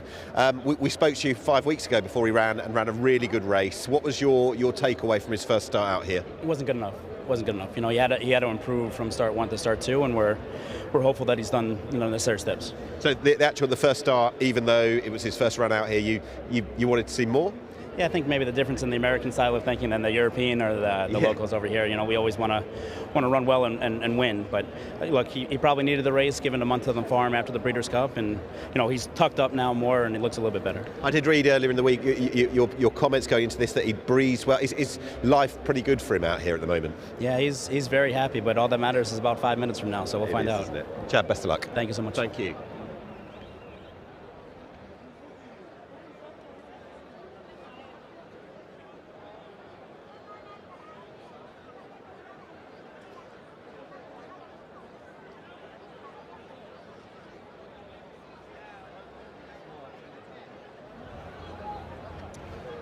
There is Clapton then. I didn't hear what Chad had to say, which was a shame. I'm going to listen next time. But do you know what he said? Yeah, I thought he ran a really good race first up out here, yeah. And his instant reply was it wasn't good enough. Okay, well, maybe he said, look, the American style is we want him to hit the track flying.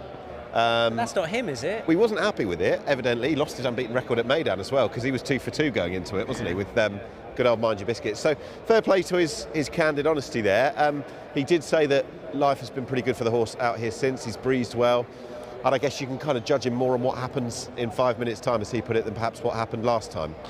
I just don't see it really suiting him, drawn 3, given what we know about him, but obviously Chad knows a little bit more. So maybe William will just be more proactive on him, and maybe he'll have to be. Yeah, the idea, the sort of received wisdom is he doesn't want to be crowded on the inside. That's where we are with him.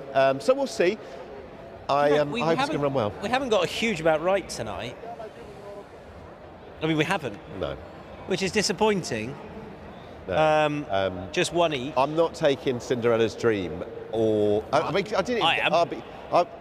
don't know that I'm particularly happy suggesting that I've backed a winner who was priced at 1-20. You it's like backing Man City to win at home against a lower league side, isn't it? Doesn't always happen. You are with Walk of Stars. Yes. You can flesh that case out. I just think he is still lurking as one who we are yet to see the best of. He transferred for a big fee. I don't think his runs have been too bad whatsoever, and we watched the VT back from that run last time when he faded a bit, but everything to that point I thought was quite taking indeed. And I am with Remorse under the great Patrick Cosgrave. The great Patrick Cosgrave. Yeah.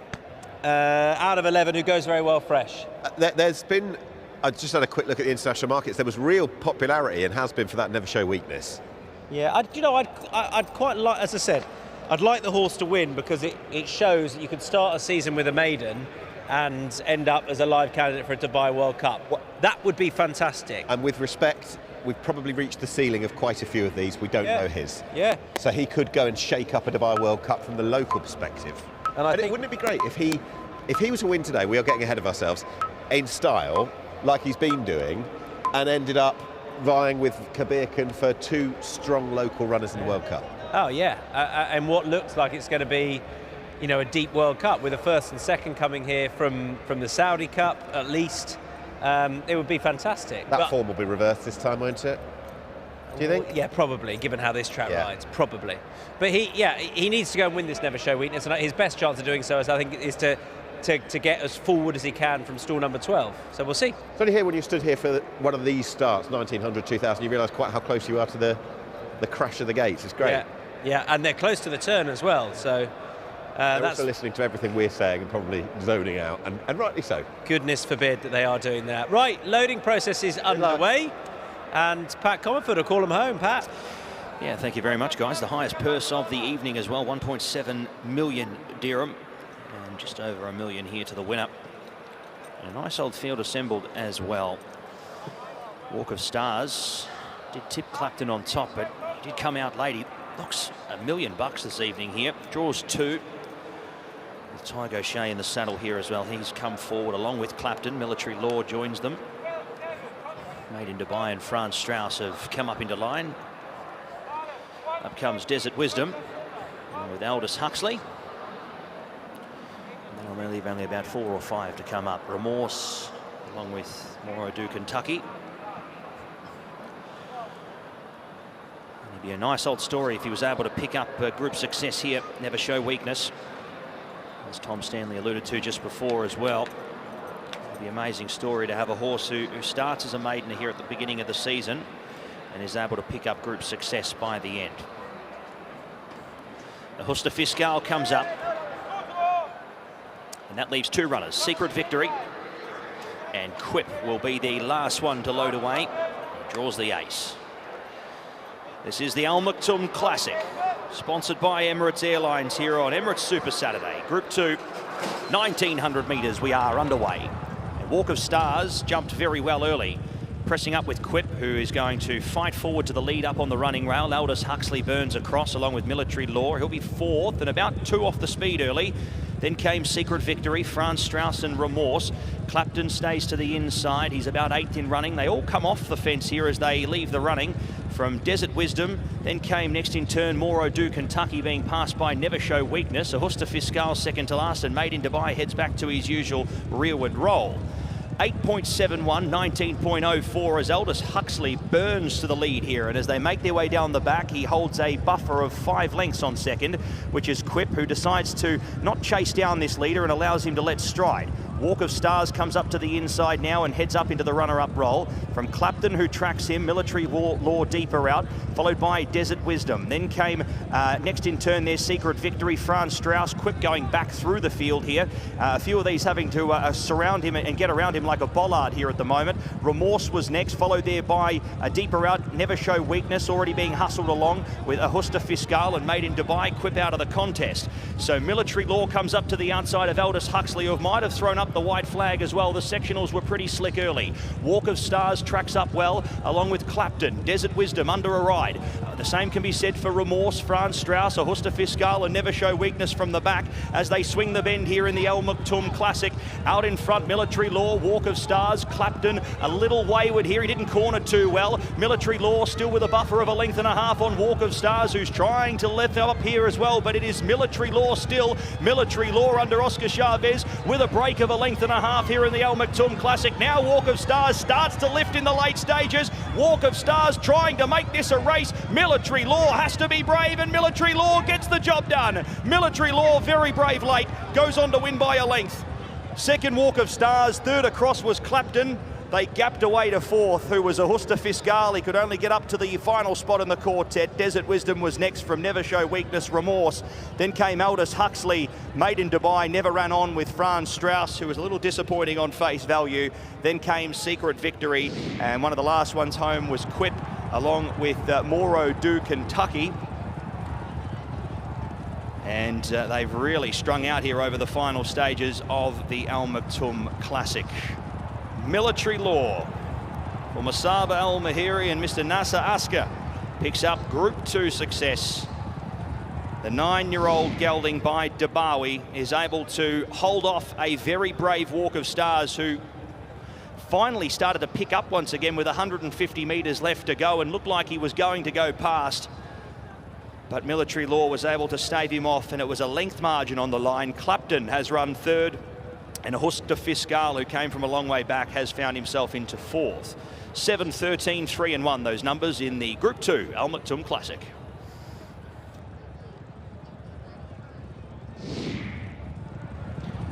Well, some notable disappointments and some steps up as well. It was a race which didn't have an obvious one necessarily, but this horse has a lot of back class, Military Law, and he was sat in the right spot as well. Walk of Stars, he didn't want it, I don't think. He kept lugging in, and I think he had a chance to go past, and he's not an easy horse to cajole the best out of. But Oscar Chavez had the winner challenging in the right position in a race where they didn't go quick. Aldous Huxley controlling it on the front end. Never Show Weakness was wide, wasn't that quickly away, and I want to give him another chance, but he just wants a better break than that and a better early pitch as well, because that worked out very differently, and that's disappointing for him, because it's hard to see him going on to a Dubai World Cup now, but that didn't work out ideally for him.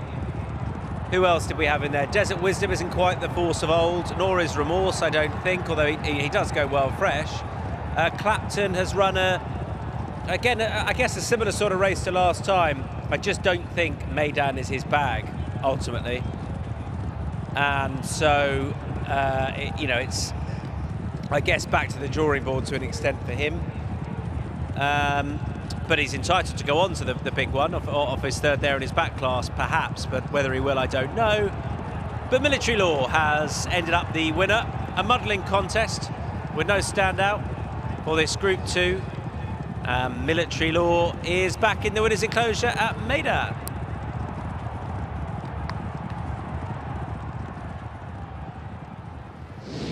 He's just come up the tunnel with the biggest smile here at Meydan. I'm going to squeeze in, and a salute from Masaba Al Mahiri, the trainer, to Oscar Chavez, the jockey.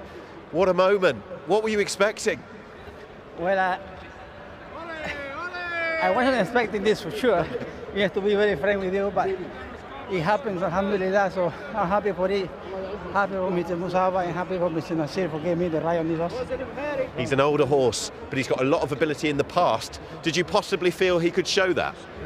Well, he jumped a little bit awkward, and then he put himself into the race. The moment he went to the back straight, he got into the momentum.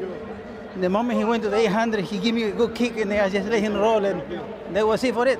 Oscar, I know you've ridden a lot of winners here, there and everywhere, but if the call comes in now he's got the berth in the World Cup to get that ride in the biggest race on this fella, how exciting would that be for you? Winning a race tonight is so fantastic, and having a ride in the World Cup is something plus. So I'm happy to be on him today, and hopefully I can get something for the World Cup. Just very quickly, Musaba, 4 weeks' time, you're going to try again with the Dubai World Cup? Of course, inshallah he will go. Well done to Team Military Law. Thank you. Thank you.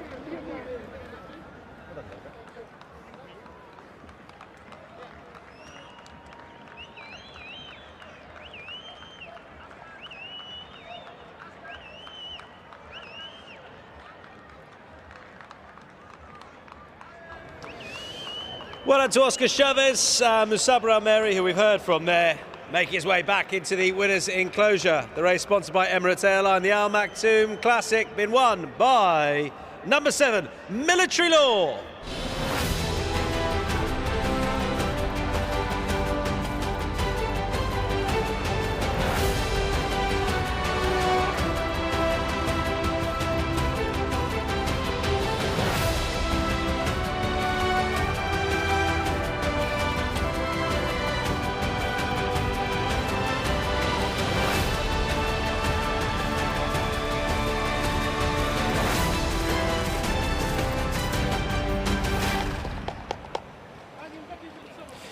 Numbers in the Al Maktoum Classic, sponsored by Emirates Airlines: 7, 13, 3 and 1.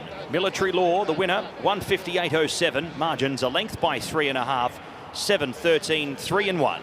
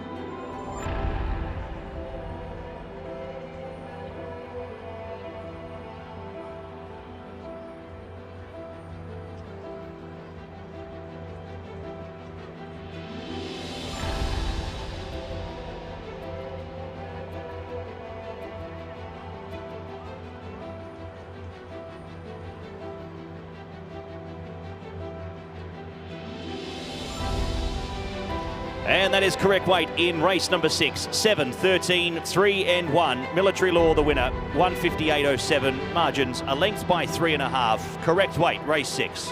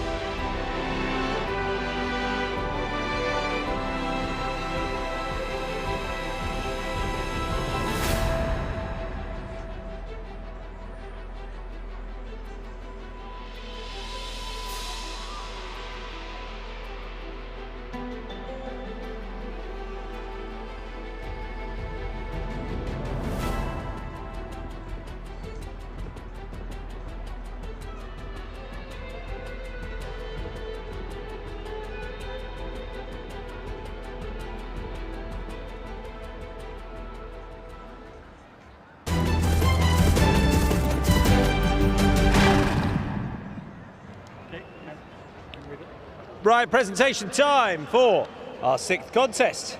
And it was won by Military Law. That was our Group 2 Al Maktoum Classic, sponsored by Emirates Airline. Once again, making the presentation is Adil Al-Gaith, the Senior Vice President Commercial Operations. Adil, thank you. He'll be heading to the stage once again to present these 4 awards, 3 trophies to the winning owner, the winning trainer and the winning jockey, and then the invitation to the Dubai World Cup itself. First of all, collecting the award, and great to see this man, such a great supporter of racing out here in Dubai, having a winner on Emirates Super Saturday. Please show your appreciation for the winning owner, Mr. Nasser Askar.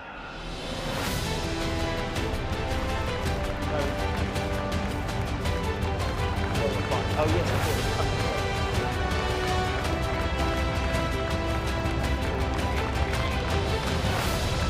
Well done to Nasser. Big win in these colours for him. And now,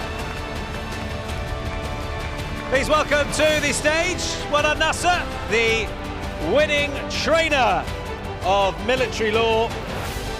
And that is Mr. Musaba Al-Meri, being accompanied by Ind and Hamed Bulbeda.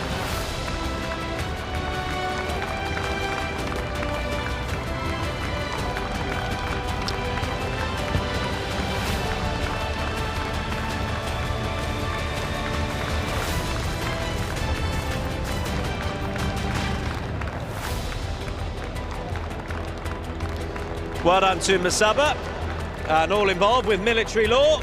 Horse looking like he's back to his best. And a delighted winning rider as well, who we heard from a little bit earlier on. Please welcome Oscar Chavez.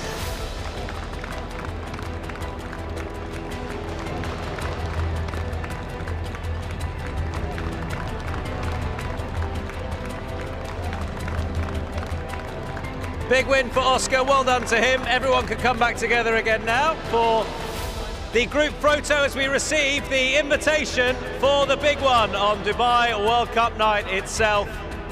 And we look forward to seeing you in the Dubai World Cup on Saturday, March the 30th. Ladies and gentlemen, the winning connections of Military Law.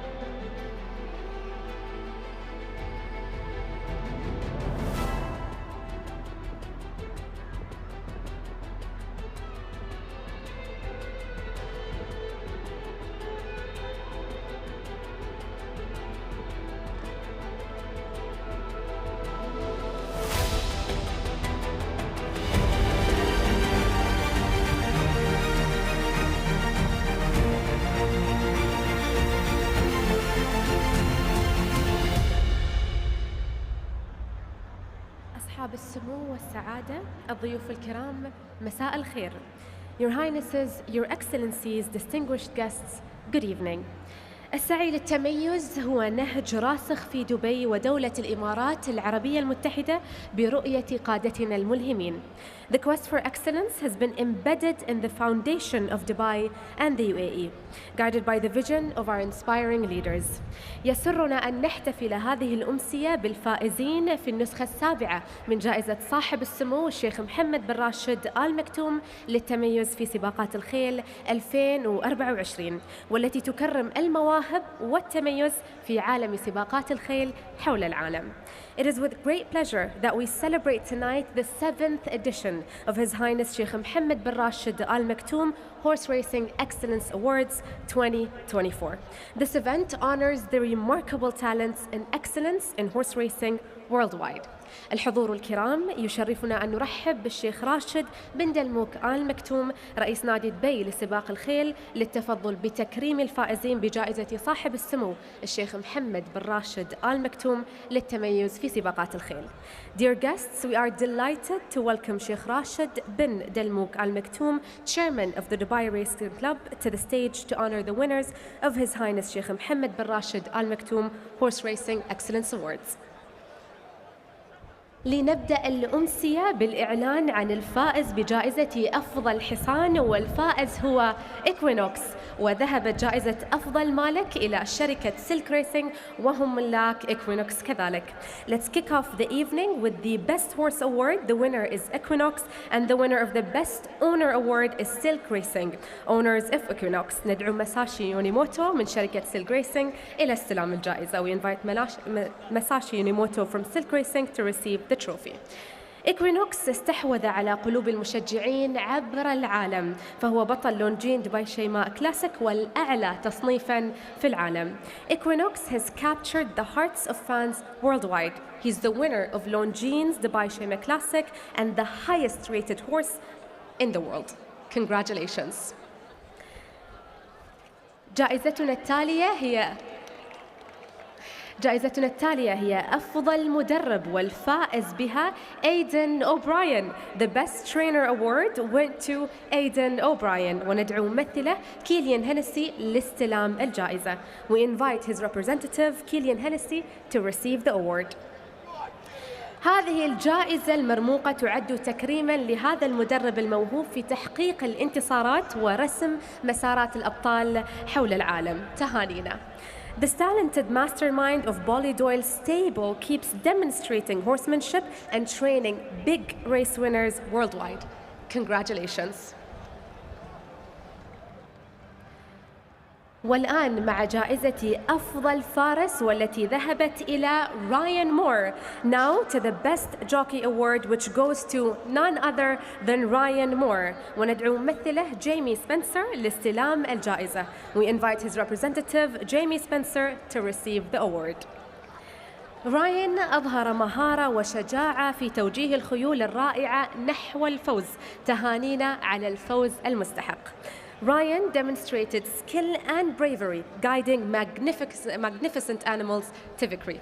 Congratulations. والآن إلى جائزة اختيار الجمهور والتي فاز بها حمدان سلطان السبوسي. In the People's Choice Award, the winner is حمدان سلطان السبوسي، فليتفضل باستلام الجائزة. We invite حمدان to receive his award. حمدان مثال للملاك الأكثر شغفاً الذين تحتاجهم السباقات في الدولة، وحقق إنجازات مشهودة في سن مبكرة.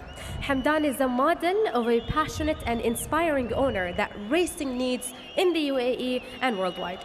He made outstanding achievements at an early age. Congratulations, حمدان. والآن ننتقل إلى الجائزة العليا للعطاء الدؤوب والتي تكرم هذا العام شخصيتين بارزتين. نرحب بالفائز الشيخ عبد الله بن مايد القاسمي، فليتفضل إلى المسرح. Let's now pay tribute to the legends with the Lifetime Achievement Award. We have two remarkable joint winners. Welcome to the stage the winner, Sheikh Abdullah bin Mayed Al-Qasimi. الشيخ عبد الله أظهر التزاما راسخا بالسباقات على مدى عقود، وكان له دور فعال في تأسيس هذه الرياضة في الدولة والشارقة. تهانينا. Sheikh Abdullah showed dedication to racing over decades. He has been instrumental in establishing the sport in the UAE and Sharjah. Congratulations. شكراً Sheikh Abdullah. الفائز المشترك بالجائزة العليا للعطاء الدؤوب هو سعادة علي خميس بالجافلة. And we welcome to the stage the deserving joint winner of the Lifetime Achievement Award, علي خميس بالجافلة. فليتفضل إلى المسرح.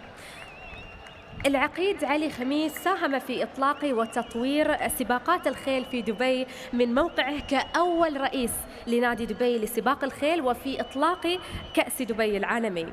Biljafla contributed to the establishment of racing in Dubai and launching the Dubai World Cup as the first chairman of Dubai Racing Club. Congratulations.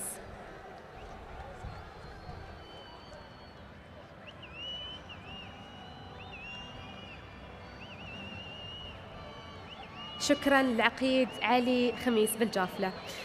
دعونا نختتم بجائزة التميز ونحيي الفائز المدرب العالمي سعيد بن سرور. فليتفضل مشكورا. Let's conclude with the Excellence Award and the winner is سعيد بن سرور. Welcome to the stage. حقق سعيد الكثير من الإنجازات لدولة الإمارات على الساحة الدولية وهو صاحب الرقم القياسي للفوز بكأس دبي العالمي. Saeed is a pioneer Emirati trainer who made glorious achievements for the UAE on the global stage and holds the record for winning the Dubai World Cup. Congratulations. شكراً الشيخ راشد على تقديم الجوائز. Thank you شيخ راشد for presenting the awards. وبهذا نختتم حفل تقديم جوائز صاحب السمو الشيخ محمد بن راشد آل مكتوم للتميز في سباقات الخيل. مبروك للفائزين ونتمنى للجميع دوام التوفيق. With this we bring to a close His Highness Sheikh Mohammed bin Rashid Al Maktoum Horse Racing Awards. Congratulations to all the winners. We wish everyone success.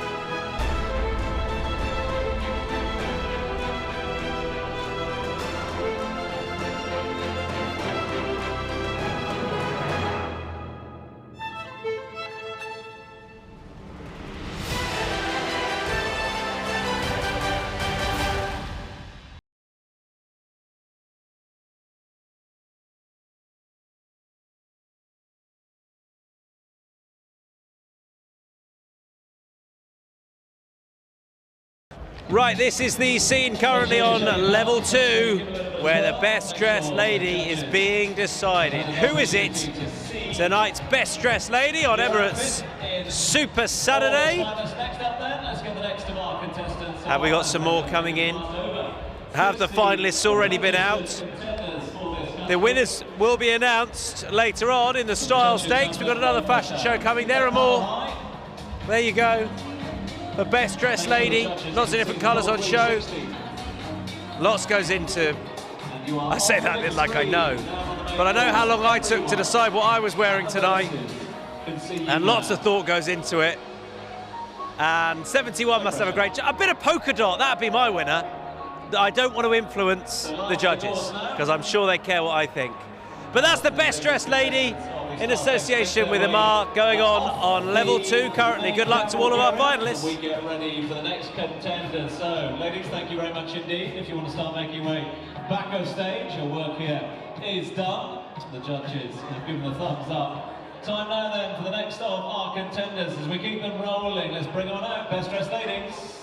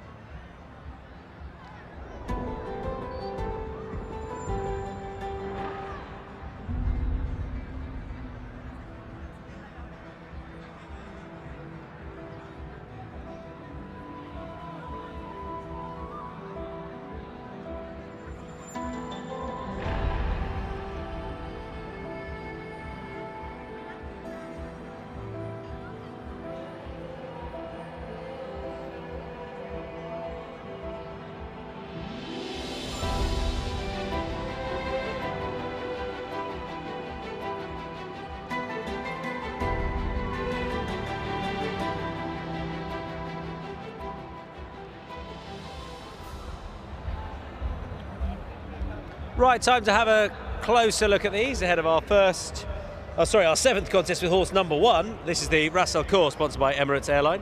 And Al Salt is horse 1. Richie Mullen takes the ride on this son of Mukhadram. He'll come out of stall number 12. He's rated 101. That doesn't put him too far off this.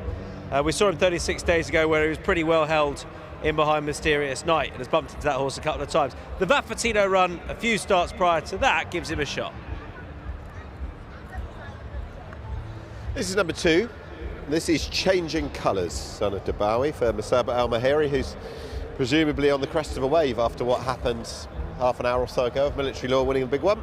And Changing Colours is coming to the end of the first season out here since joining that trainer from Charlie Appleby. He's been running well in course and distance handicaps, but this is tougher. Number 3 is Dumas. Would love to see Francis-Henri Graffard with a winner out here. Macar Barcelona's looking for a treble.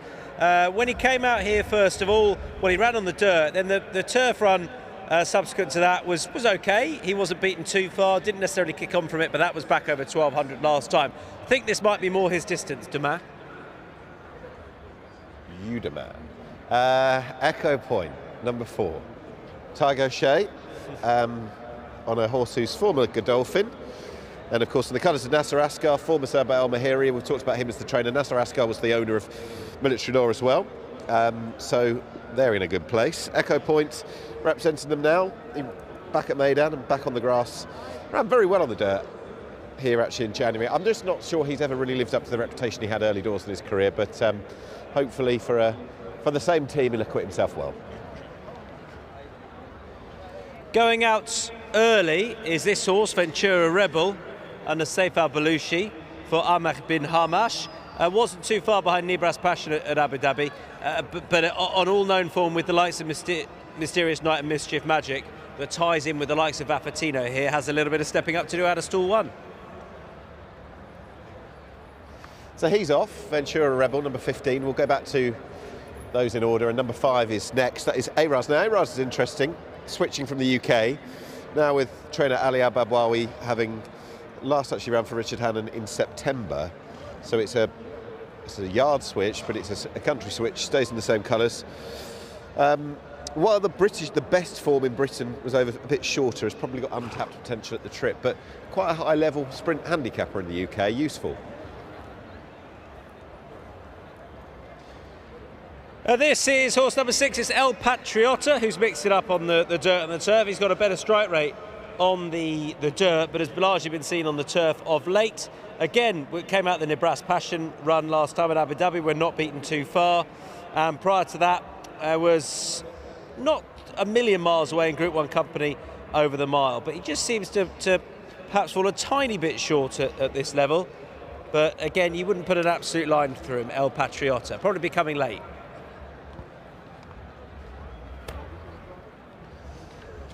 Number 7 is Erzincan. He's not particularly well drawn, all the way out in 14. He did actually finish 4th in the Jebel Hatta when it was run on this card 12 months ago, and a few of the runs this year have been reasonably good in exalted company. He tends to meet the best of them, and hopefully even from his wide draw he can acquit himself well.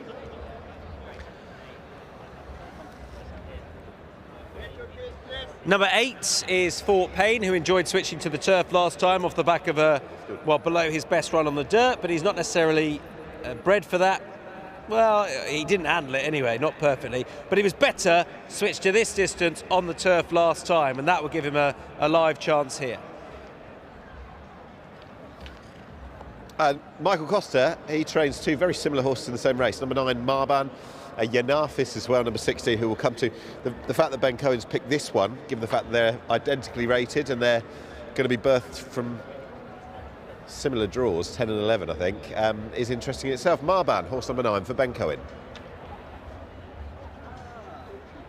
This is Mountbatten, who won here last time, in style as well, I thought. Won really nicely, put him up to a mark of 90.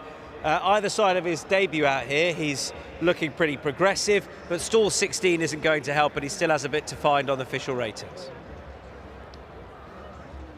Number 11 is Nibras Passion. Won a nice race over in Abu Dhabi last time, beating a couple of these. Finished runner-up to subsequent Al Fahidi fought, win a Mysterious Night the time before. He's got a bit of a squeak, but it's a wide draw.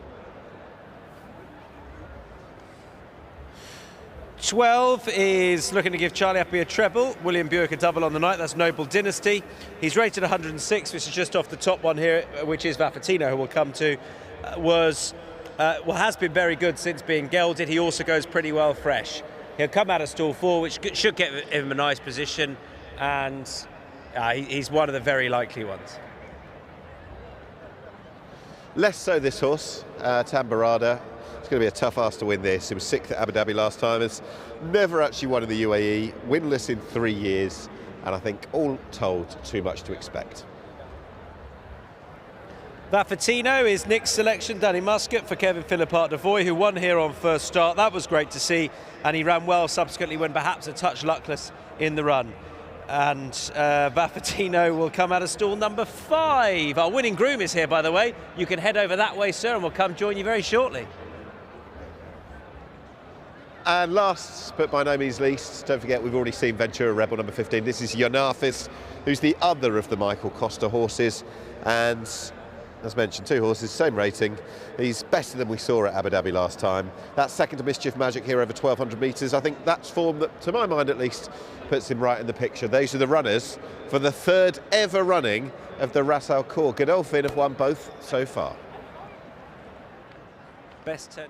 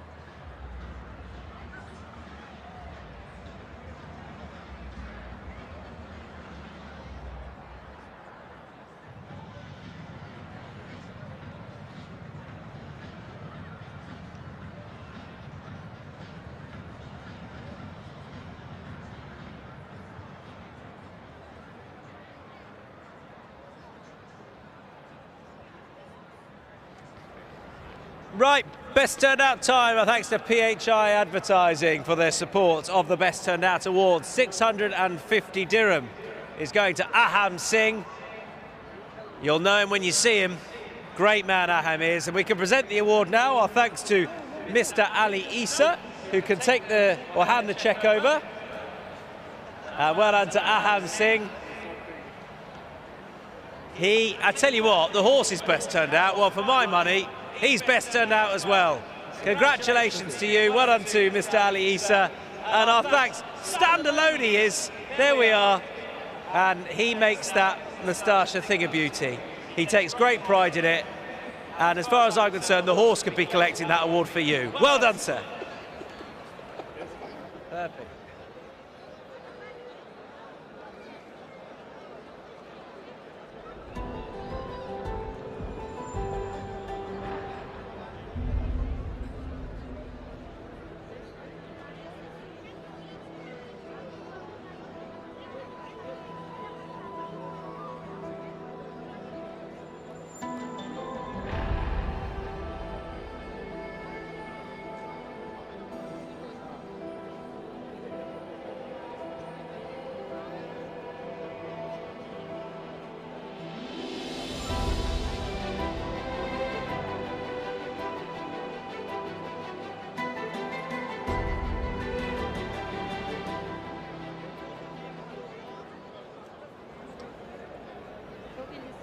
Right, we are going to be talking about Vafortino, who's a big rival of the horse you can see there, the Godolphin runner. But Vafortino is trained by Kevin Philippart de Foy, who's kindly alongside. I mean, two excellent runs out here so far. Yes, definitely. A bit unlucky on the rail last time out. We probably wouldn't have won, but no, delighted with him since he started. Yes, last time I think, do you think he ran to a similar level to what he'd done first time out, if you see what I mean? He just bumped into one.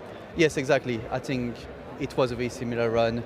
We were a bit unlucky, but I don't think he would have changed the result. I think the horse is very consistent, that's his strength. And you brought Dan Muscat out here to ride him this time?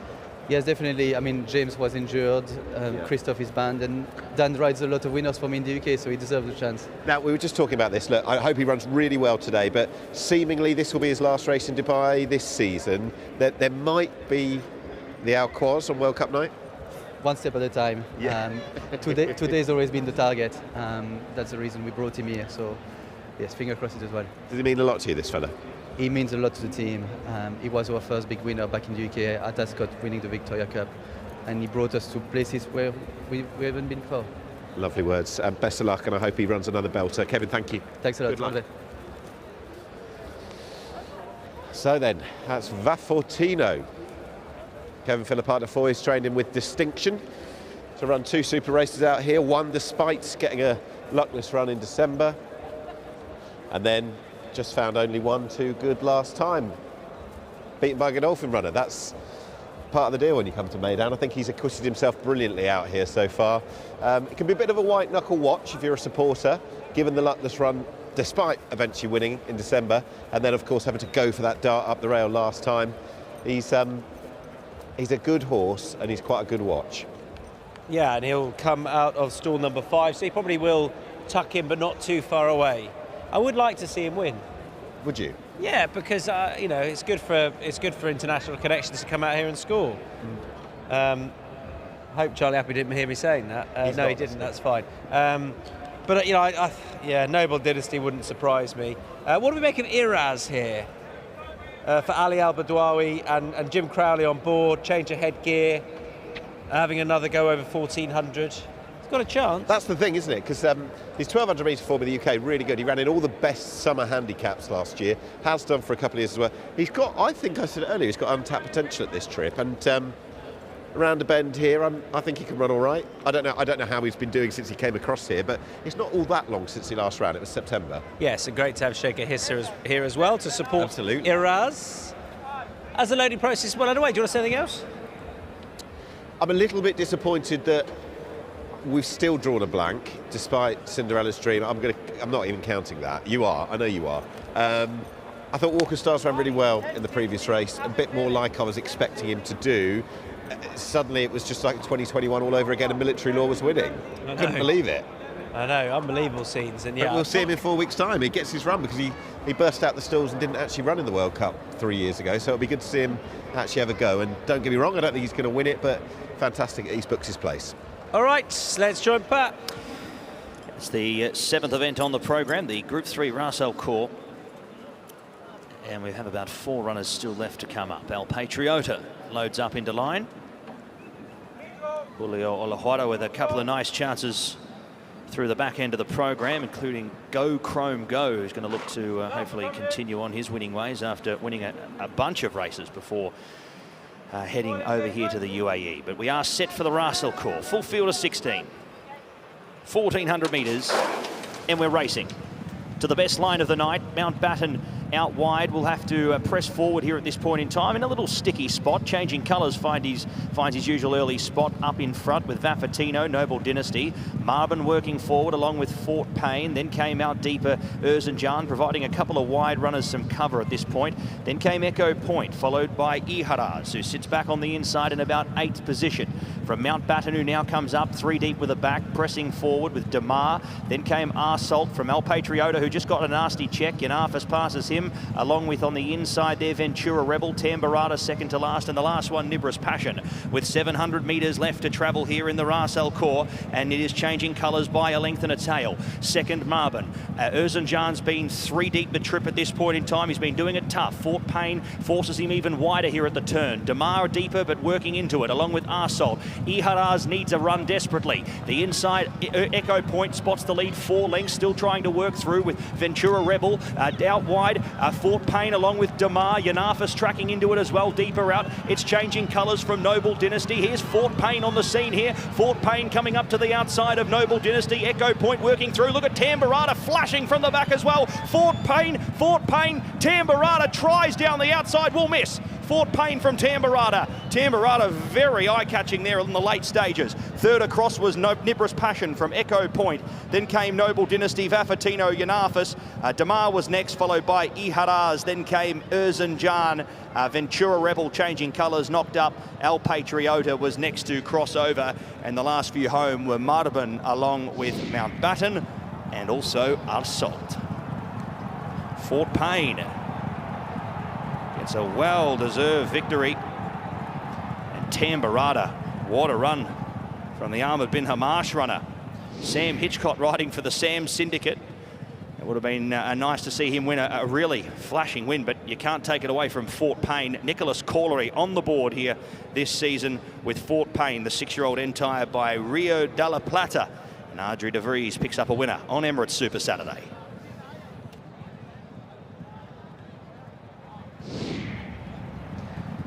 Yeah, Fort Payne has got his success. Fort Payne under Adri de Vries, and he gets it right so often, does Adri, and he's got that absolutely spot on. The horse came out of 9. He made sure he didn't go too far round, but had him in a good position to challenge. A horse like Vaffatino, he was really unlucky. He just got trapped for room on the inside. But Adri de Vries has got this perfect. Yes, there were some unlucky horses in the race, but Adri de Vries ensured his horse wasn't unlucky, couldn't be unlucky. He enjoyed being back on the turf last time. He has come a little bit wider probably than ideal, but he's made sure he's got a run. He's made sure he's kept his horse in a rhythm. It opens up nicely for him, and he definitely appreciated being back on the turf off the back of the dirt the prior time. He looks a turf horse. Off the back of his good run at Abu Dhabi, he's now in the winner's enclosure at Meydan, as is Nicolas Collery, which is great to see. He's had a few victories, Carnival victories before. I think a couple of them over a mile and a half, but he's won here over the 7 with Fort Payne, who travelled really kindly into the race. Adri de Vries was on board last time, where he probably learnt a little bit about the horse, and he got the horse rolling off the bend, and he's run out. Yes, there were some fast finishers, the likes of Tamburrata, but I think he's comfortable enough in the end. Fort Payne wins race 7.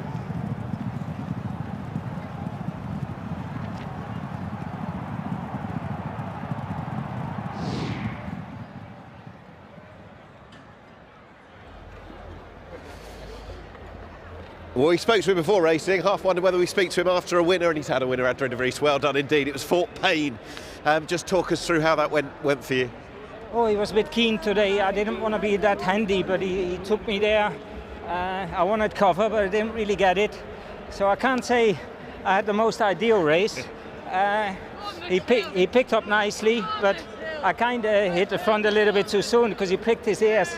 But thanks God the line was there in time. It's a good horse in Europe. We know Group 3 winner at this trip in his native land. You rode him at Abu Dhabi last time, so did you kind of get an eye into what you were going to expect this time, if you see what I mean? Absolutely. I got pushed wide that day. I saw too much daylight, and he kind of did the same, and I got surprised by another horse, but today he was in top form. They did a great job with him. They're a great team, aren't they? Nicholas Collery and wife, partner in crime, partner in training, Maureen Henry. Can I just ask very quickly about the first race? RB Rich Like Me, will he be all okay for the Cahalan, do you think? We messed things up at the start, and then we got a squeeze. So my race was over at the start, so we have to see how he comes out of it. He travelled okay. I'm sure he needed the run, and hopefully be back for the big night. Well done. I'm going to have a really quick word. Nicholas Collery, well done indeed. How's that feel? Thank you. It's an amazing race. It was good last time in Abu Dhabi. Today it's a good race, good grass, good jockey, good ride, good team. Good trainer, well done. Yeah, thank you. Ladies and gentlemen, winner of our 7th contest, the Ras Al Khor, sponsored by Emirates Airline, Fort Payne.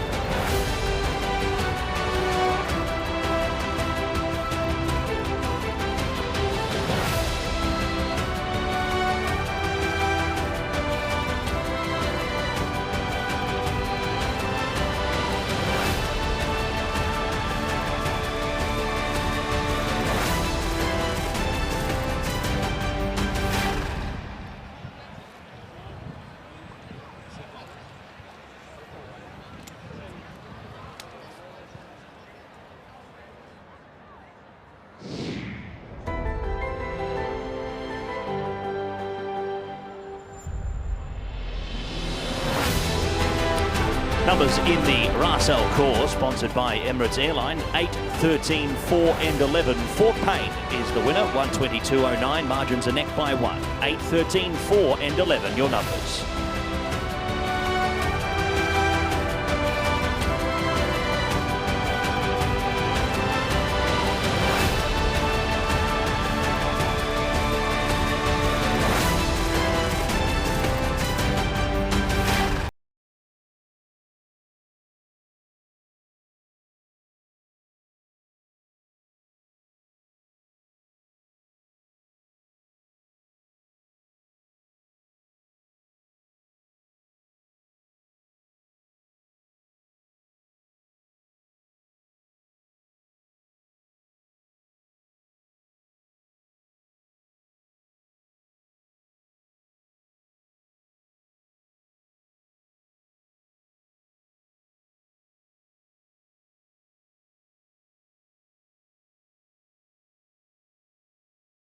Emirates Airlines, 8, 13, 4 and 11. Our confirmed numbers. Fort Payne gets the win, 122.09. Margins are neck by 1. 8, 13, 4, 11. Correct weight, race 7.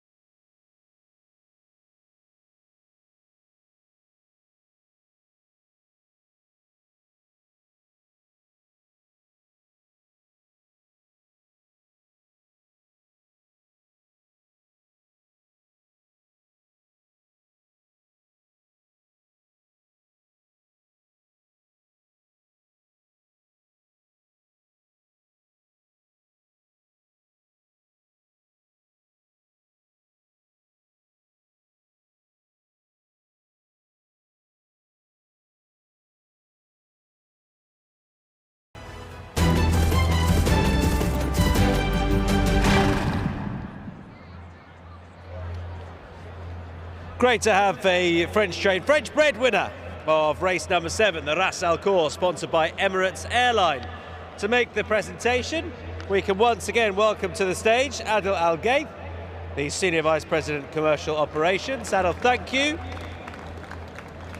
And has a couple of guests with him as well. That's great to see. Thanks to Adil. And he'll be presenting 3 awards to the winning connections of Fort Payne.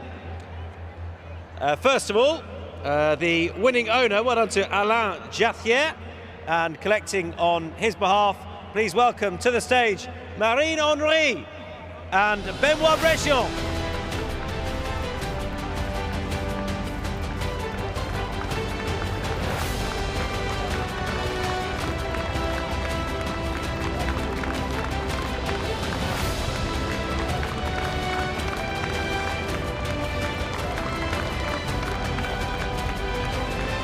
Well done to the owners of Fort Payne.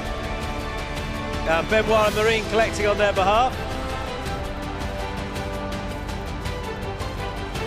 And now, winning trainer time of Fort Payne.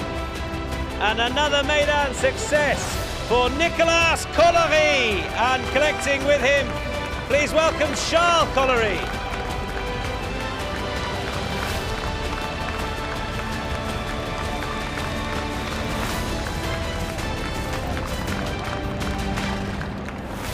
Well done to Nicolas and Charles.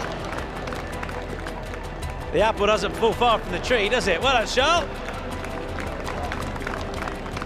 Yeah, great success for the winning trainer and the winning rider once again at Meydan. Please welcome to the stage Mr. Adrie de Vries.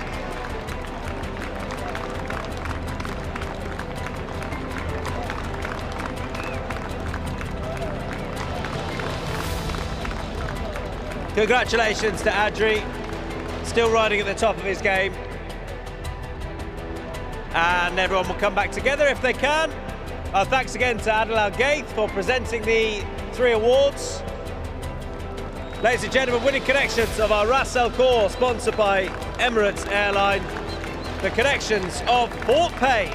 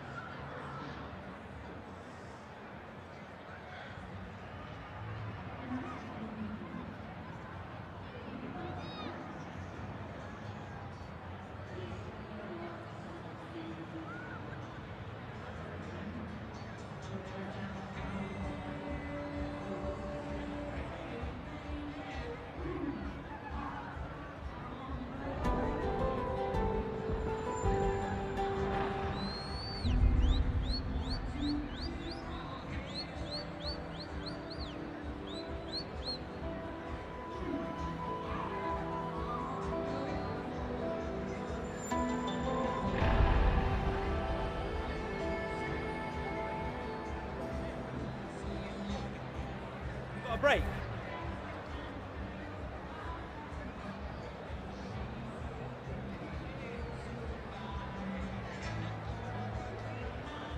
Well, ladies and gentlemen, guess what it's time for? One of our favorite moments of the evening.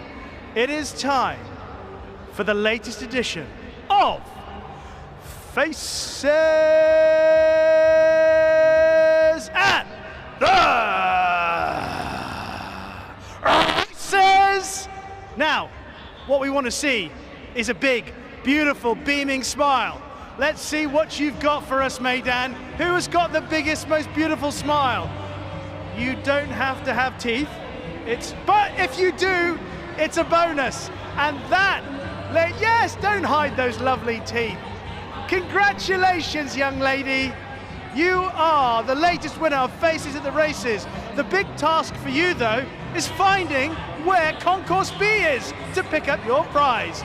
Congratulations, the latest winner of Faces at the Races.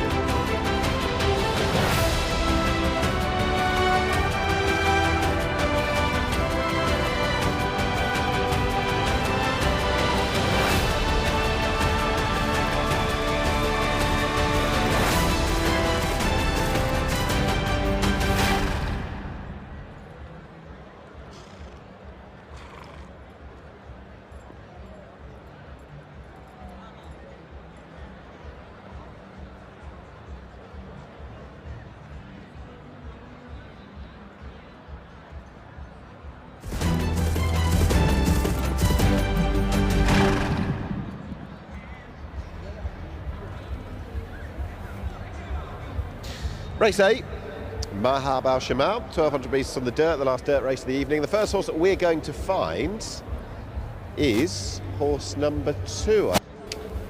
In which case, that'll be Go Chrome Go, the Argentinian star. First up run here, Julio Lascoaga's the trainer. And he said that the horse had a few health issues during the time he travelled over. But he's a horse who won his final 5 races in Argentina. And quite what we can expect here, well, we'll find out.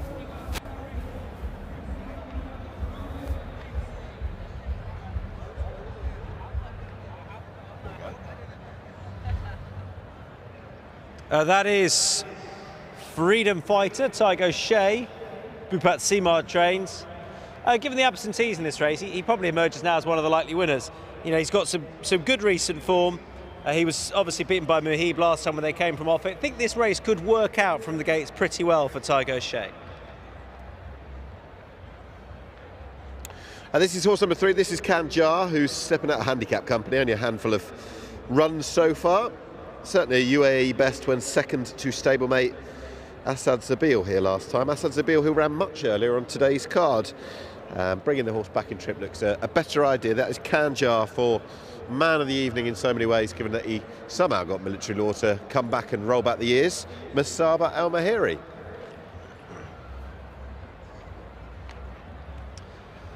This is Leading Spirit for Touch Gold Racing, Bupat Sima and Pat Cosgrave. A rating of 100 puts him in it, but in truth just off them. He's 8 now. He runs very well across both surfaces, but obviously sticking to the dirt here, which is where he's been of late, including with some really good efforts so far this season. He's ultra consistent. This is number 5. This is Mashakal. Seems to have been around forever, this horse. Caused a bit of a surprise with a course and distance handicap win 3 weeks ago. Don't forget, on a night where military law rolled back the years, this horse has got plenty of back class. He moved really well through that race last time. I know he was clinging on at the end, but he was probably value for a bit more. That is Mashakal. Mikhail Barcelona looks for 3. This is Morning. He's a course and distance winner. That did come in a handicap back just before Christmas. But he's probably worth a go stepping up in class here, rated 100. Again, just slightly off the very best of them. 1,000 metres at Jebel Ali was probably a touch too sharp last time. This is more like it. He is just a 4-year-old as well. And he's got the shackle of being my fancy. He does blow the start, so hopefully he won't this time. On the warpath, number 8, has had a handful of starts to the new yards. Nowhere near good enough at the moment. It is hard to imagine on the warpath winning this, although I said that about Tambarada in our previous race, and with another couple of strides would have won. Yeah, we've still had some surprises tonight, haven't we? And Rory, well, wouldn't be a massive surprise. rated 102. He's a probable pace angle in the race. He was obviously well behind Tuz at the start of January. He's run a good bit since then. Last time was a little bit better. That was over the 1,000 at Jebel Ali. 1,200 here is probably more what he wants, to be on the speed out of 3.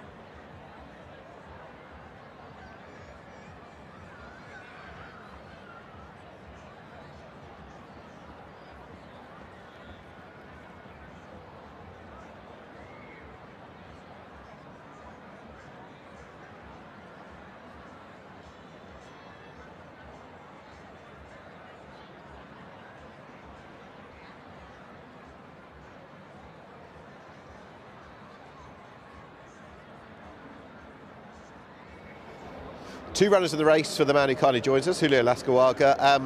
One we know about, but he's running for you for the first time, and one we've got no clue about, who I'll come to after. But Rory, who's shown lots of good form here in the past, he's newly with you. Exactly, it's a very interesting horse, looks nice. Just came out to us a few weeks ago, but he's looking okay. Just been doing all the work at home and looks fine. And he's obviously very hard fit. He's been running against some of these quite recently. Exactly, yes, it's a proper dead horse, and he's been running well this season's behind, so it should be okay. There are so many meetings where you seem to unearth a new maybe star from South America. Go Chrome Go, could he be the latest of them? 5 times a winner, or in his last 5 races in Argentina. What can you tell us about him? It's a very interesting horse, and by California Chrome, which is nearly suiting this track very well, so we're very happy to have him here. He had some problems before when he arrived to the UAE, so we couldn't get him fitter ready, but now he's looking okay, well recovered. It's really, really nice horse. You can see him today. It's really eye-catching. That's the thing. I read that you say he'll attract the eye for plenty of people. He's good looking. Exactly, really good looking. Oh, by all California comes like that. So yeah, we're expecting that he will run good today also. And is he very good? Is the rating from Argentina fully justified? Because obviously plenty of people that'll be watching this won't know too much about Argentinian racing. Are we expecting him to show maybe the odd firework while he's out here? I think he will transform his form from Argentina to here. I'm pretty sure that he will do it. Fantastic. We'll look forward to him. And while I've got you, last race, Quartier, another horse who's come over not so long ago from South America, trying the turf for the first time. Well, it's a horse that we've been thinking for a long time he might suit the turf also. He didn't enjoy last race that much on dirt, but he's looking well also, so we expect that he will run good also. Things all well, enjoying it? Thank you very much. Yeah, good man. Thank you.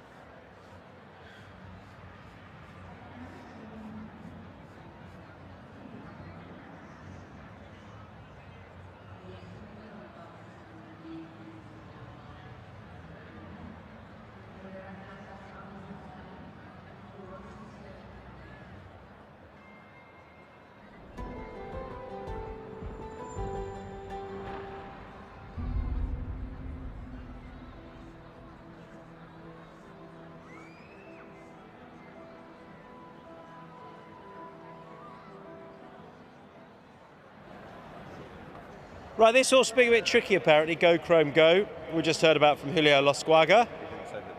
And he's just a bit on edge. I mean, it's a different atmosphere out here, I know, so it's just worth keeping an eye on. But he looks okay. He's just stood pretty proud at the moment, isn't he? Like he's not going to be overly keen to walk forward, but good-looking horse, stalls handlers know what they're doing.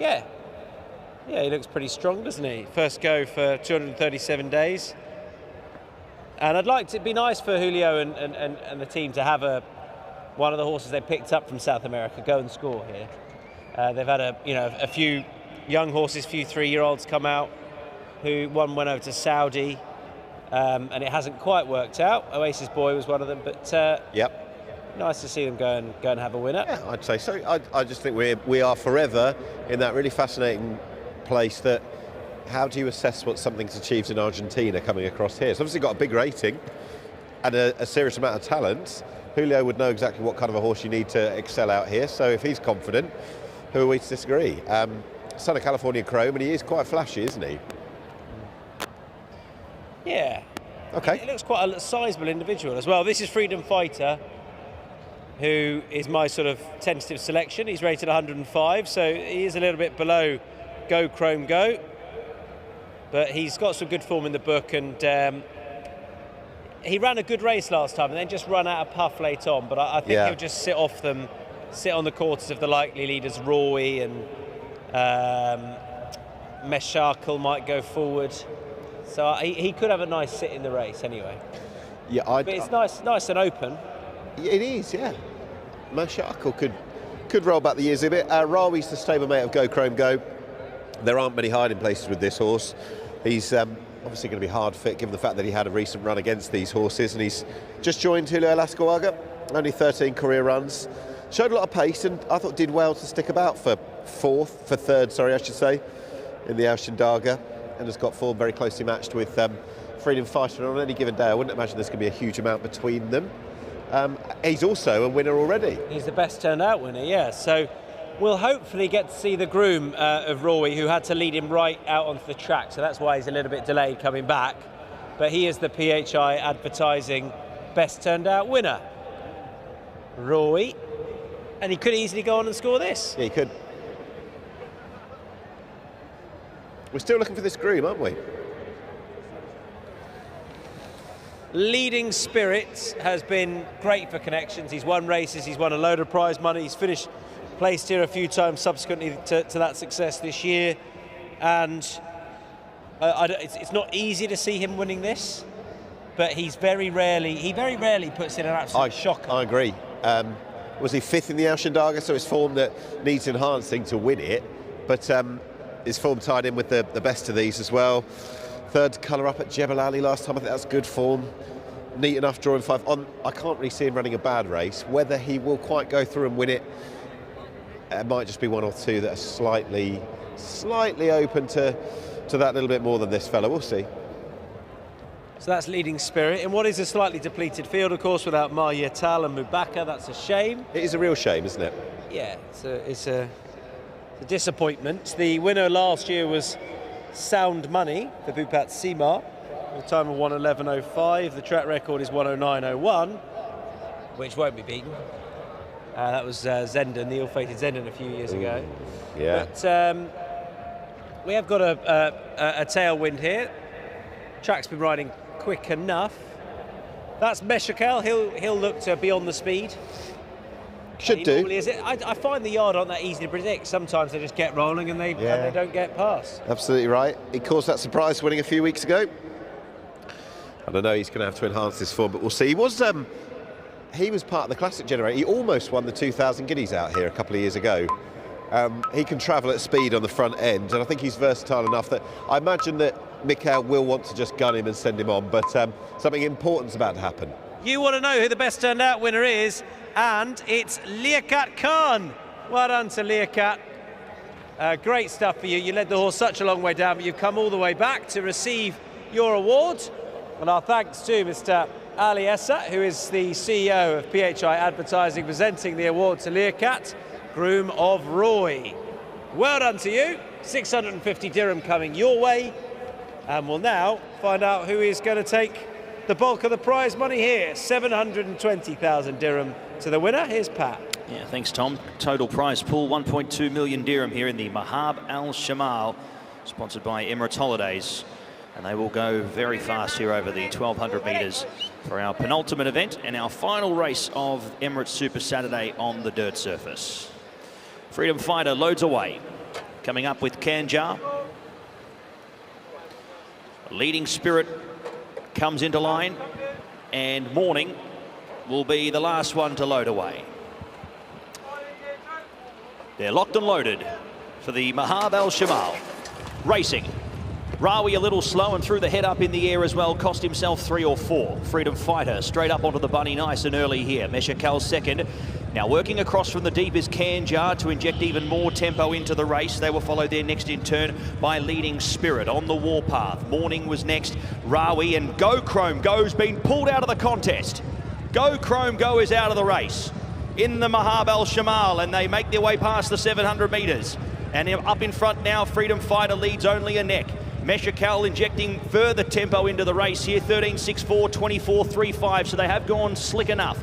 Back on the leaders, back in third. Here was Leading Spirit. Kanjar nudged along. The same can be said for Morning on the warpath. Rawi and Go Chrome Go out of the race. 400 to go. And it is Freedom Fighter a half length. Now 3/4 of a length. Meshakal tries to level up, but Freedom Fighter holds him at bay at the moment. Leading Spirit, though, the threat. Leading Spirit down the outside. Hot out of the Jebel Ali sprint. Leading Spirit burns to the lead. Burns the dirt here this afternoon and into the evening and into the final 100 metres. Leading Spirit under Pat Cosgrave will take the Mahab Al Shamal. A length and a half. Freedom Fighter second. Maybe Morning just over Meshakal for third. Fifth goes to Kanjar, followed by Rawi. Second to last was on the warpath, and a long last Go Chrome Go. We'll hear more in the vet's report and the steward's report. You'd say he pulled up sharply about 300 into the race. But Leading Spirit for Bhupat Seema gets the win for Touch Gold Racing. Patrick Cosgrave gets the win on the 8-year-old gelding by Exceed and Excel off the rating of 100 tonight. He picks up the Mahab Al Shamal and the winner's check of 720,000 dirham. Freedom Fighter a brave second, but holds him at bay. Winner's margin, a length and a half.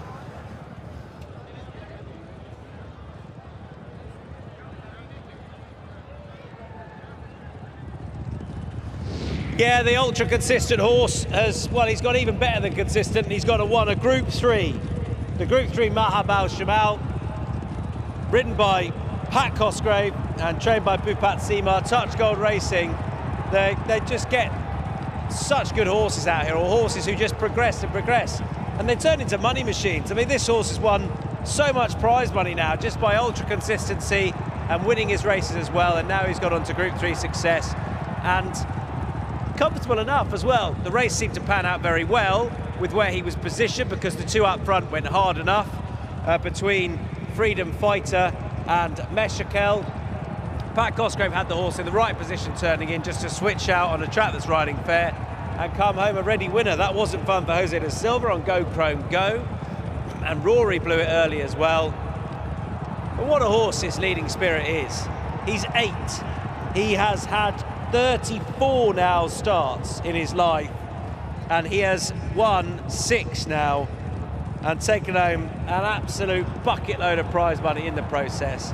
Perfect position on the rail turning in, switching off it and picking up to go on and score pretty comfortably. Group 3 success, Mahab Al Shamal, sponsored by Emirates Holidays for Leading Spirit.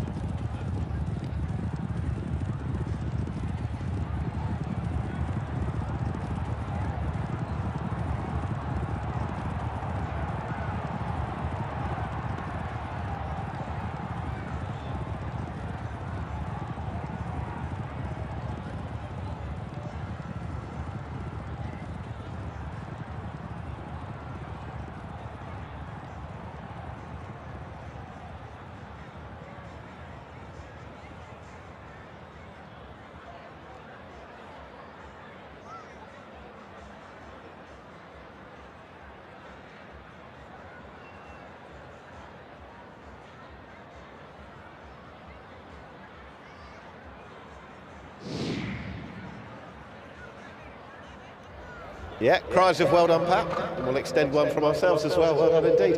I know you've got a good association with this fella, and I guess it's a reward for his real consistency, isn't it?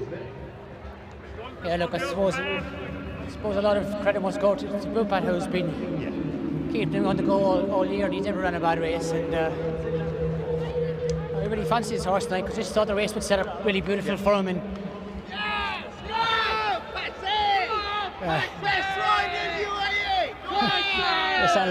Best rider in the UAE. I wouldn't go that far, but look, I just really thought, I said, this morning, I think just, it's a bit of pace and he gets to get drawn inside. It's most important for him to get a low draw and on the fence.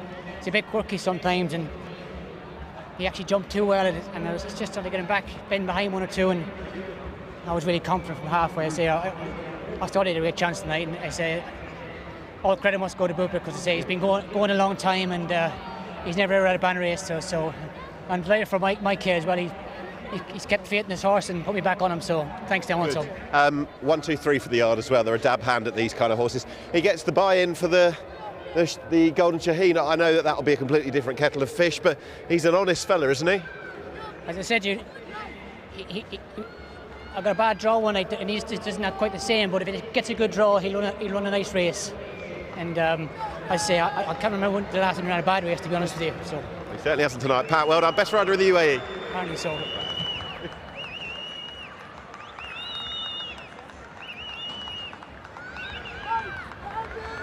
Ladies and gents, winner of the Mahab Al Shamal, sponsored by Emirates Holidays, ridden by Pat Cosgrave, trained by Bupat Seymour in the Touch Gold Racing colours, Leading Spirit.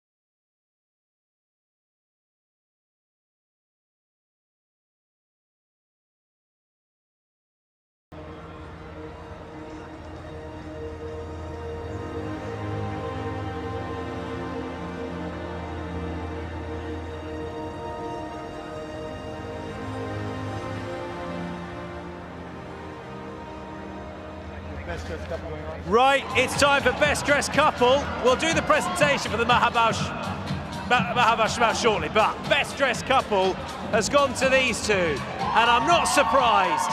Look at that. If ever there was a good thing tonight, Cinderella's dream was short, but that was a certainty. Well done to the best dressed couple tonight. Congratulations to the pair. Great stuff. We'll do the presentation shortly. I will ask you please to present next the prize from Emirates Airline, the partner with us here today.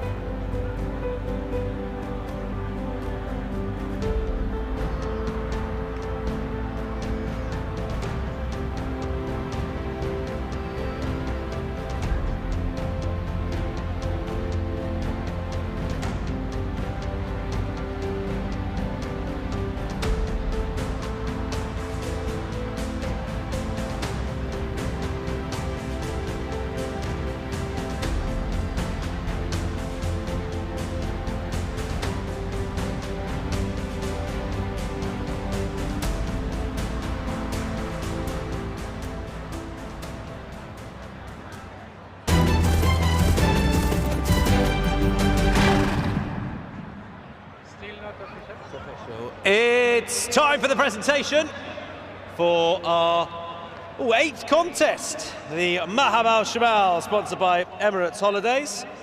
To make the presentation, please welcome to the stage Mr. Bob Cabley, the SVP at Online Sales. Thank you, Bob.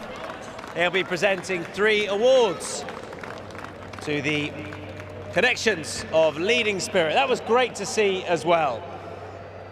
Making their way to the stage now, please welcome the winning connections representing Touch Gold Racing. And they are Mr. Mike Kay, Victoria Johnson and Jane K. Bailey.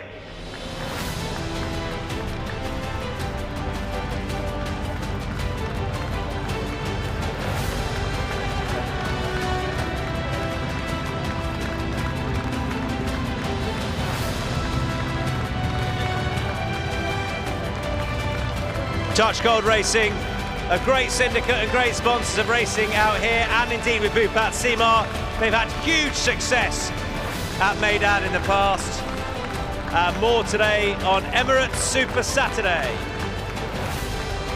And now, please welcome, as we pop that one down, Bob can present the award to the winning trainer and family, Bhupat Seema.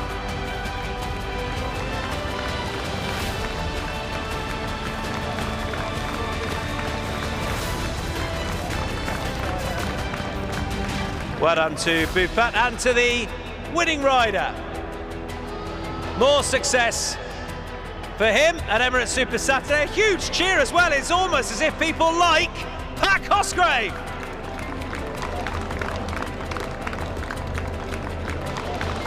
Well done to Pat, Bhupat, Mike Kay and everyone from Touch Gold Racing. Thanks to our presenter for the Mahab Al Shamal, sponsored by Emirates Holidays. That's Bob Cabley, and also confirmation that this horse gets the qualifying bonus to the Dubai Golden Shaheen. The Group 1 over 1,200 metres on Saturday the 30th of March. The winning connections of Leading Spirit.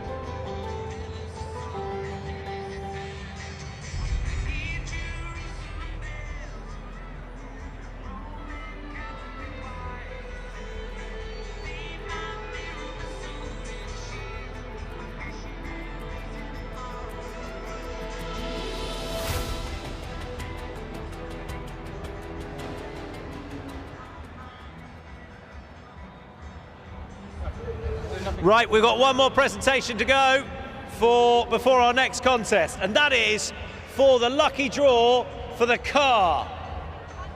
So we're going to present to the winner, not the car, but a key for the car, because the car isn't with us. To make the presentation, please welcome to the stage Dr. Mohammed Isa Al Adab, the Executive Director and Board Member at the Dubai Racing Club. Thank you, Doctor, for presenting this award.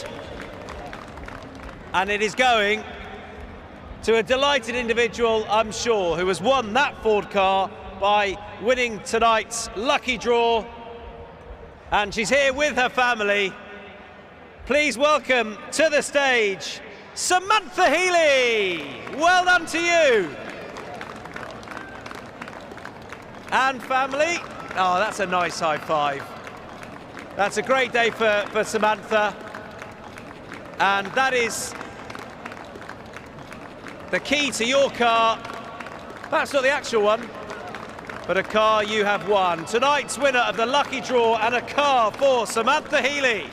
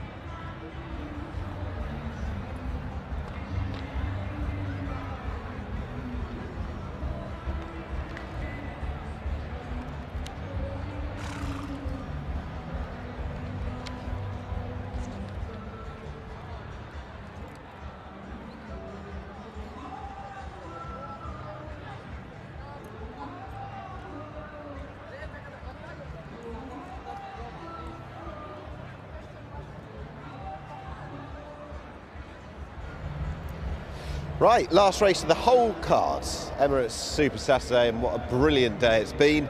This is the Jumeirah Classic, sponsored by Arabian Adventures, that finishes things off. 1,800 metres is the trip, and it's on the turf as well. That's what the Classic generation can go and do. They're headed up by Athan, horse number 1, who was behind Beautiful Love last time, behind Legend of Time the 2 starts prior. So the fact that Legend of Time stands in opposition once again is going to make it tricky, even over that little bit further. It's hard to imagine Athan, who is a good horse, can be reversing that form with Legend of Time, but you never know. Next up is number 2, Quartier, the Southern American 3-year-old. And we got an update with the trainer of this horse, Julio Lascuago, who said that they've been thinking about running him on the dirt, on the turf even, for a horse that's been running on the dirt. Whether he can reach the same level on the grass, that might be debatable, but they're having a little trial. So Quartier, a different surface for him. 3's a claim to royalty, one of the Osama Rafai runners in the race, still a maiden, and has a lowly rating. Very, very hard to imagine this horse winning today. Doesn't have enough competitive form in the book, suggest that he can.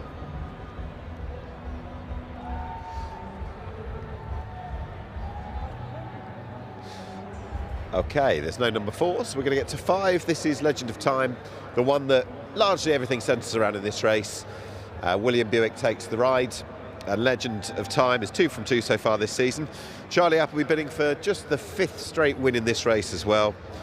Winner of the Jumeirah Guineas last time, this horse, having taken the trial the time before. Will Buick said last time that he felt like he'd be a horse that would be even more comfortable over 2,000 metres. So 1,800, he's a horse that's going through the ratings, and he's just a very trustworthy but quality animal who on form should be winning it. His stablemate is Musical Act, who was 2nd string last time on first run out here when beaten 11 lengths by the stablemate. Entitled to come on for that. The dam was a class act a few years ago. She actually won the Balanchine over this very course and distance, so it's in the blood to have a carnival success over this track and trip, but he's got the small matter of Legend of Time standing in his way. So Musical Act bids to reverse that form. Next up is 7 Tahuku. It's got a little bit to find on the figures for Ahmad bin Hamash and Conor Beasley. Comfortably disposed of by Legend of Time in 2 races so far, and actually the combined distances have racked up as well, 22 lengths or thereabouts. So it's a lot to do for Tahuku. And finally, we have the other of the Osama Rafai runners. He's already talked about the fact that he's got horse number 3. He's got number 8 as well. That's what happens in Vegas. He's having a 2nd start for the trainer. The form is inferior to certainly not just Legend of Time, but in the context of winning things, I think what happens in Vegas is going to struggle today. That is the last runner for this final race, race number 9. There's the Charlie Appleby team. We've got Mikel Barcelona and William Buick. They've both been on the score sheet tonight. It's Buick on Legend of Time and Musical Act to be ridden by treble-seeking Mikel Barcelona. They're your runners for the final race. And then, you know, exactly. Let's ride him to pick up a good check. Last time he was too clean. Yes. We removed the blinkers. Remove the blinkers, yes. And he's going a bit further.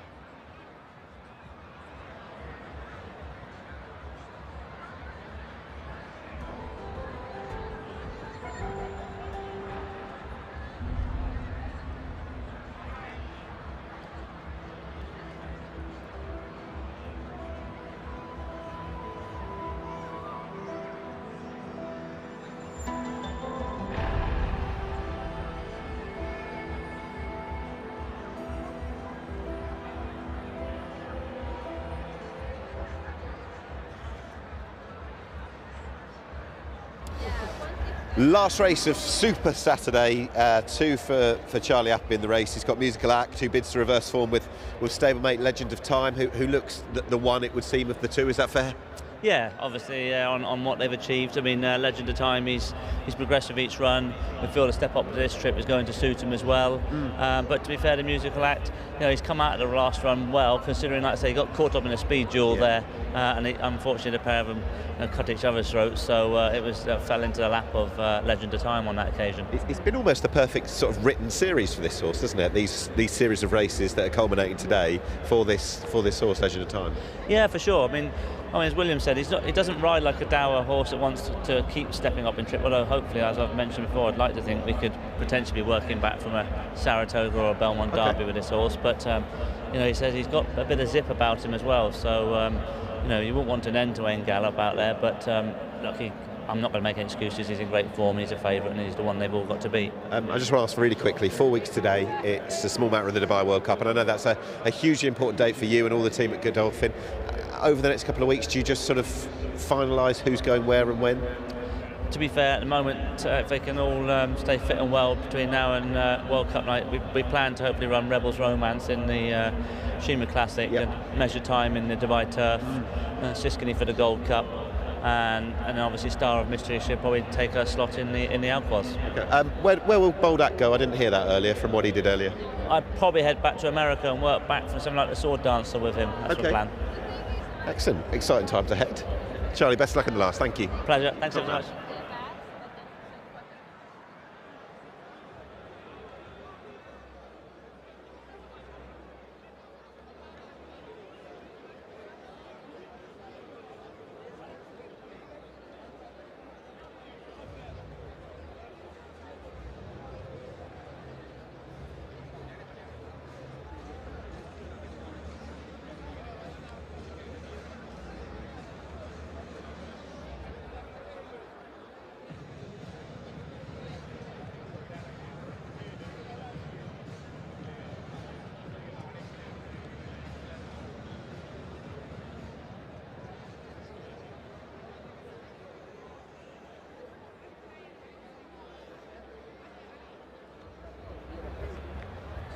It is best turnout time, 650 dirham to the winning groom. And it is the winning groom of Legend of Time. Well done to Vishan Singh. And our thanks, most importantly, to these guys, Jordan and Larry. Oh, don't leave me hanging. Yes, holding that screen up, doing its thing. And here is Vishan Singh, 650 dirham on behalf of PHI Advertising. And our thanks to Mr. Ali Issa, who is the CEO of PHI, presenting the award to Vishan Singh, the best turned out winner, Legend of Time. That went well.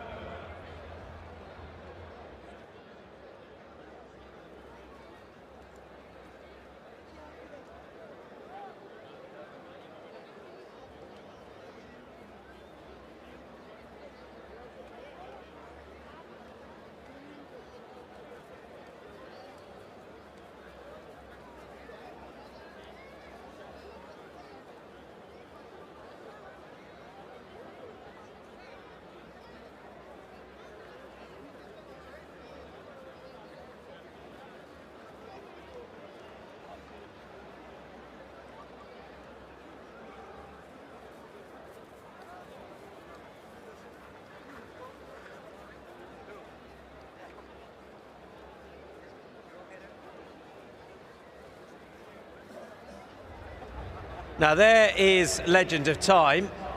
My mum always thinks that's a good luck omen. Now, what the horse was doing. Now the thing is, I've spotted a theme here. Yep. When William Buick rides with his feet in the irons, he struggles. So I wonder what he's going to do here. The horse should win. It's a weird and wild theory, isn't it? Yeah, it's a weird But it served him okay earlier. Yeah, he should win. Yeah, of course he should. But we've had some real turn-ups tonight. Yeah, we have. We've had underperformers. More of them than probably horses running with distinction that we thought we would. I know there was the drama with the filly earlier, but I don't see any reason why this horse shouldn't win. As Charlie Appleby said a few moments ago, this has been the perfect series for him.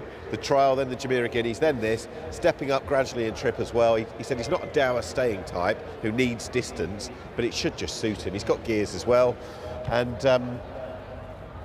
it's not original, but I really don't see any reason why anything that he's beaten so far, at least, has got the capability of reversing that form. So it sounds like he doesn't see him as sort of a beyond 10 firm. No, not really. I think he'll probably be booked for going stateside, won't he? That kind of horse, of which Charlie's probably sort of graduated them from, be they fillies or colts, here at the Carnival, and then headed off to races in midsummer in America. It's tried and tested, and if he sees this horse in that mould, then who are we to argue? And that's Musical Act, who was well off him last time. Yeah, he was, but he got into a bit of a speed battle duel that was a bit unnecessary. Even then, Mikel Barcelona, I know, has picked up his fair share of winning rides on so-called second strings. Earlier today, Bold Act was probably the third string, wasn't he? Or second or third anyway, but it's hard to imagine that he's going to go and reverse that form. We're just noting, though, he is out of a Balanchine winner on this very course and distance from a few years ago. I've completely forgotten her name. Where is Poetic Charm. That is exactly what she is. Yeah, I've just read that. I would not have got it. No, that's fine. So it's in the blood to win over this course and distance, but other than that, it's quite tenuous. Right, loading process is well underway. Enjoyable. It's Adju de Vries close up to us. A few people ride the track as well as him. He's on Athan, who's behind Legend of Time a few times, Beautiful Love as well. So we will see what happens with the great Pat Comerford. Cheers, Pat. Thank you very much, gentlemen. Looking forward to our final race of the evening. And we are almost set to go and immediately underway. Musical Act was fast off the machines, going forward there in the early stages with Athan, Legend of Time, just looking to slot in here as well. So they might get the back of the stablemate here. Tohoku out 3 deep at the moment. Followed there next in turn by Acclaim to Royalty, and they were followed there by Courtier. Just getting up on the steel of shade there at the back. Second to last, 3 lengths back in last position, sees what happens in Vegas. So 8 or 9 lengths top to tail as they make their way past the 1350. And the early sectionals come up 14.98, 26.80. Athan leads them, kicks up underneath Musical Act to lead a half length. Third in the running was Legend of Time, spotting the lead 2.5 and racing on his lonesome at this point in time from Tohoku, who was next, Courtier. Then came Acclaim to Royalty. Last was What Happens in Vegas. So 1,000 metres left to go here in the final event of the night, and Athan heads to his usual roll up on speed and now makes the margin a length. Musical Act in second, sits there in a nice position for the time being, along with Legend of Time, who tracks the leader.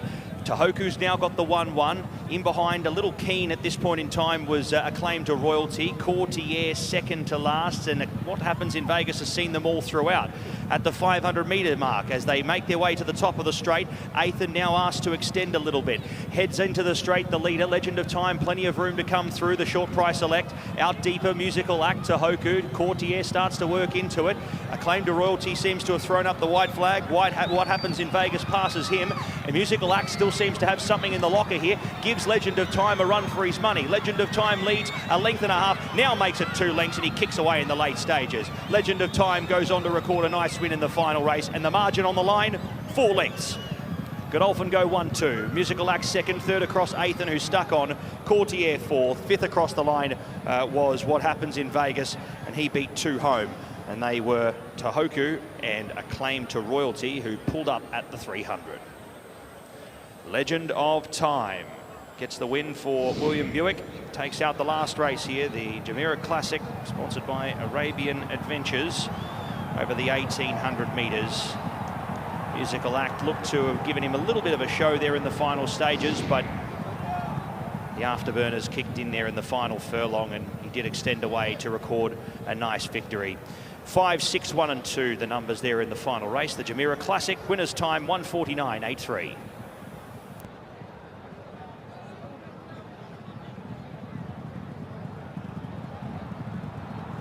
Charlie Appleby is alongside me off the back of that success. Pretty straightforward. Yeah, the pace was a nice even pace there, and William was sort of hopeful it was just going to be an even run pace, because he said this horse has got to turn a foot. But it'll be interesting to see what he's got to say, because obviously he stepped up to the 9 tonight, and I do personally feel like if he steps up to the 10 it'll be better for him, and the further he went, the more he was pulling away in the end. What do you see him doing next? The grand plan is to work back from a Saratoga or Belmont Derby. Okay. And will that involve going back to the UK, a couple of starts there? No, I'd say we'd probably ship out to America early April there to the Keeneland meet, and maybe get cut his teeth over there, just so he's got used to the style of racing. Good stuff, well done. Brilliant, thanks Tom. That's Charlie Appleby, well done to him. So he will go stateside. Legend of Time, who's beaten Musical Act and Athan, and Legend of Time has done it pretty comfortably.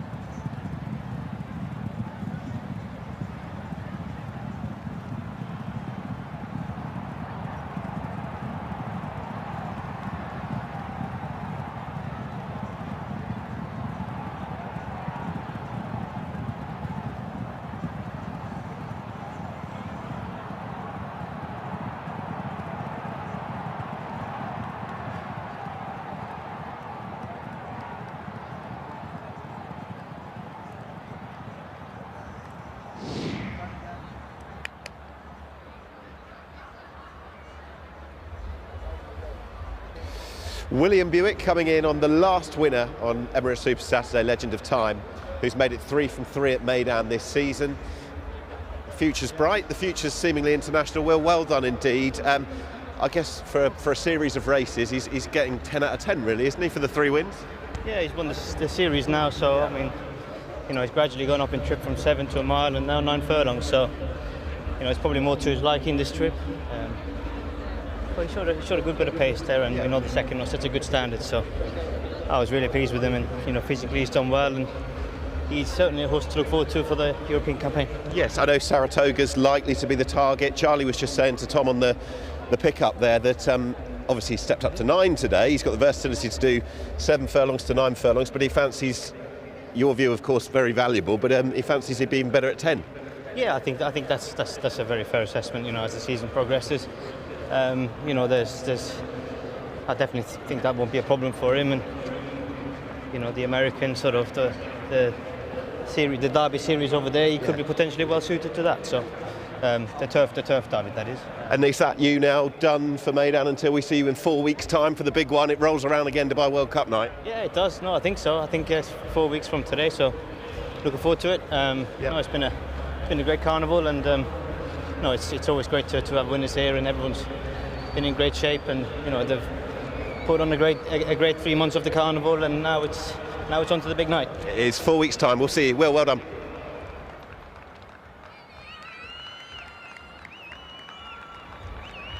Another one for William Buick, Charlie Appleby and Team Godolphin as Legend of Time takes the last.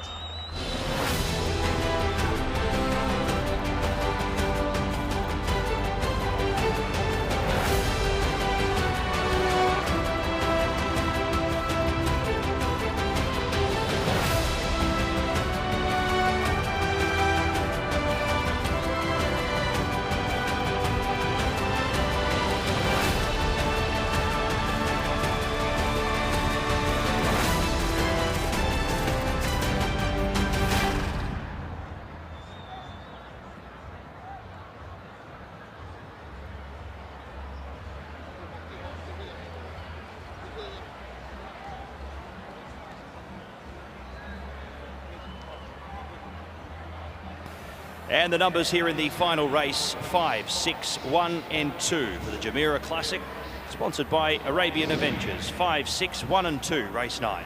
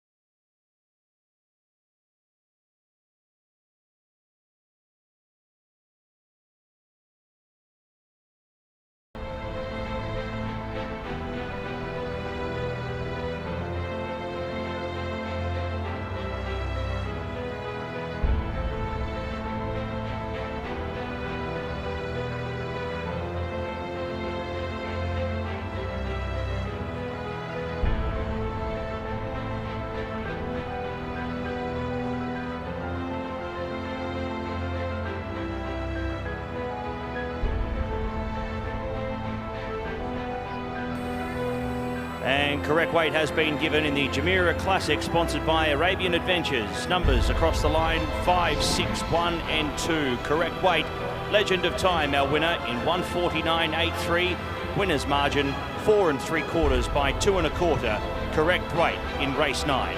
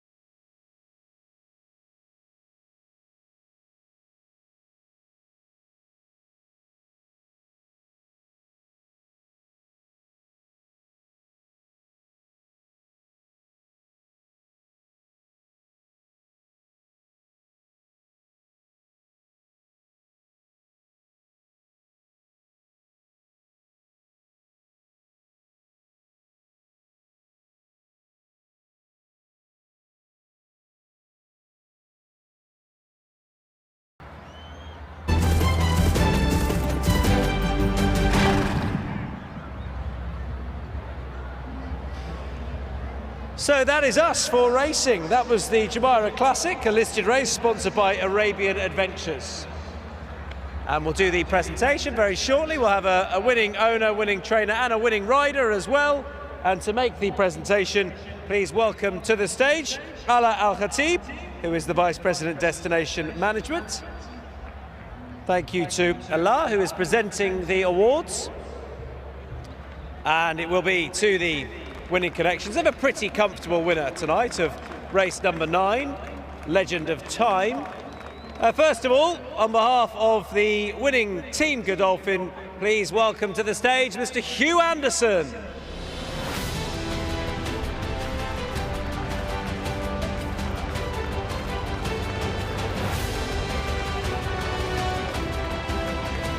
Hugh representing Godolphin, and more success for them tonight. Thank you to Hugh. And now, on behalf of the winning trainer, Charlie Appleby, please welcome once again to the stage at Meydan, Sophie Chrétien.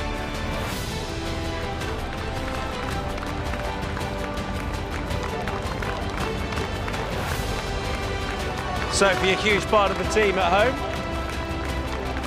Well done to her. Godolphin success, very much her success as well. And the winning rider, once again this evening, William Buick.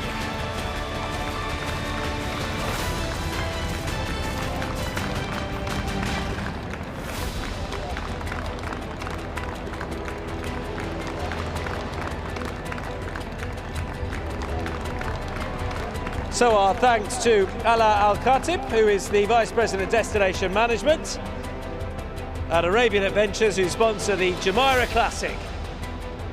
And that was won by Team Godolphin. Well done to them, to Charlie Appleby and to William Buick. The winning connections of Legend of Time.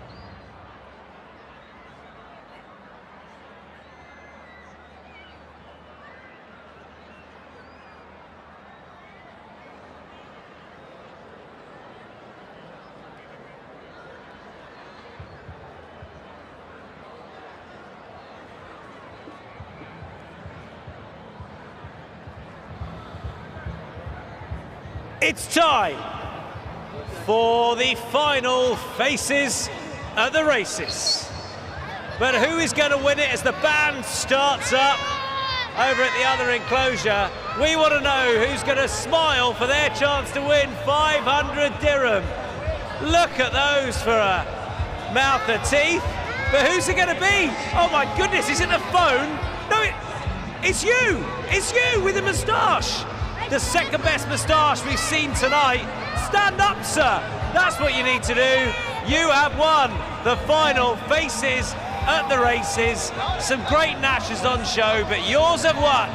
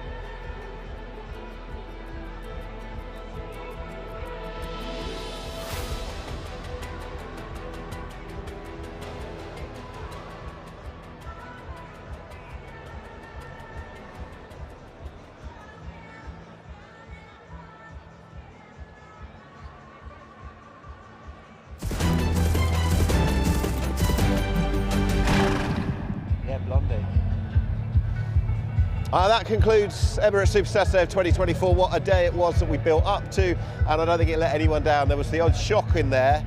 There was a moment of drama in the case of William Buick on Cinderella's Dream, but plenty of enjoyment. Tom Stanley.